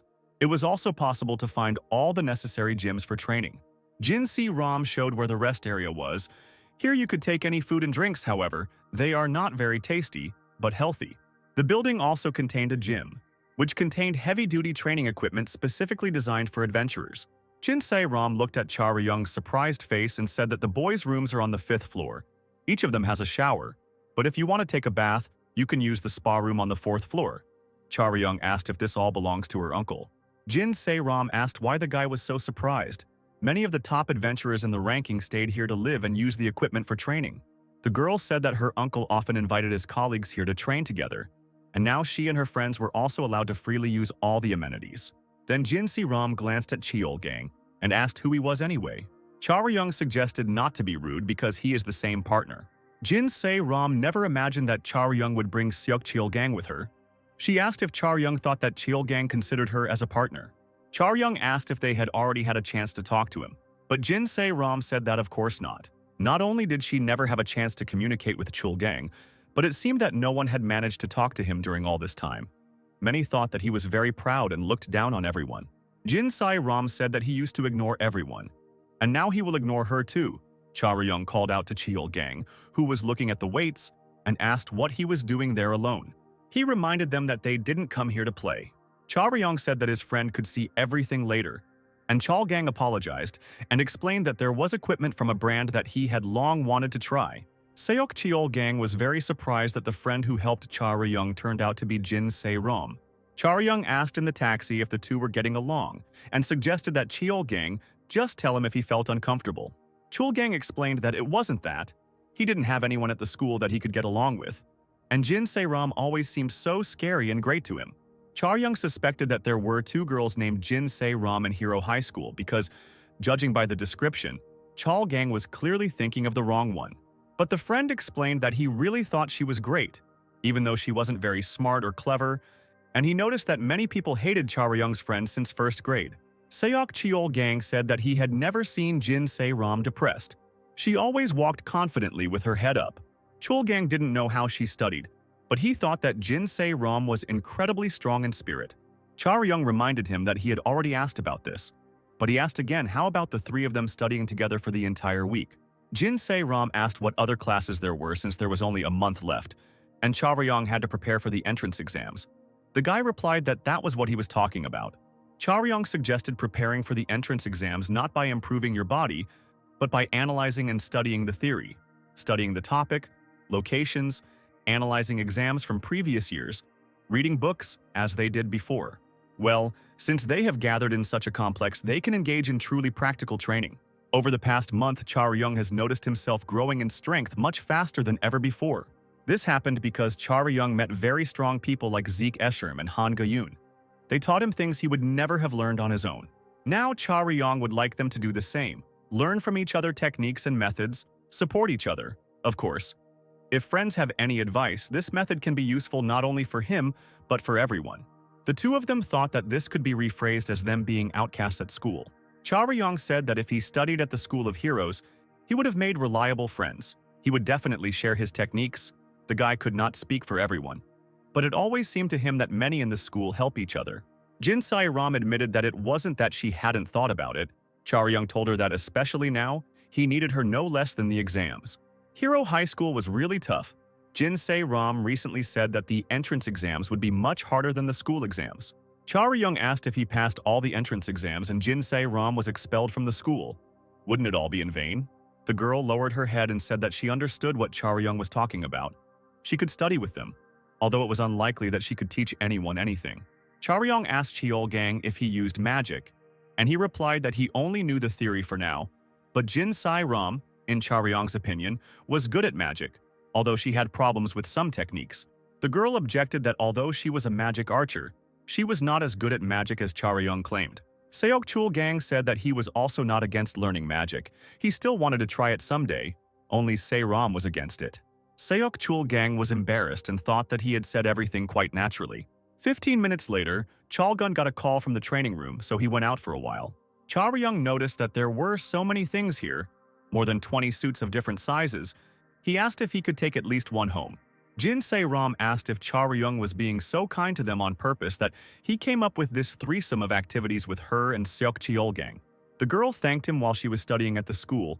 She never thought that she would ever work with someone like Charyung and Chul Gang. Charyung said that Jin Se-ram probably already realized that Chul Gang is not such a scary guy. During this conversation, new characters approached the friends. Charyung turned around and asked what they wanted. A girl he didn't know said that it was somehow uncomfortable here, and Jin Se-ram came before her, although she asked to warn him in advance if she was going to use the hall. The blonde elf stood in front of the group of young people and said that Jin Se-ram wasn't paying attention very much. Jin Se-ram asked the elf with despair in her eyes what she was doing here since her uncle had left today. Last time, Uncle said that when he was not there, they could use whatever they wanted. The elf asked if he was saying something she didn't know about, or if Jin Se-ram had somehow decided that he treated her better than the others. Jin Se-ram explained that this was Anisha Esherm, her cousin, who was almost the same age as her. Anisha smiled and said that she was pleased to meet you. Her sister also brought her friend here, and she was very happy about it. She pointed to the guy next to her and said that he was a second-year student at Hero High School, Jang Sang-yo, and also reminded him that Se-ram had already seen him a couple of times. Anisha and her friends were thinking of getting together here on the weekend and inviting the seniors to practice and share techniques with each other. Anisha had arranged to gather with those who had time, and now she was glad that her dear little sister had come too. The elf said that it was none of her business, but Jin Se-ram always avoided crowded places, so it would be nice if she and her friend returned home now, although Anisha personally did not kick anyone out from here. Jin Se-ram asked why she had to leave, and Anisha told her not to be shy and to ask to be included in her group since it was the perfect chance. Charyong decided to intervene in this conversation and said that actually they were also going to study here. There was another person with them, but he went out to answer the phone. If this whole group didn't mind, they could all study together. Jang Sang-yo asked which school these freshmen were from because he didn't seem to have seen them before. Charyong explained that he goes to a regular high school, not a special school, and he gave his name. Anisha looked at this guy in disbelief, who said that he was currently preparing for the entrance exams to Hero High School, and his friends promised to help him over the weekend. Charyong said that he knew that he decided to change schools quite late, that there was a lot he didn't know yet, but he was determined to sacrifice everything to achieve his goal. Jang Sang-yo leaned over to him and told Charyong to just get in the car and drive home before it got dark. Anisha smiled and said that it was all a lie. She didn't know if Charyong was lying about starting late or that he was ashamed of being an ordinary schoolboy. But they were high school students at the School of Heroes, and it was impossible for ordinary school children to compete with them, no matter how hard they tried. Anisha stated that Charyong would only embarrass himself here, so he should go back and find lessons that match his level. Charyong began to try to object to her. Jang Sang-yo hit him without further explanation. His punch landed on Charyong's face. It was stupid, but no one even thought that Jang Sang-yo would hit this guy. Even if he wasn't officially a hunter yet, it was still violence against an ordinary person, so he should have gone to jail. He didn't even give him a chance to dodge, punching him right in the nose and disgracing Charyong, so he wanted to make him feel the difference in level between them. Jang Sang-yo thought that the calculation of the strike distance was accurate. He didn't understand why this guy didn't dodge when he could have just stepped back. Perhaps he had stepped forward on purpose, but to do so, he would have had to know all his opponent's moves in advance. And now he sat with his hands covering his face and complaining that he had been hit unexpectedly when he had simply tried to get along and be good. Charyong said that he wanted to get along and study together on the weekends, but now he has no choice. Charyong's eyes flashed. He said that now, out of self-defense, he would have to destroy the offender. The training room used by the adventurers has cameras all over the place. They record everything that happens in the room from different angles, and then the adventurers watch the recordings to analyze their movements. Jin Se-ram watched her friend and thought that he just let himself get hit on purpose. Judging by his reaction, she didn't know what he was planning, but now Charyong had insurance against problems if something happened. Everyone saw it, and there is also a recording of how this senior student struck without warning. Jang Sang-yo asked what kind of self-defense they were talking about. Charyong replied that he is a very closed and timid person. If something bad happens, it haunts him for a long time. He becomes depressed and even loses sleep. Jang Sang-yo apologized for hitting Charyong, but he thought that Charyong was making a fuss over something trivial, even though it didn't even hurt him. Young shouted indignantly, asking if she heard that first this Sang-yo hit, and now he says it's nothing. Young asked if he should call the police or the director of the Warrior Academy right away. Jang Sang-yo shouted, "Wait!"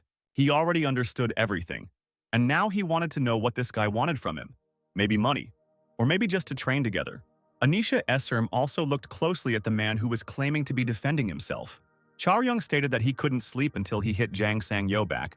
Jang Sang-yo really wanted to know where this crazy guy came from. He allowed this guy to hit him. Young asked if it was really okay. Jang Sang-yo confirmed. He thought that if this problem could be solved that easily, then it was great. In any case, it will be a blow from some weakling. No matter how fast he is, there is a limit to his strength. When Young landed his punch, blood would spurt out from Sang-yo's nose. Young asked what he did wrong. Jang Sang-yo had retreated a fair distance when Young hit him. One of Anisha's companions asked why Sang-yo was dodging if he just needed to take the hit.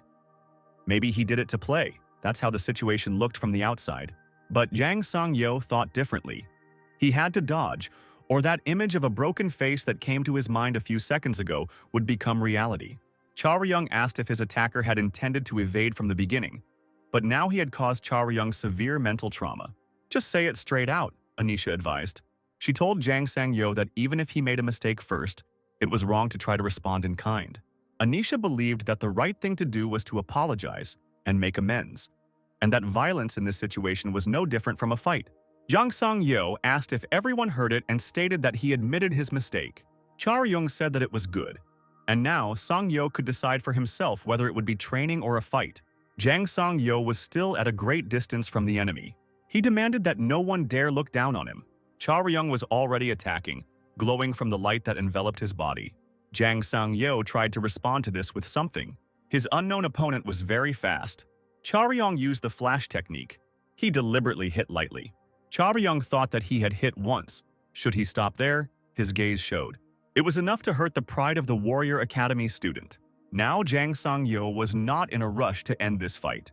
There was a lot of fury in his movements. Young had managed to escape for now. Jang Sang-yo claimed that he had caught him. Young. He stomped his foot decisively, using the jamming technique. Young was too close to the enemy. Jang Sang-yo was surprised by what was happening. Young said out loud that there would be several blows to the torso now. With these blows, he knocked the enemy to the floor. The girl from the group stared at them in amazement. The guy asked what happened. Maybe Jang Sang-yo did it on purpose to make the opponent relax. Young said that he wasn't even trying to be sarcastic. He was genuinely curious if Sang-yo was really a student at the academy. Then, Young thought that it would be better to ask if Sang-yo really studied there. The feeling was completely different. Young himself wanted to do this so that they would cause as little harm to each other as possible. He extended his hand to Sang-yo and thanked him for adjusting to the tempo, asked him not to hold a grudge against him, and also that he would take the recording and not distribute it. He wanted to help his opponent get back on his feet. Young sincerely said that he didn't like this reaction.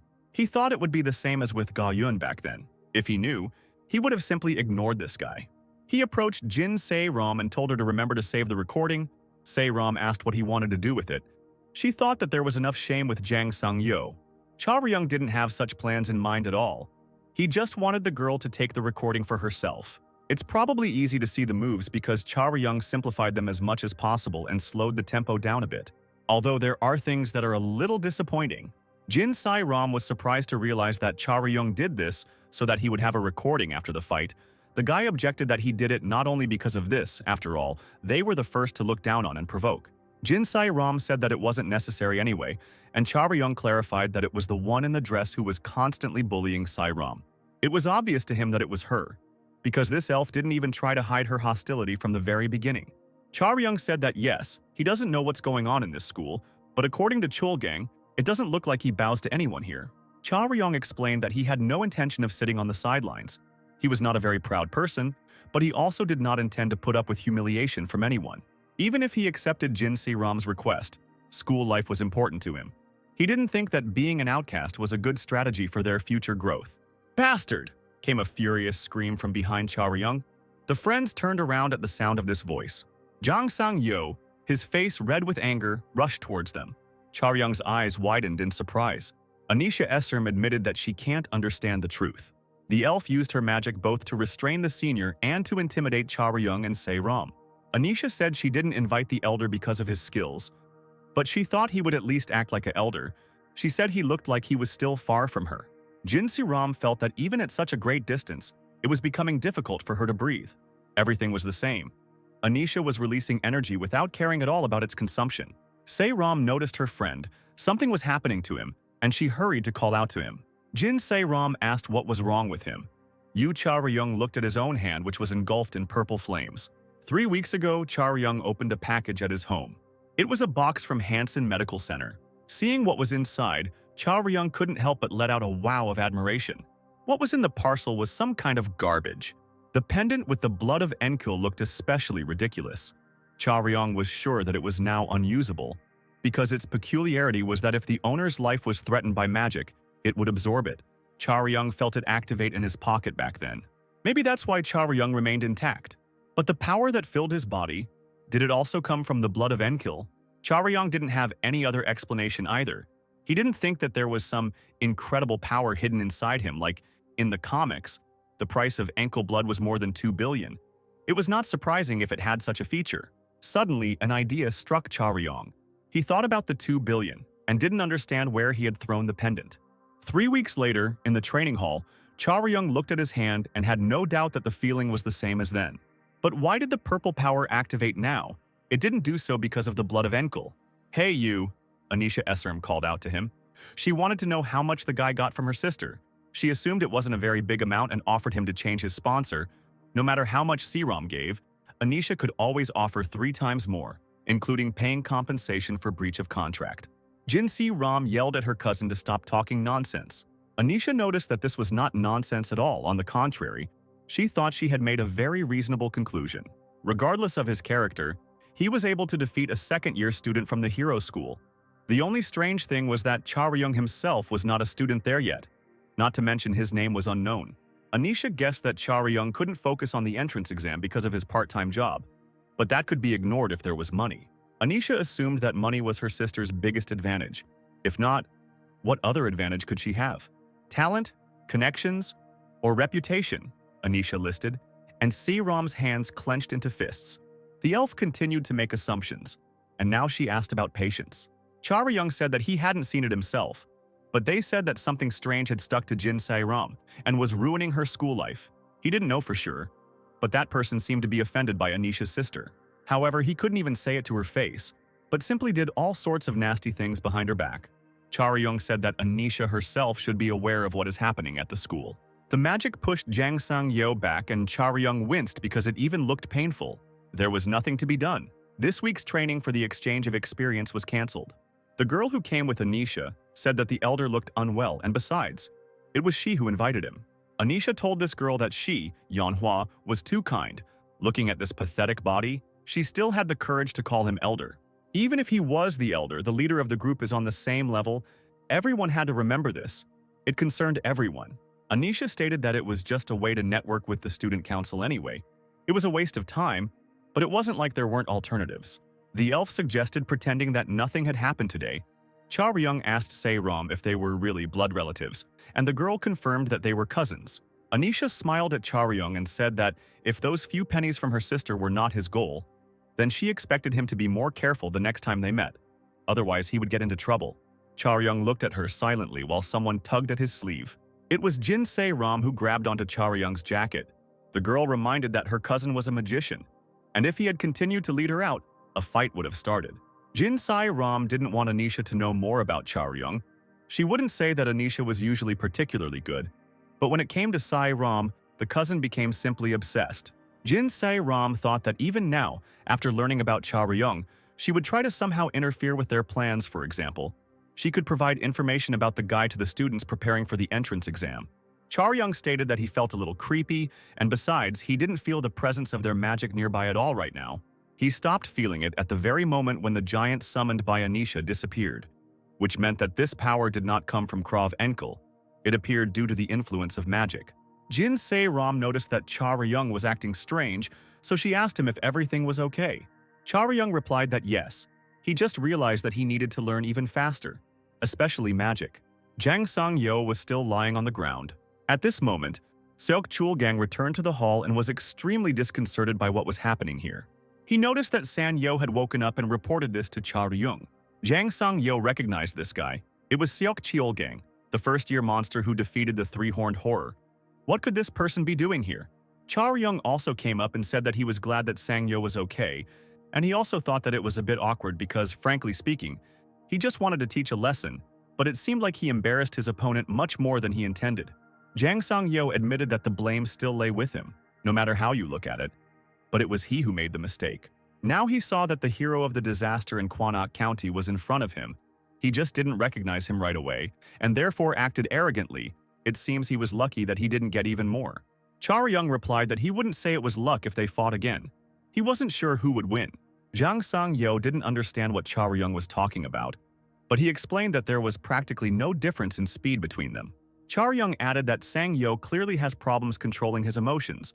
The attack was a bit monotonous, making it seem like he still has a few bad habits. He managed to analyze the recordings a little while Sang-yo was unconscious. The guy thought that the second-year student had one problem with his center of gravity. Before Sang-yo's hand began to move, his body swayed slightly. He also thought that Sang-yo might be interesting to watch, so he put everything in order. Jin-si Ram watched from the side and thought that that senior must have been quite surprised. The girl believed that such feedback could not be bought with money. But for her, it was no longer surprising, given Cha Ryung's keen eye and insight. Sanyo asked why Cha Ryung was doing this, since he had recently been rude and impolite to him. Cha Ryung replied that it didn't matter anymore, because Sanyo had paid enough for his mistakes, and Cha Ryung himself calmed down. Jang Sang-yeon looked at Yu Cha Ryung in surprise, who was asking if Jang Sang-yeon didn't come here to practice. Now, if he could at least get that, it wouldn't be so offensive.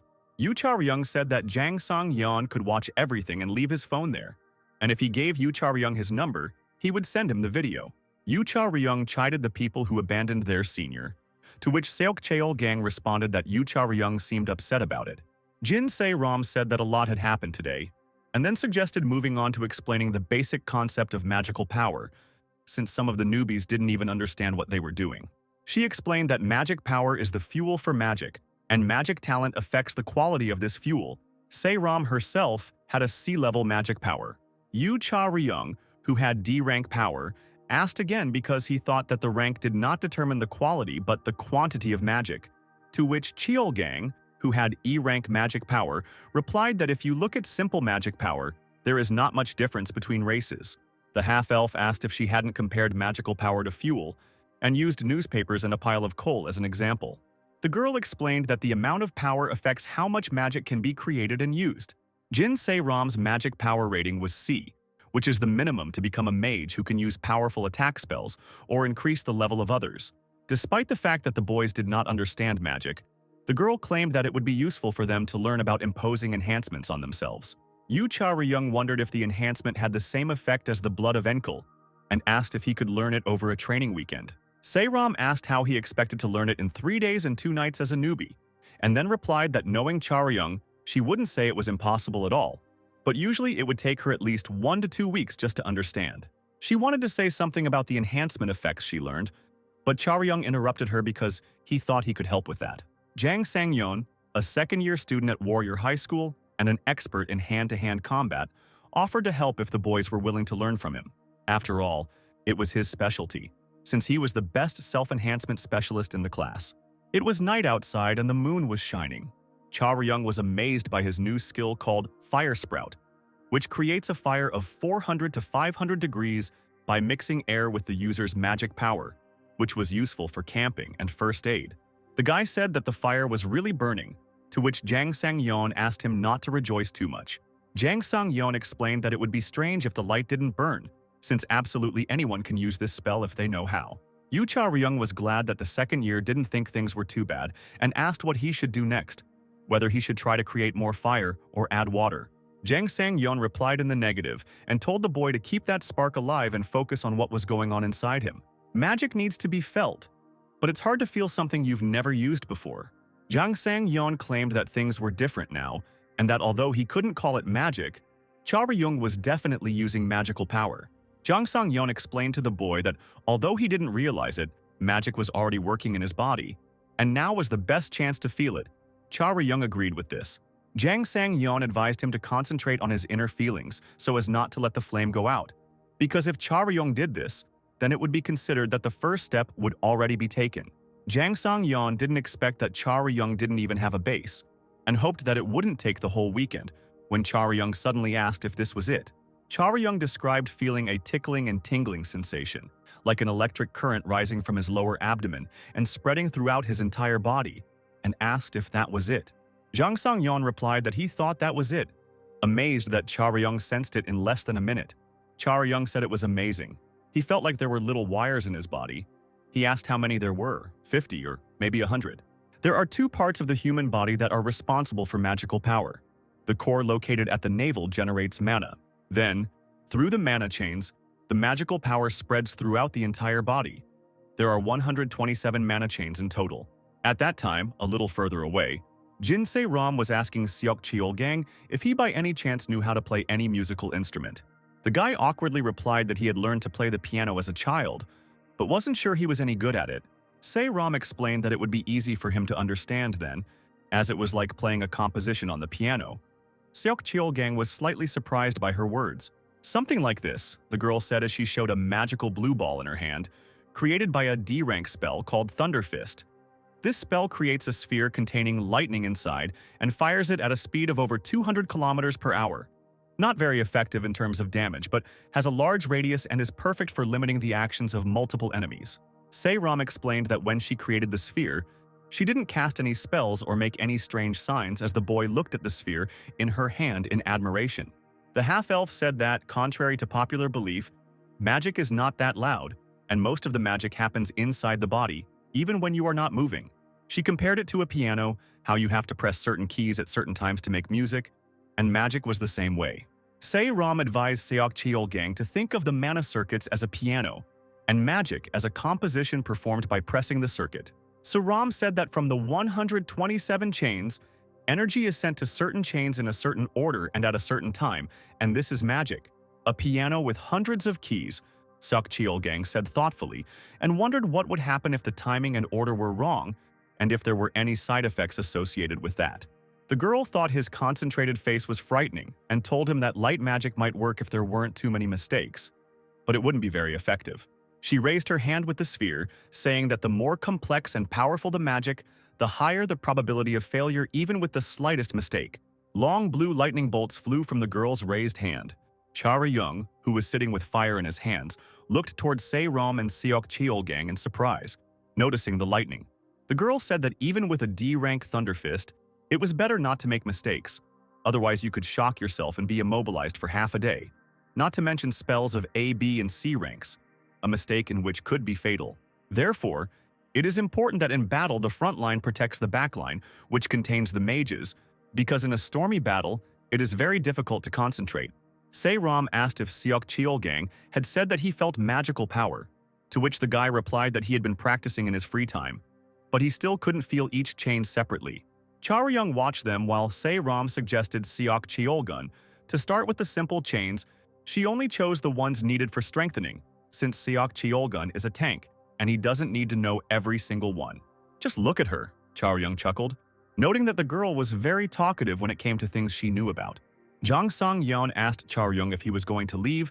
Cha Ryung replied that he was not, as he thought he had something else to do. Jang Sang-yeon frowned, asking what he was talking about, since the training with the sprout should be periodic until Cha Ryung starts to feel the magic naturally. Cha Ryung replied that he had somehow gotten used to this feeling, and although he couldn't count the chains, he could feel where each one was. And Jang Sang-yeon said in surprise that this was nonsense and asked again how Cha Ryung could feel all the chains. Cha Ryung extended one hand, describing how he felt 2 chains on his right that ended at his fingers, 1 on his wrist, 3 more on his elbow, 6 in total on his right hand.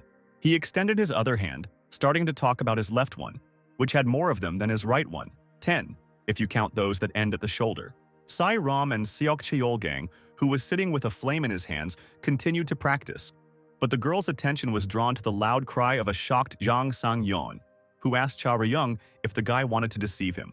"You only found out about it now and you can already feel it," Jang Sang-yeon exclaimed in amazement, while Se-ram thought that it seemed like Cha Ryung had done something incredible again. Okay.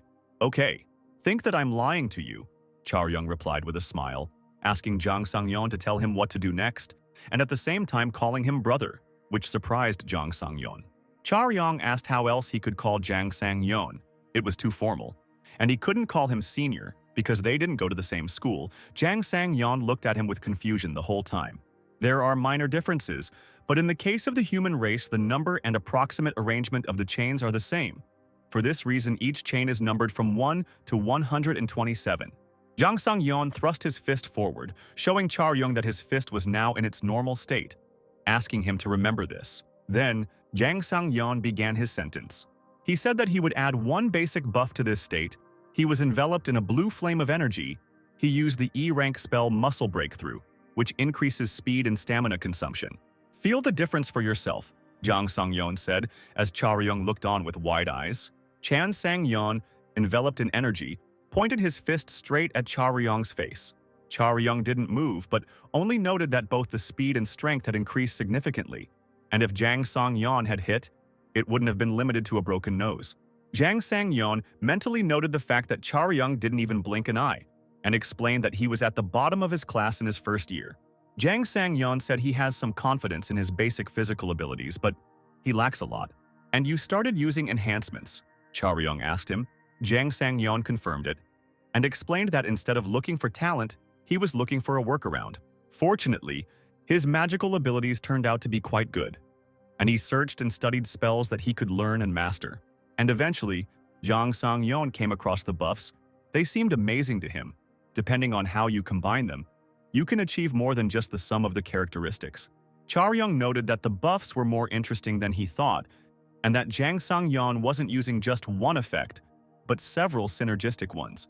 Jang Sang-yeon agreed, but said that talented people don't care about power-ups, and in the worst situations they only need 3 at most, while Jang Sang-yeon has to use dozens in various combinations. As a result, Jang Sang-yeon's grades increased to average, and he even became the leader of his own team. But he still thinks that those who are naturally more capable ignore him because they think he is cheating. Jang Sang-yeon guessed that was why he was so nervous today. He said that the student who was considered the best in the first year invited him to practice.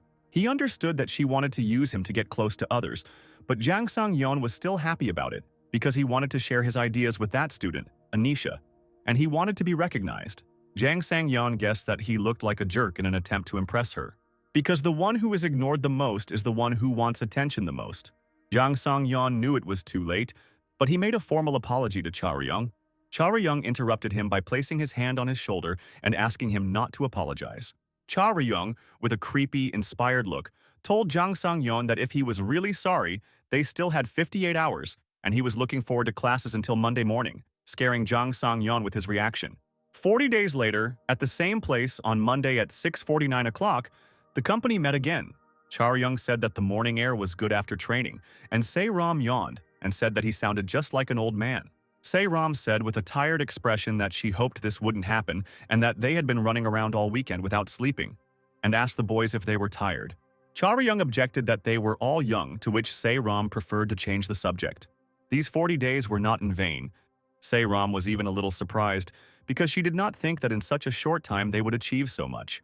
Charyong said that it would be nice to have some soup if they were in the city, and Se-ram said that she called a taxi. Jang Sang-yeon asked if anyone else was going to Gangnam, since they were practicing outside of school anyway, so it was unlikely that they would go back there. Charyong replied that he was on his way, but he could just get off at any station on the second line of the subway, so Jang Sang-yeon might not give him a ride, since there would be traffic jams in the morning on a weekday. Charyong said that it might not be the right time, but he wanted to say something. He thanked everyone for the weekend, surprising his friends with the phrase that it would be his best weekend in the next few years. Charyong said that it was unlikely that they would meet again before the exams, since he would be busy most of the time, and the guys would be training, so he wished them all the best. "Especially you, Jin Se-ram. Won't you be ashamed if you don't pass the exams?" he addressed the girl, embarrassing her, to which she replied that this was not the first time he had said this recently. Charyong asked them to look after each other even though it would be hard for them. After that, the guys said goodbye and left. Se-ram turned to Jang Sang-yeon, believing that he had worked hard and that she had learned a lot from him. Jang Sang-yeon said that he too had learned a lot during these days and said goodbye. A white car was driving along the road. Se-ram said that the taxi would be here soon. Seok Cheol-gang agreed. Both of them still felt awkward being alone. As they entered the city, dawn was breaking. Charyung turned to Jang Sung-yeon, saying that he had arrived before the traffic jam started, that it had been the best weekend ever, just like he had said, and that he had especially learned a lot from his brother Jang Sung-yeon. Many techniques and one deadly thing. Jang Sung-yeon asked him in confusion what he meant, because Jang Sung-yeon had said 10 times that this was just an idea that they hadn't tried and were unlikely to try in battle. Maybe it was just empty talk. Charyong suggested trying it at least once, because if there is experience, then it will be possible to use the Rebellion Union. Rebellion Union, Jang Sung-yeon asked again, to which Charyong answered him that it would take too long to explain. But there is such a thing, and if he succeeds, he himself will tell about the results. Charyong turned around to leave, also suggesting to Jang Sang-yeon to go somewhere to have lunch together. Although he doesn't know when they can meet, he regretted that they can't do it now. Jang Sang-yeon, who was also about to leave, said that Charyong should have gone to a better school back then, and that he couldn't waste his time on some kids in a regular school. Charyong, without turning back, chuckled, answering that he had realized it too late. Charyong, already some distance away, loudly thanked Jang Sang-yeon for his support. Waving goodbye, Charyong arrived home in the middle of the day. Charyong walked into his apartment, complaining out loud about being tired and wondering what would happen if he constantly slept and missed school, when he was interrupted by the phrase that he still needed to go to school. And at the same time they said that it seemed the guy would have no time to sleep now. Charyong opened his eyes in surprise, seeing his interlocutor. "Hey, today isn't a school day," Charyong exclaimed when he saw Im Jae-hwan, who replied that that was why he had conveyed that Charyong would be absent. Charyong was scared not to go to school for a month, to which the man asked why he was so scared, and wasn't he thinking of entering the military training school? The boss said that if the guy wasn't going to get extra points for excellent attendance, he could pack his things, starting with underwear and t-shirts for the first time. Im Jae-hwan pointed out that Charyong had learned a little magic, noting that although he was still at the lower level, he could already activate the circuit. Charyong replied, looking sideways at the man, that he heard something in class and also practiced a little. The leader praised him, but said that it was useless. "It's no use," Charyong asked indignantly, to which the man asked not to misunderstand him. It was not in vain, and therefore Im Jae-hwan praised him. Im Jae-hwan reminded him that he had said this before, and said that Charyong should understand that this training was not for personal development, but for an exam. He said that it was to test his skills as a hunter, because in the future all his skills would be needed. The manager said that there was one thing Charyong needed to learn right away. He needed to learn to admit that he had enough skills. Im Jae-hwan pointed his finger at the door, demanding that the boy pack his things. While Charyong was packing his things, Im Jae-hwan explained that he would only need all of this for the next few days, and if he was short of anything, he would be given what he needed. Charyong asked while putting on his bag where they were going, guessing it might be that military dorm. The man, trying to open some box, replied that he immediately gave up on the idea, but Charyong noticed this and asked what it was. "Your cargo. What else?" said the manager, speaking of someone who somehow found his address and sent it. Im Jae-hwan finally opened the box and asked the guy to check the contents so that if anything was wrong, he could sue the delivery man. In the box lay a fighting pole on a red backing, and next to it was some kind of paper. They examined the weapon. The leader decided that the weapon looked like an old model, just repainted. Charyong said, looking at the paper, that he had seen such a weapon before, but most likely this was not all. He picked up the pole and noticed that it felt lighter and more comfortable in his hand, to which Im Jae-hwan said that he would have to figure out how to use the thing himself. The man thought that they had hardly made things worse, but he also didn't notice any noticeable improvements, and he told Charyong to go already. Im Jae-hwan said that he could let the guy practice if he wanted to understand how the weight felt, to which Charyong responded positively. "Of course," I agreed, Charyong said, looking ahead with a gloomy expression. No longer at home. In front of the guy armed with a pole stood a huge, tall monster. This monster, which looked like a living tree, was a 4-star carnivore ant. Charyong said that he was taught to focus on escaping if the monster is a 3-star and avoiding encounters with 4-star ones. The leader, who was standing on a raised platform at a distance and watching Charyong, replied that this was the correct attitude for those who wanted to stay alive, but not for hunters. Im Jae-hwan, thinking about how the last time the boy tested his skills was 6 months ago, explained that if Charyong said that he couldn't move from fear or if he felt like he was close to death, Im Jae-hwan would immediately come to his aid. The man reflected that the carnivore ant was most dangerous in close combat, and if his memory served him correctly, he could die. But the manager told Chaoyang that if he called him for help, he would definitely fail the test and wished him good luck. The boy glared at the monster in front of him. The monster tried to strike with his hand, but Chaoyang dodged it. Even if he fully concentrates, the slightest delay can cause the monster to cut off his head. This is the second fight with a monster above level 4 after Zerion. Even if there is a difference in the type of monster, the most important mission was the same. Not the slightest mistake will be forgiven, whether Chaoyang is the attacker or the receiver. He has no colleague to cover him, so a blow to an unprotected place will immediately lead to death. Chaoyang found himself behind the monster, realizing that he would have to use all his strength and kill it in a flash. The biggest difference between the 3rd and 4th levels is intelligence. Despite the fact that their species and classes differ, large monsters are almost always more prepared for the unexpected than humans. But if it is an outstanding individual, then they may actively try to influence psychologically. Despite the defense, he lured me in by opening up, Chaoyang realized, also realizing that he wouldn't be able to attack the monster with a weak weapon. I knew it, Huan said, stretching out his hand and emitting green magical energy. Chaoyang struck the monster, and his weapon burst into blue flames, creating a flash and destroying the monster. What is this? The guy asked in surprise, his eyes wide open. Chaoyang stood in a fighting stance, holding the pole out in front of him and staring at him. His boss opened his mouth in surprise, dropped his cigarette, and wondered what kind of scam this was. The battle staff in Chaoyang's hand burned with blue flames. The blue flame gradually died out. Gone again, Chaoyang thought as he looked at the pole in his hands. Huan asked if Chaoyang did it, to which Chaoyang replied that he didn't even know how to handle it. He didn't even read the handling manual.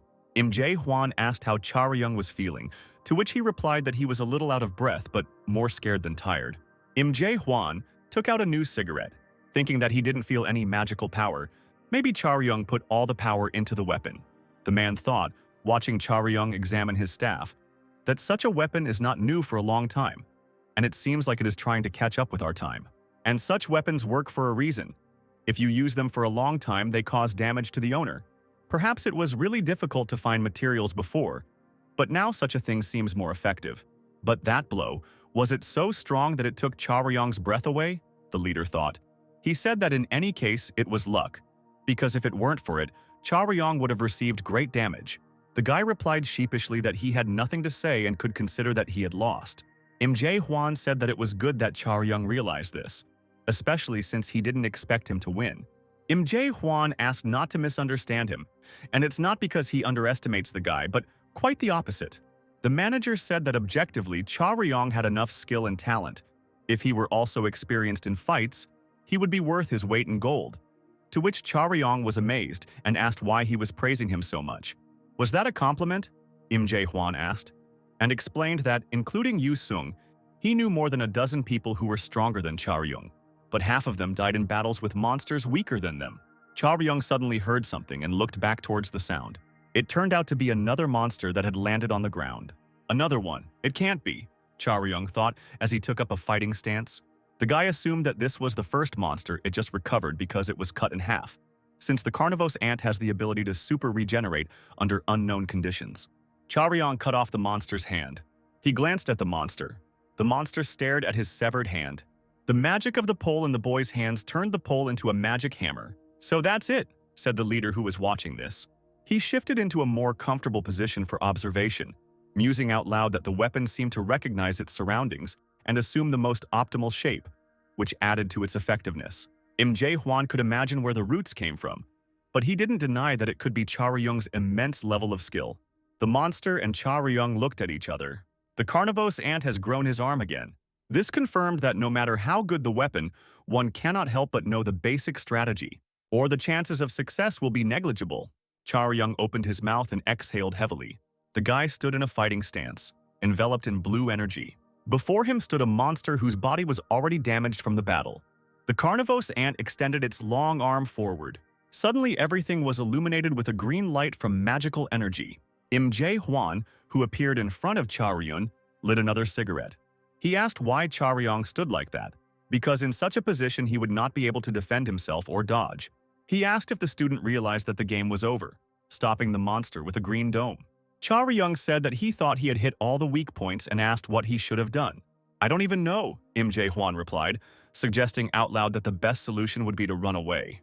Charyung, out of breath, demanded that the manager stop making fun of him, as he was serious. The man said that the only strategy was to bring the monster to a place where it could not regenerate. Charyung asked him again. There are 3 strategies for the carnivore ant. The first and most effective of all is to lure it to a place where it cannot absorb the nutrients. As long as he is supplied with them, the leader explained, he can regenerate without stopping and not even take damage. Jae-hwan said that if Charyung had lured carnivore ant to a rocky area or ruins where there was no access to nature, he would have won 5 times already. However, he didn't even think about it. The man reproached Charyung because the only strategy Charyung knew was to hit the weak and open spot. Charyung interrupted his explanation, staring behind Jae-hwan. What? The leader asked again. While behind him, the monster began to break the dome. Have you broken it yet? The manager addressed the monster, raising his finger and saying that he had no talent in the area of protection. There was a second way to defeat the predatory ant. He can be attacked with a fire spell of at least the 2nd level, and his body can be burned to the ground without leaving a trace. Boring, huh? Jae-hwan asked Charyung while burning the monster and continuing to talk about how, if Charyung more or less mastered fire spells, he would be able to easily catch such a monster, but he would have to practice dodging. One of the reasons carnivore ant is a 4-star is because it is highly susceptible to fire. And even if it is poor at fire, the strategy will significantly reduce the battle speed. Jae-hwan said that it would be good if Charyung made it in time, but warned that the monster was always strong in close combat. Level C is susceptible to fire, but normal flames won't break it, and a standard firebomb won't do any damage to it. In the 1st generation, they didn't even use magic to attack, and they sacrificed their lives for all the strategies that many adventurers came up with at that time. Charyung asked if these were the talents that Jae-hwan had spoken of earlier, and he confirmed that most of them died back then due to their overly simple strategies against monsters, and the previous generation was unable to develop their talents. The leader asked how Charyung felt after being defeated by the monster. It's just brutal, Charyung answered uncertainly. Jae-hwan threw away his cigarette and said that after losing to an equal, Charyung would be able to feel something different, devastation and regret greater than the knowledge he had gained. The man explained, stamping out his cigarette, that every hunter goes through this and gets their pay, whether it's minor bruises or retirement. In the worst case, such a hunter carries the burden of other people's deaths throughout his life. Jae-hwan didn't want to put such a burden on Charyung. The lesson can be learned without such a fee, and there will be no benefit if the mood ends up being bad anyway. The manager said that the job was done and asked if Charyung could grab his bag and run around for a couple more hours, to which the guy replied positively. The area of the dungeon was expanded and different from last year. It was clear that from the outside everything remained the same, but in fact the physical length remained the same. The place where you found yourself upon entering was much wider than the outer circumference, tens of times. It is equal to the area of the entire peninsula, which includes 4 localities including the Island of Joy. Jae-hwan suggested that Charyung take a look around since the place was impressive. The landscapes that open up inside the Shindarim district dungeon are so varied that they can't be counted. It was really beautiful, as Jae-hwan said, explaining that further on there was hell, teeming with 3rd-level monsters, and if Charyung went alone, he would live for about half an hour. The man said that for the next 2 weeks he would give Charyung knowledge during the day and protection at night. Although Charyung would continue to study after these weeks, Charyung will survive at night on his own, and without Jae-hwan, he will pass the exam if he lasts a month. The leader reminded the boy that he could give up, and Charyung regretted that he only had a month to do so. A month later in November, on the day of the entrance exam at Hunter High School, Se-ram got out of the car, worried about the fact that Charyung hadn't responded for over a month, wondering if he was still alive. She managed to notice Charyung, who had just arrived, and asked if she had come to meet him. Charyung said and was about to curse at him, "Se-ram." But then she looked at him, asking what he had been doing all this time. Charyung apologized for not calling. He had no connection for a month and he couldn't even warn about it. Se-ram asked why he looked like that. The guy replied that he thought it would be noticeable. Charyung, scratched and with his clothes torn in places, twirled a strand of hair in his fingers and explained that his bangs were constantly getting in his eyes and he tried to cut his hair without scissors, and apparently it looked weird. In any case, he apologized to the girl for making her worry. Charyung said that he would quickly take a bath and come out, but Se-ram asked him to wait. In the car, the girl said, reaching out her hand to Charyung. Her eyes widened, noticing something about Charyung. He was enveloped in blue magical energy, turning towards Se-ram. "Is something wrong?" the guy said, embarrassed, looking at the girl. He apologized again when he saw Se-ram jump away from him, taking a fighting stance. It had become a habit for him to react when someone came from behind. "No, it's okay," the girl said, looking warily at Cha Ryong. After a moment, the guy standing by Se-ram's car said that he really did forget about his clothes. Cha Ryong didn't even change his weapon for a month. He was really starting to worry. He realized that for the first time he felt aggression towards a person, and towards Se-ram too, and that was not why she was afraid of him. The girl was already used to the anger he felt. Cha Ryong thought it was from surprise, but his feelings at that moment, this aggression, was no different from what he felt towards monsters. Se-ram and Cha Ryong got into the car. Se-ram asked if the clothes that replaced the torn ones fit Cha Ryong. He replied that the clothes were just right. They fit tightly and were not felt on the body. Expensive things really are different from ordinary ones. So Ram explained that in general, when there is time, they also adjust the details and test the functions, which is especially important if the weapon is good. Cha Ryong said, looking out the car window, that he had no choice anyway, but he was still looking forward to it. Se-ram praised his attitude but asked him to be careful, but he replied that he didn't mean the exam. "I'm looking forward to Hunter High School," the guy said, causing the girl to be surprised. Cha Ryong explained that he had been dreaming about this school since last September, even though he had never even seen it up close. The northern area is located between Yongsan and Chung districts, and Namsan Mountain is 270 meters above sea level, and Mount Dravig, where there used to be only a hill with a park, rose above the entire peninsula, enveloping it from all sides. If you look closely at the place that is located next to the large soul dungeon, Igar Thicket, you can see that the mountain is actually divided. Therefore, for 30 years they developed a plan for its complete conquest. The hunters who had regained their glory gathered to listen to the briefings. It was completely optional, but none of them refused. It took a year of preparation alone. Scientists invested their energy and resources and joined the plan without expecting failure. "Ladies and gentlemen," the announcer on the screen addressed the citizens. "People rejoice upon hearing the news of the complete conquest of a land higher than A rank, and the entire world has learned of this achievement. But immediately after that, South Korea was overtaken by unrest. Mount Dravig had more than one peak. It had a wide landscape. How to use this giant? Nobody thought about it, but this is how a problem that could have developed into a major conflict was resolved. One hunter suggested building a school there. Schools have been important for hunters since ancient times. But no matter how hard people tried, constant training required a large space, which was difficult to organize. Since Mount Dravig belonged to no one, the real rights to this land were with the hunters who put their lives on the line. Then, as now, few people know about it. But if it weren't for the hunter who donated his money, the school would not exist now." Cha Ryong, still riding in the car with Se-ram, said that even if nothing was built there, everyone would want to visit that school. If they sold souvenirs, they could become rich. He clarified whether the school is located outside Seoul in the northern part. Se-ram said that a lot had happened while the guy was gone and asked if he had heard of Jay. Cha Ryong asked if it was the university where they teach attack and said that there were fans of his among his friends. The girl said that everyone who was there died. Cha Ryong clearly did not expect to hear exactly this and looked at her puzzled. Se-ram suggested that there was an attack by very dangerous monsters when the lock on the common bunker broke, which already sounds like a drama. But at the scene they found only a large quantity of addictive drugs. And in addition, the body of a famous person was found there. "There must have been so much fuss," Cha Ryong said. Se-ram confirmed that 7 important people have already apologized because it is now being written about everywhere. The Hunter Association and everyone associated with them flared up. Although, if it had happened before meeting Cha Ryong, she would have been indignant too, perhaps in order to ease the atmosphere. The association revealed various innovative and secret projects, such as changing the location of the exam, the girl said. This place turned out to be the Pangyo Labyrinth. Se-ram asked if Cha Ryong had been there.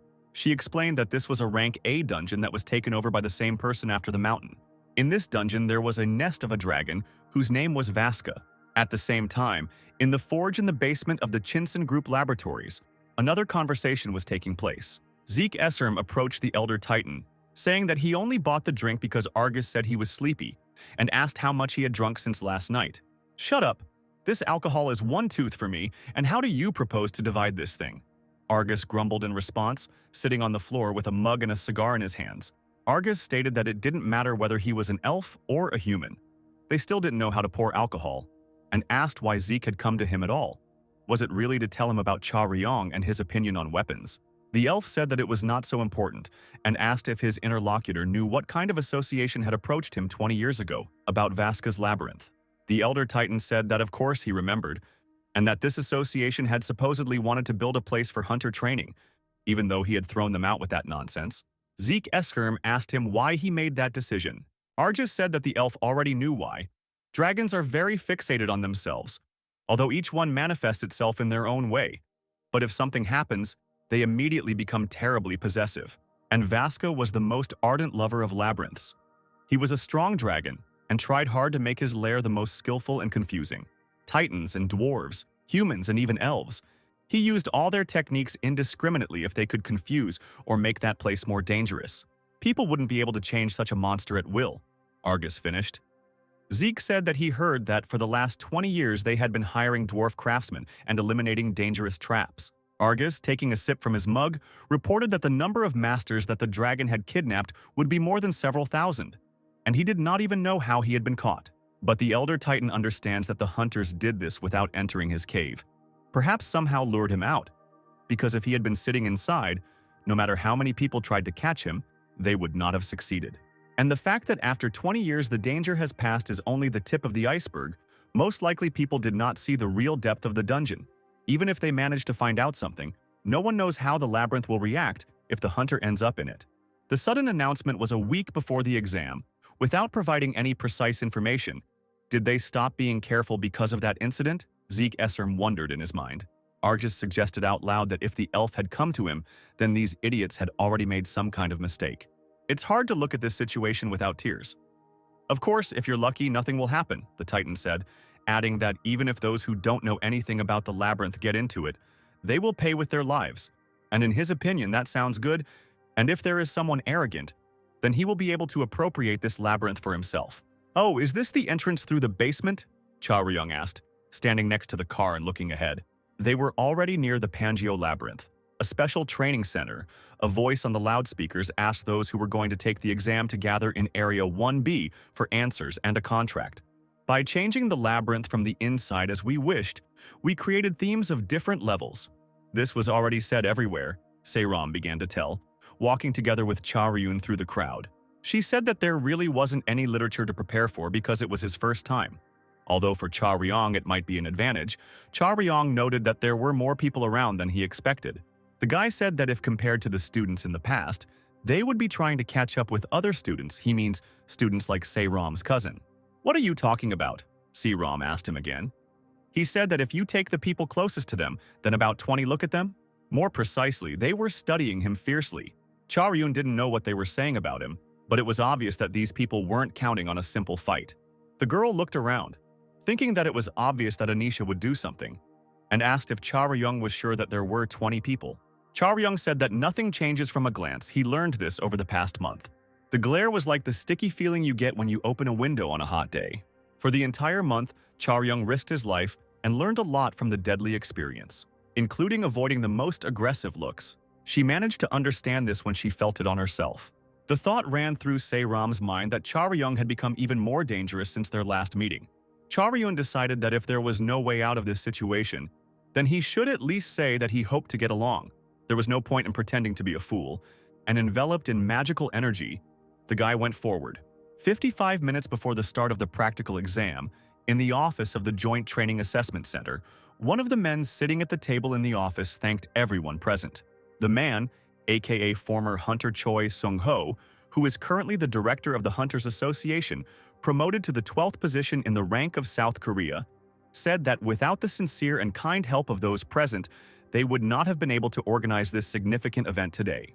Especially those two, the principal of Hunter High School, Choi Sung-ho said, until he was interrupted by a white-haired man with a scar across his face, Ko Duk-soo, asking him not to thank him. He never even thought of such kindness, especially for such a plan. He just thought that in our time, trying to change the point of view of young people is quite pathetic, Ko Duk-soo said. People just want to be protected sincerely. Isn't that stupid? The man continued as Choi Sung-ho rubbed his face with a handkerchief, embarrassed and smiling. Although Ko Duk-soo feels like few of those present think the same way, he can only follow the choice of the majority of directors, like ordinary employees. If you want to thank me, Tell it all to the people sitting in front of me, said the principal of Hunter High School. For example, she can be considered the same board of directors of the high school of directors. Ko Dok-soo drew attention to the girl. So Yu-ra, the chairman of the board of directors of Hunter High School. So Yu-ra asked to refrain from saying anything that might cause misunderstandings because they had made this decision as a whole staff after thinking about it for a long time. Ko Dok-soo closed his eyes and folded his hands, asking if time was a relative concept. Even if it was fast for humans, it might seem like a long time for such an important person, although he did not know how someone who had power in such a small area and held the first place in rank with only courage felt time. And the director won't get into trouble for this? The red-haired girl quietly asked Kang Jung-guk excitedly. Stop it, don't you think you're overdoing it? Exclaimed a bald, mustachioed man in a brown business suit, saying that this was an unofficial test, that they had created it somehow and even let the slow students take it, and asked why they always came up with something specific. Somehow? Lagging behind? Ko Dok-soo asked with a grin. Cho Young-gil, listen. He addressed the same bald man in the brown suit, a member of the board of directors, the creator of the Chilson Strikers, Cho Young-gil. Ko Dok-soo said that if Cho Young-gil hadn't gone crazy yet and remembered the events of 30 years ago, then he should keep his mouth shut, because none of those guys outside would let his words go in one ear and out the other. Seo Yu-ra said that it was difficult to reach a mutual agreement, and she believes that Ko Deok-soo deserves to feel sorry. But if he wanted a fight, the girl threatened, they would take appropriate measures as many times as necessary. The CEO and the school principal, they had been at odds for a long time, and everyone at that moment realized that this rift would soon be completely resolved. But no one even tried to diffuse the atmosphere. However, the relief came with the appearance of a student, Cha Ryong, who had nothing to do with the situation but was filled with courage. Let's all calm down, Choi Sung-ho suggested, looking nervously at those present and rubbing his hands. He feels like Teacher Ko has something to say. Choi Sung-ho also said that he should be the target of insults to some extent, but the quarrel between those who bear the burden of this school was undesirable. Ko Deok-soo and Kang Jung-guk walked down the hallway, discussing Teacher Sia and the exam briefing that was being held. Ko Dok-soo said that all hunters of Korea should know what kind of family this headmistress has. Kang Jung-guk confirmed that Ko Deok-soo's manner of speech and statements were provocative. Ko Deok-soo was glad that he voiced it.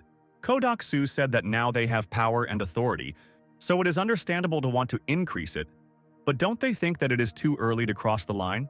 They lure students to their university immediately after graduation, promising privileges in accordance with their qualifications, even if they are graduates of the Hunter's School. In addition to knowledge, they are guaranteed a salary and appropriate treatment. Thus, So Yu-ra lures them to herself with fame and material benefits, and not with results and developed skills.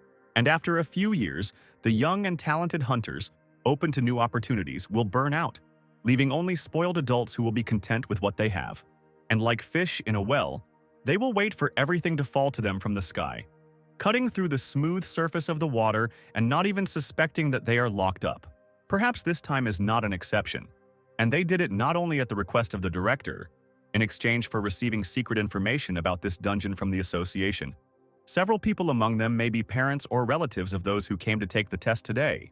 After these words, Ko Dok-soo asked Kang Jung-guk if he still thought he was too hostile. Ko Dok-soo said that now they need to keep an eye on not only what's happening within the school walls, but also outside of it, that they all underestimated them. Kang Jung-guk said that it would be impossible to pass the test using some information, and that the first thing to worry about was safety, especially in such an unverified place. Ko Dok-soo also thought so. He said that it was not very logical. If something happens, then you need to leave as quickly as possible. He realized that although no one said it, he thought everyone felt it, because no matter how engrossed you are in the conversation, it's simply impossible not to feel that hostility. He's inexperienced, Kang Jung-guk said, referring to Cha Ryung, and he's also stupid. Ko Dok-soo assumed he was in the wrong place and time.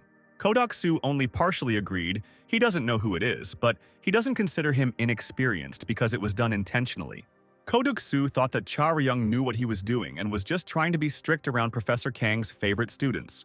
Ko Deok-soo said that it was interesting, and although he couldn't judge students subjectively, he wanted this student to pass the test, even though he would have to put up with the principal's position. But for the first time in a long time, he felt like he wanted to fight with someone. The exam topic was treasure hunt. If you find the jewels hidden inside the dungeon, you will safely exit and pass the exam. The woman standing on the stage explained to the crowd of people there were 30 minutes left before the start of the practical exam. The woman continued to explain that the dungeon was set up to prevent students from engaging in combat. Charyung, who was there, thought that the rules were simpler than he expected. Perhaps it was because of the confusing point system or something. Injuries are usually limited to simple fractures, but in case of unforeseen situations, students were still asked to be careful. The qualifying condition was 1 piece of jewelry per person. The woman on stage clarified that even if all the students passed, there would still be jewelry left, so there would be no list of those who passed at this practice. But there will be a lot of people left.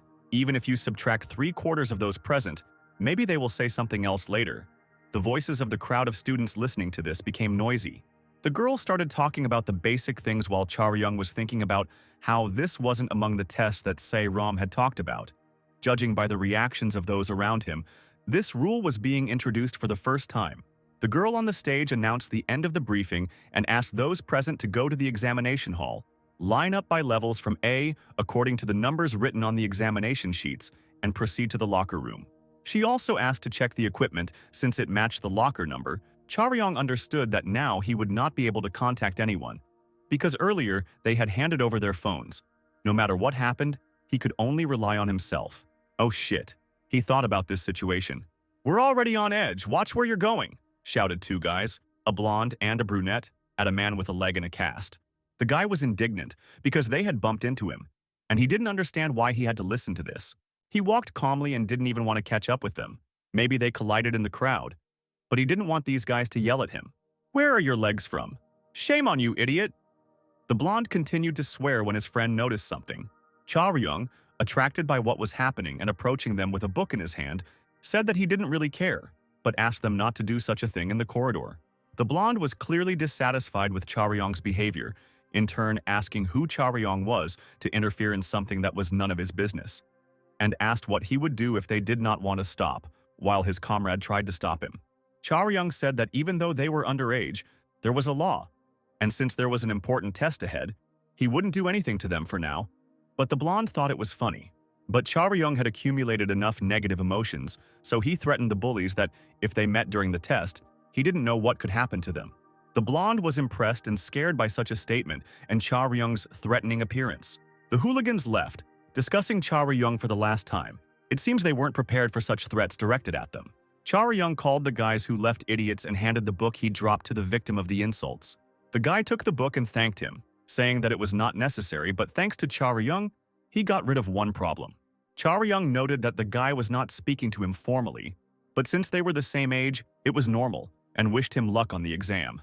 Charyung noticed that this book was a textbook for preparing for the national exams, and then wondered if this likely future hunter was going to prepare for the national exams, or if he wasn't going to take the test at all, but decided that there was no point in thinking about other people's affairs.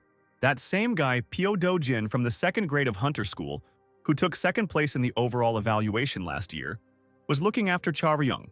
"Good luck," he repeated mentally. At the Joint Training Assessment Center, on the maze entrance floor, the students entered a room with a bunch of capsules while the announcer's voice warned that the exam would start in 10 minutes and asked them to follow the instructions and go to the entrances with the students' numbers. "Wow, what is this?" Charyung asked. He compared it all to a movie, which is striking even before it started. Charyung was already dressed in his training uniform and armed with a fighting pole. The announcer's voice repeated again that each capsule was an elevator that transported each examinee to a random location. Those who have entered the capsule must wait for the exam to begin. While they wait, they are transported to a specific location in the labyrinth.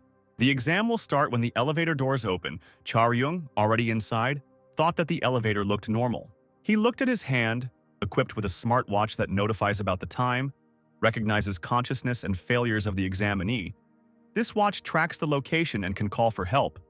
But then the exam is considered failed. Many people have asked if this is a safe place to train. But many of these people had no idea what this labyrinth really contained. And how could they possibly assume that the labyrinth has its own mind and that it deceives the people who enter it? This was the beginning, Charyung wondered, looking into the pitch darkness. At the same time, they raised the alarm. Since the geolocation of the examinees was not tracked, they called for help in the labyrinth, asking the hunters who were nearby to come to the rescue with the help of the controller. The question was asked if there were any open entrances, but they were all closed. And this was the reward. The labyrinth received victims that could be gotten rid of. But, like all these victims, the labyrinth abandoned by its owner did not know that a predator had made its way into its depths.